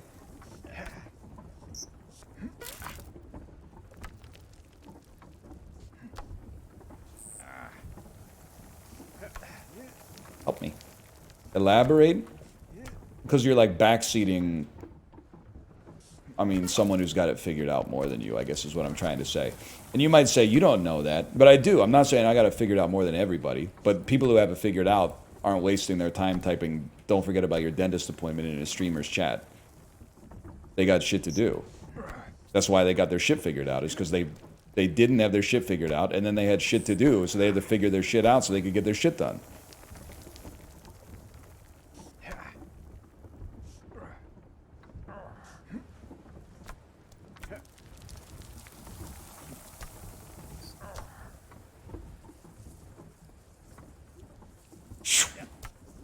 No! Hold. What about people announcing they're leaving stream? You distracted me. Mods, ban this chatter. 29 minutes. Okay, we're going back. I don't mind that, because one day, I don't care if it's a German bit, one day we're going to do an exit interview. One day we're going to do an exit interview, and we're going to ask them the right kind of questions, and we're going to figure out one way that they're very sensitive about their life being fucked up, whether it's work or their relationship with family or like what their hobbies are or anything like that. And we're just going to, what we're going to do is we're going to ask them a question, and they're going to answer and realize that they've revealed too much of their real personality. And then I'm just going to stop talking. And I'm going to stop talking because they're going to start over-explaining to try to blunt the impact of the vulnerability that they accidentally let slip. And I'm just going to let them keep going. And then I'm going to say, well, I got to get out of here. But that makes sense. Thanks for your time. And then we're living rent-free in their head for the rest of their lives.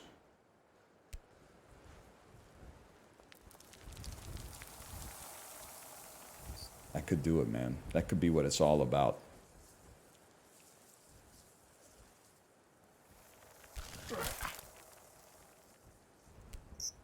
That's devious. What's actually going to happen? I'm going to say, what's up, dude, and have a voice crack. And they're going to go, did this dude just have a voice crack? No shot. And then everyone's going to go, ha ha. And I'm going to go, no, I didn't. No, I'm getting a little sick. Actually, you can't make fun of me. I'm getting a little sick.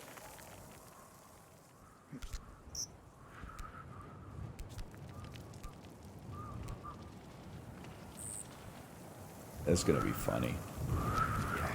I'm like a pathetic little worm, but it's I'm used to it, so it's kind of like I like it that way. Okay.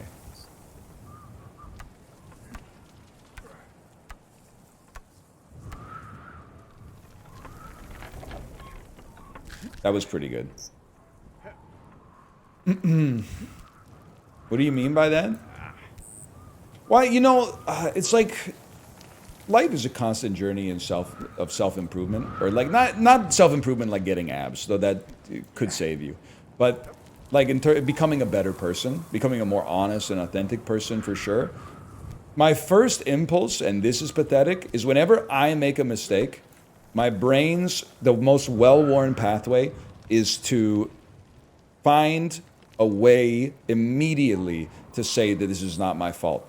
Even if it's nonsensical and there's no connection between that event and the mistake that I made.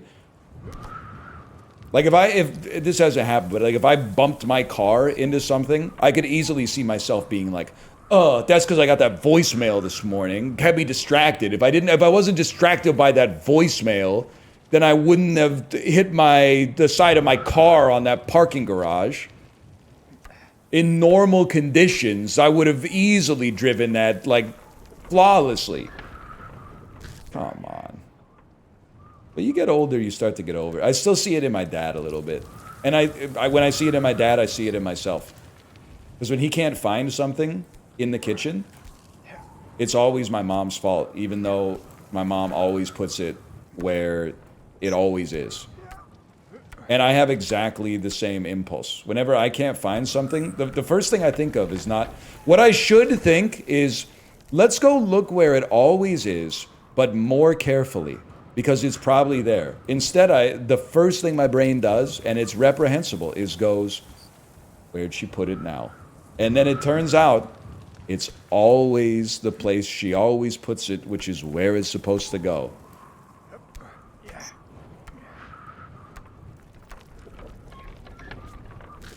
That wasn't too bad.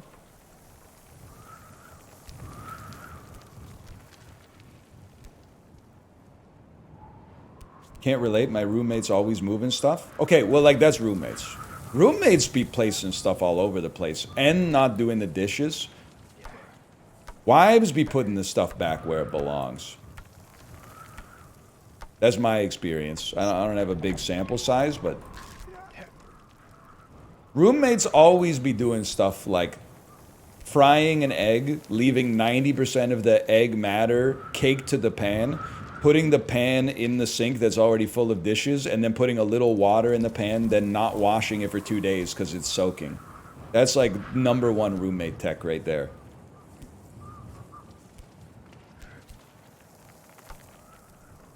Wives don't be doing that. Wives will be like, hey, what's going on with this pan? And you're like, it's soaking. And they don't respect the soak. They're like, you should just clean it. And I'm like, yeah, it's probably true.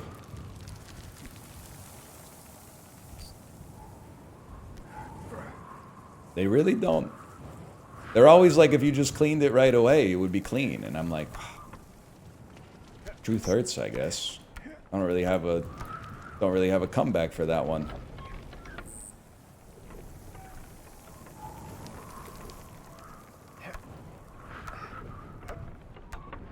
You know what else roommates are always doing? They're always saying that we should invent a machine to solve something that's like a non-issue, something that's like an extraordinarily minor inconvenience. There should be a machine that folds your laundry. So when I pull my oh my god, I'm so sick of folding my laundry. What if I could just pull the stuff out of the dryer and put it into a machine, and then put the machine would just fold it for me, man. Hello. You got more perfume? It's a perfume case. Ooh la la.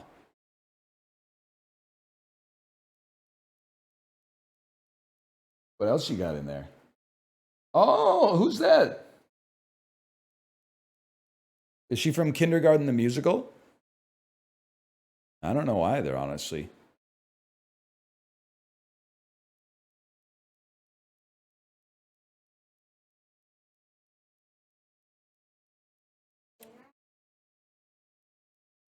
A bow, some glasses, purple dress, full set. Kindergarten outfit, full set.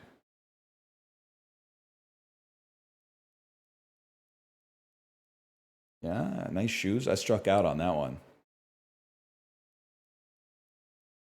Yo, Minecraft Steve emote though?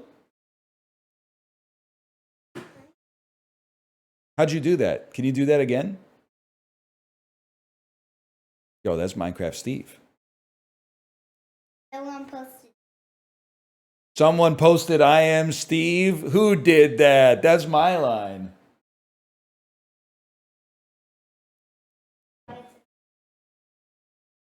Always with the I am Steve and chicken jockey. Remember when we were driving 2 days ago and you said you thought you saw Minecraft Steve? There was there was a guy who looked just like Jack Black. Or it could have been Jack Black. That's true. Could have been Jack Black in Burnaby. Maybe he was going to Magic Stronghold. That's Baymax. Oh, it's a cat. Oh. Wow.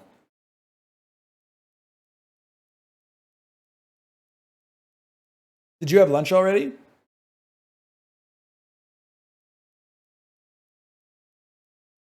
You said nya. What does that mean?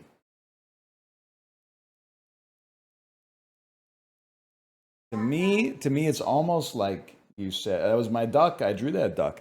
To me, it's like you didn't eat lunch. Here's my prediction, okay? Mommy gave you lunch, but you didn't eat the lunch. But you know that I want you to eat lunch, but you don't want to lie. So you said, yeah, which is kind of like a no, but it sounds close enough to a yes that I might not question it. How close was I?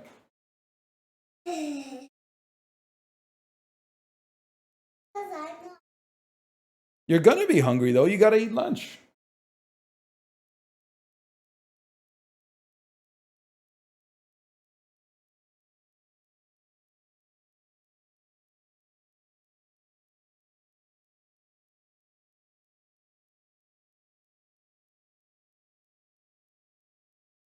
Well, Daddy's gonna be. Oh, sorry, I had to stretch. I haven't played a video game for 10 seconds, so my body thought I was done with the stream today. That was good though. I felt great. Now you're doing a stretch. Daddy's got like 20 minutes left of putting his nose to the grindstone. Any chance I could convince you to go upstairs, maybe watch some Lego Star Wars and wait for me to come up? Well, there's a problem because I don't really want to turn on my camera. I also don't really want you to pull everything out of those drawers where it's very nicely organized right now.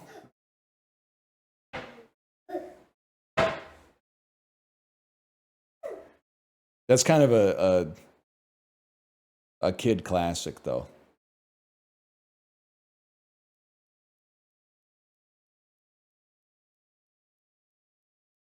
It's called gentle parenting. Honey, don't listen, okay? In the okay, you can listen. In the modern day, you have to gentle parent. I know there's no camera, by the way. That's by design. But I'm gonna leave the box up there. Maybe that makes no sense. I guess I could just hang on. Let me. I don't have. I haven't set up my new computer yet. I haven't set up my new computer until I get some time on Saturday.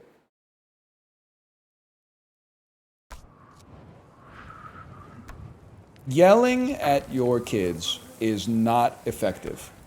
I wasn't really yelled at as a kid. I feel like maybe that was like out of fashion by the time, you know, my parents had me. But definitely my parents were yelled at. When you get a little older, you're like, I can see why they did it. Sometimes, like, kids grow into adults and then they say stuff like, it was so rough, man, my parents yelled at me. They leave out the part of the story, which is, what were you doing to get yelled at? I'm not saying you should have been yelled at. They probably shouldn't have done that. But it's not like, for most of you, it's not like you were just like minding your own business and they were like, hey, you know, they probably told you like not to. The times when I most want to yell is when I'm saying something like, don't do that, you'll get electrocuted. And then she keeps trying to do it. And then I've got to be like, I got to suppress the urge.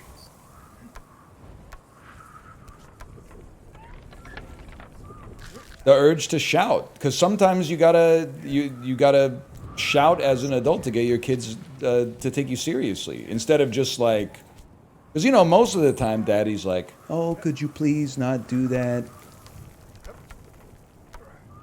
It would be better. It would be so much better for me. It would be so much better for me if you didn't do that.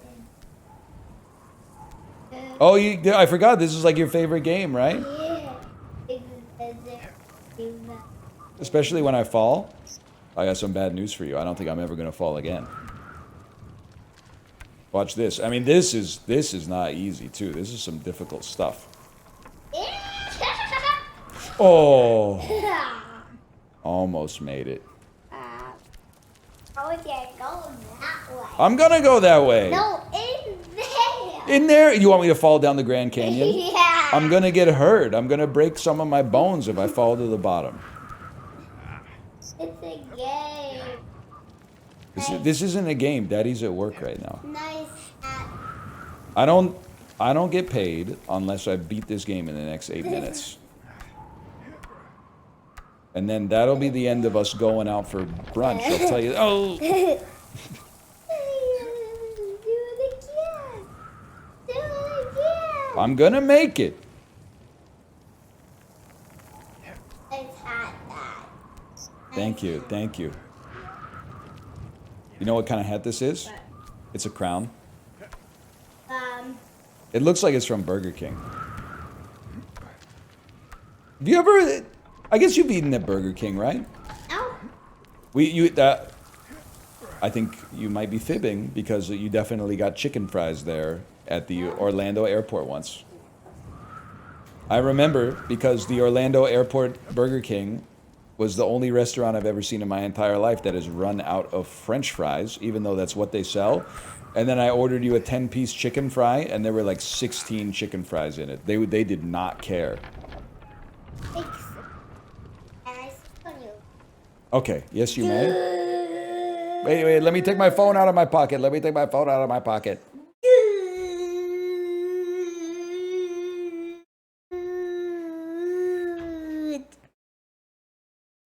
Dude.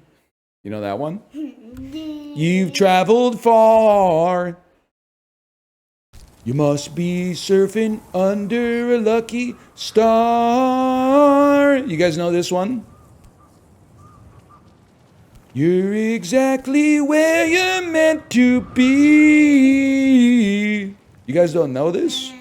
Go with the flow from the Finding Nemo musical? Go with the flow.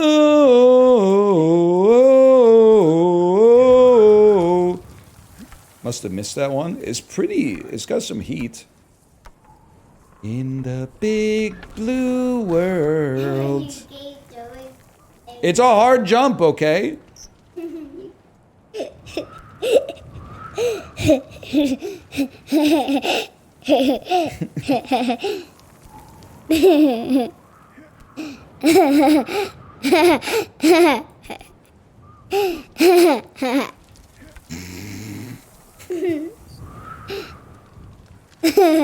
Stop taunting me.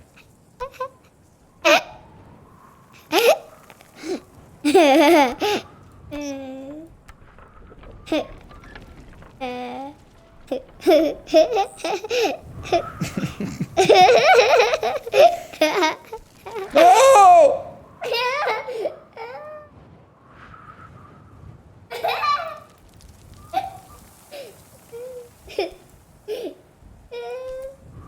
That's no good. Watch this. Whee!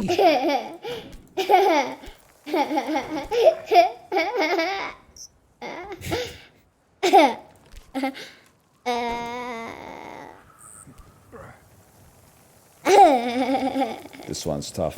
Oh, hanging on by a pinky. You ever see that? You ever see him grab the chalk? Yeah. Oh, that's normal for someone like you.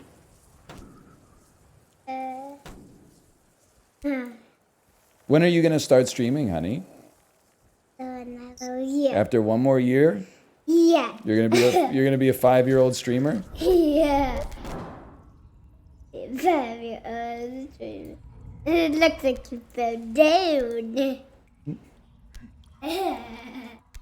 Looks like you fell down. I don't even remember where I'm supposed to go from here. Nice.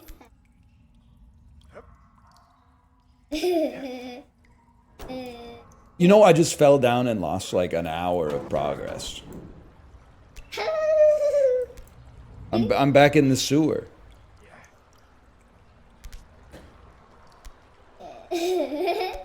This part should be easy now.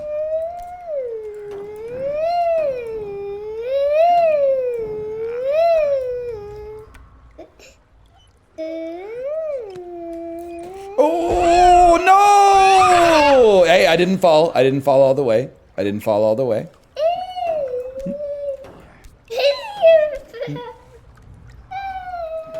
10 minutes, we can get back.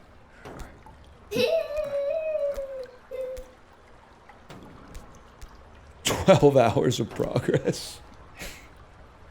Let's do it.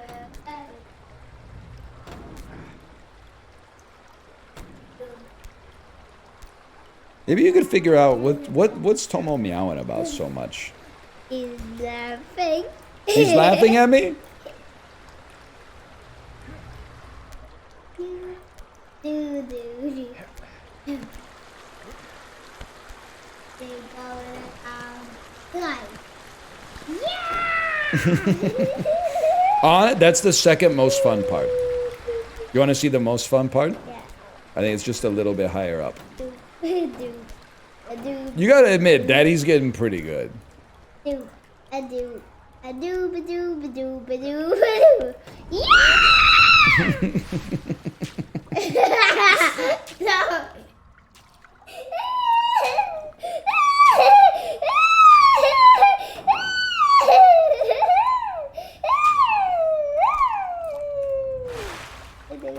The man in the sewers. We go again.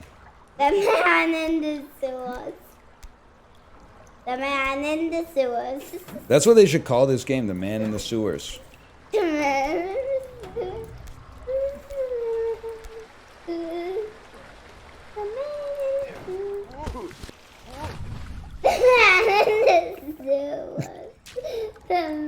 This is what happens when you raise your kid listening to Bob Dylan.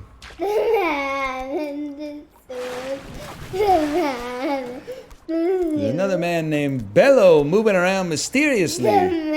You know that song? in the sewer. I didn't do it, he said. He held up his hands. And in the sewer, the man. I was only climbing the sewer pipes. I hope you understand. The man in the sewer. Hello. In the sewer. The man in the sewer.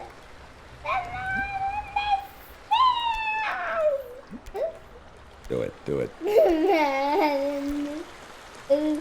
The man in the sewer. I'm just gonna tell, and this is constructive criticism, okay? If you're gonna stream, you gotta come up with one more thing to say. Sometimes you gotta let the audience breathe a little bit. You can't just keep repeating the man in the stew over and over. The man in the sewer. Watch this. You gotta admit that was pretty cool, right? The man in the sewer. Now this is the most fun part. When you go leg first down this little pipe. Yeah. The man in the sewer. Ah. The man in the sewer.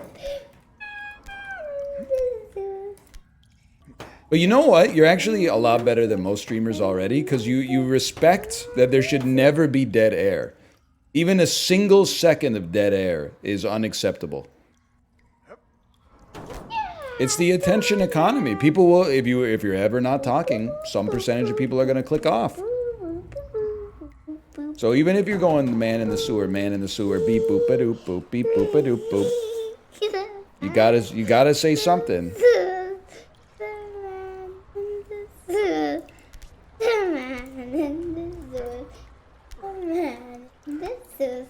I'm not going to be in the sewers for long. I'm almost out of here. The man in the sewer. I'm almost out of here.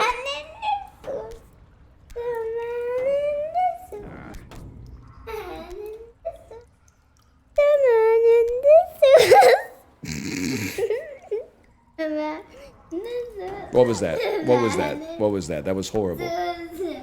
The man in the sewer. The man. Oh my gosh.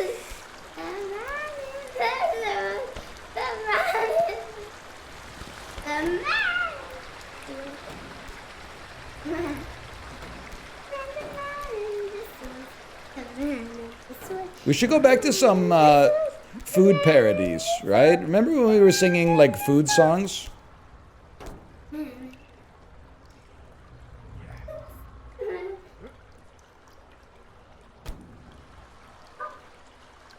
Don't pop that. That's my journal.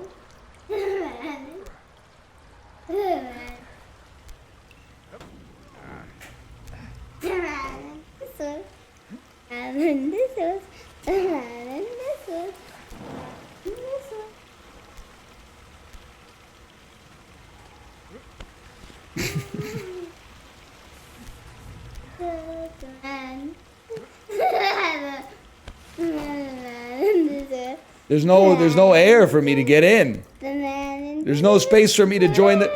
It's like when you're in the VC, but people won't stop talking about what they're cooking for dinner tonight. Like I got some stuff to say. The man in the suit. The man in the suit.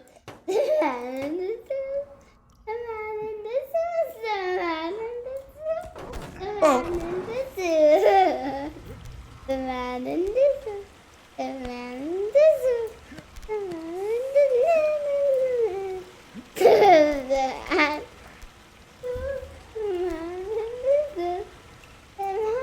Oh, come on.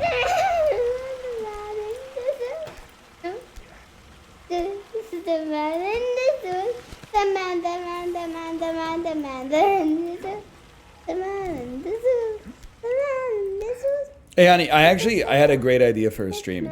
Can I tell it to you? My idea for a stream.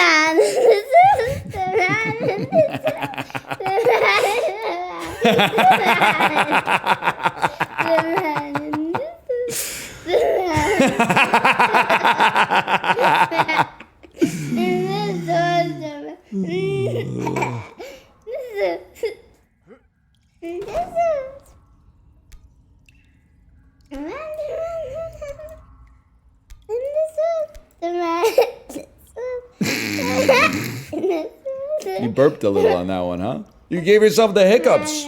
You laughed too hard, now you got the hiccups.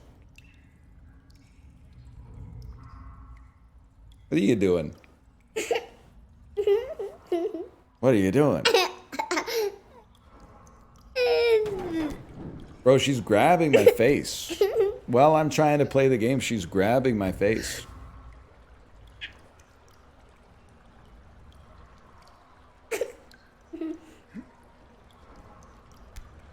Like, this is what my life is like outside of 9 to 2. And then people are like, did you see the post on r/DoorDash? And I'm like, no, bro. I'm pretending to be C-3PO. I wish, man, I wish. Oh. The man in the suit. The man in the suit. The man in There we go. the man in the suit. The man in the suit. The man in the suit. The man in the suit. The man in the suit. I forgot how to play. I forgot what buttons do what.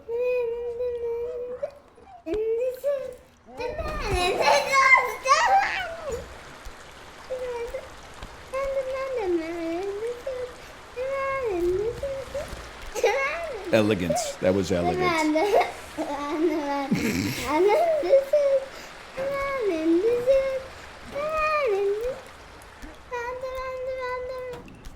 I am gonna, when you're older, I'm gonna require so much live-in nursing.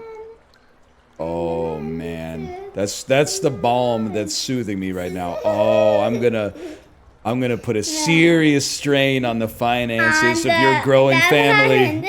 But Dad doesn't want to leave his house. He's lived in there his whole life. We could get some help to come into the house, right? I'm gonna seriously slow down your ability to grow your retirement snowball.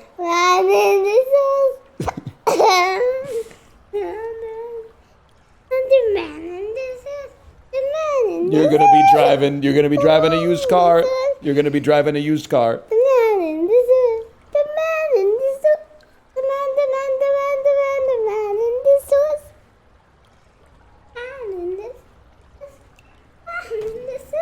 Hang on, I gotta nail this. I gotta nail this.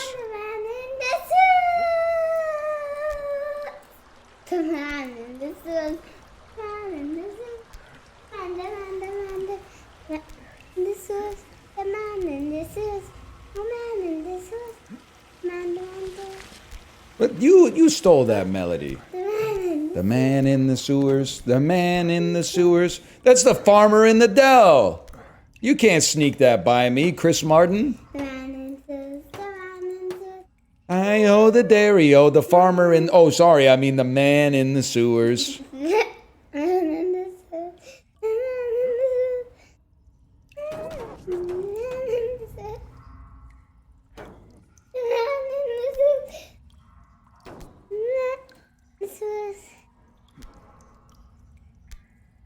Farmer in the dell, you don't hear that much about these days.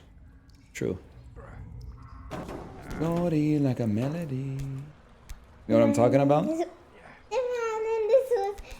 The man in the suit. You should be able to play Lava Chicken on stream. I would love to counter your man in the sewers with... No, don't go get it. Don't go get it. I can't play, you're gonna get me fired. She laughed, man.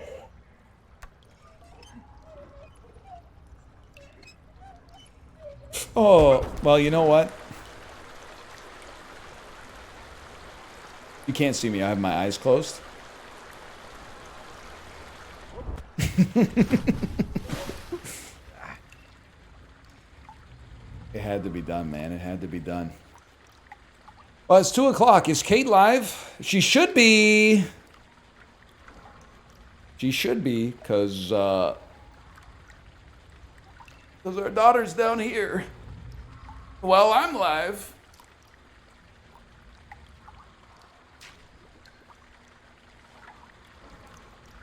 This is a difficult game about climbing. Well, as soon as you start playing Lava Chicken, I have to mute the microphone. So don't play Lava Chicken. Don't play it. I gotta mute the microphone.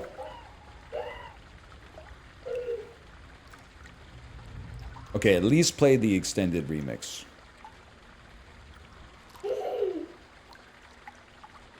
You can find it's on Cat Songs, right? You can find it.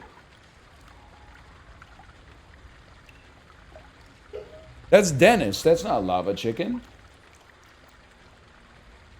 Go now and think of me, Dennis.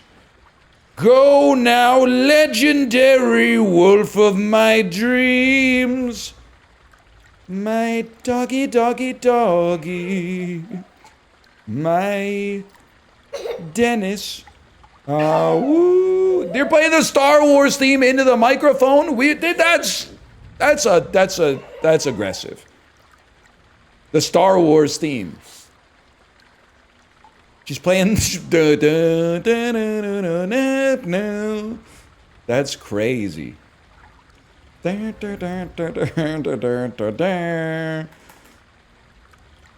1 second. Hello. Hello. Are you live? Can you go live, please? Our daughter is down here playing the Star Wars theme through open mic. Cute cats, right? That's my imaginary. Oh. That's my,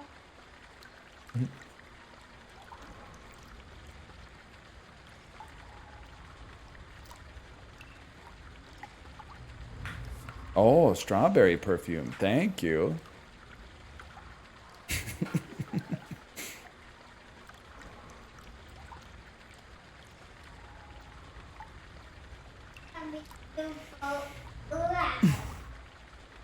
Good luck after this. We got some enrichment planned. I'm excited for. It's mostly just yeah. It's hard to be the man in the sewers. Do you remember Uncle Chiblee? She's playing. Do you guys know this cat song? You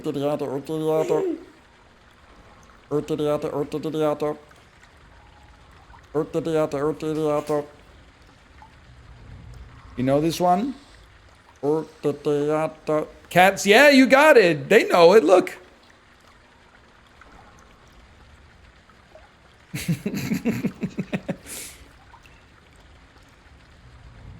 I don't know if you can hear it. You're saying it wrong? I can't. I've tried to say it. Ooh, yeah, but I can't say it well. Kate's live. Kate's live. Kate's live. Don't get it. She's holding it like a millimeter away from the mic. Oh my gosh. Thank God. Thank God. next time I get you. All right. See you on Monday.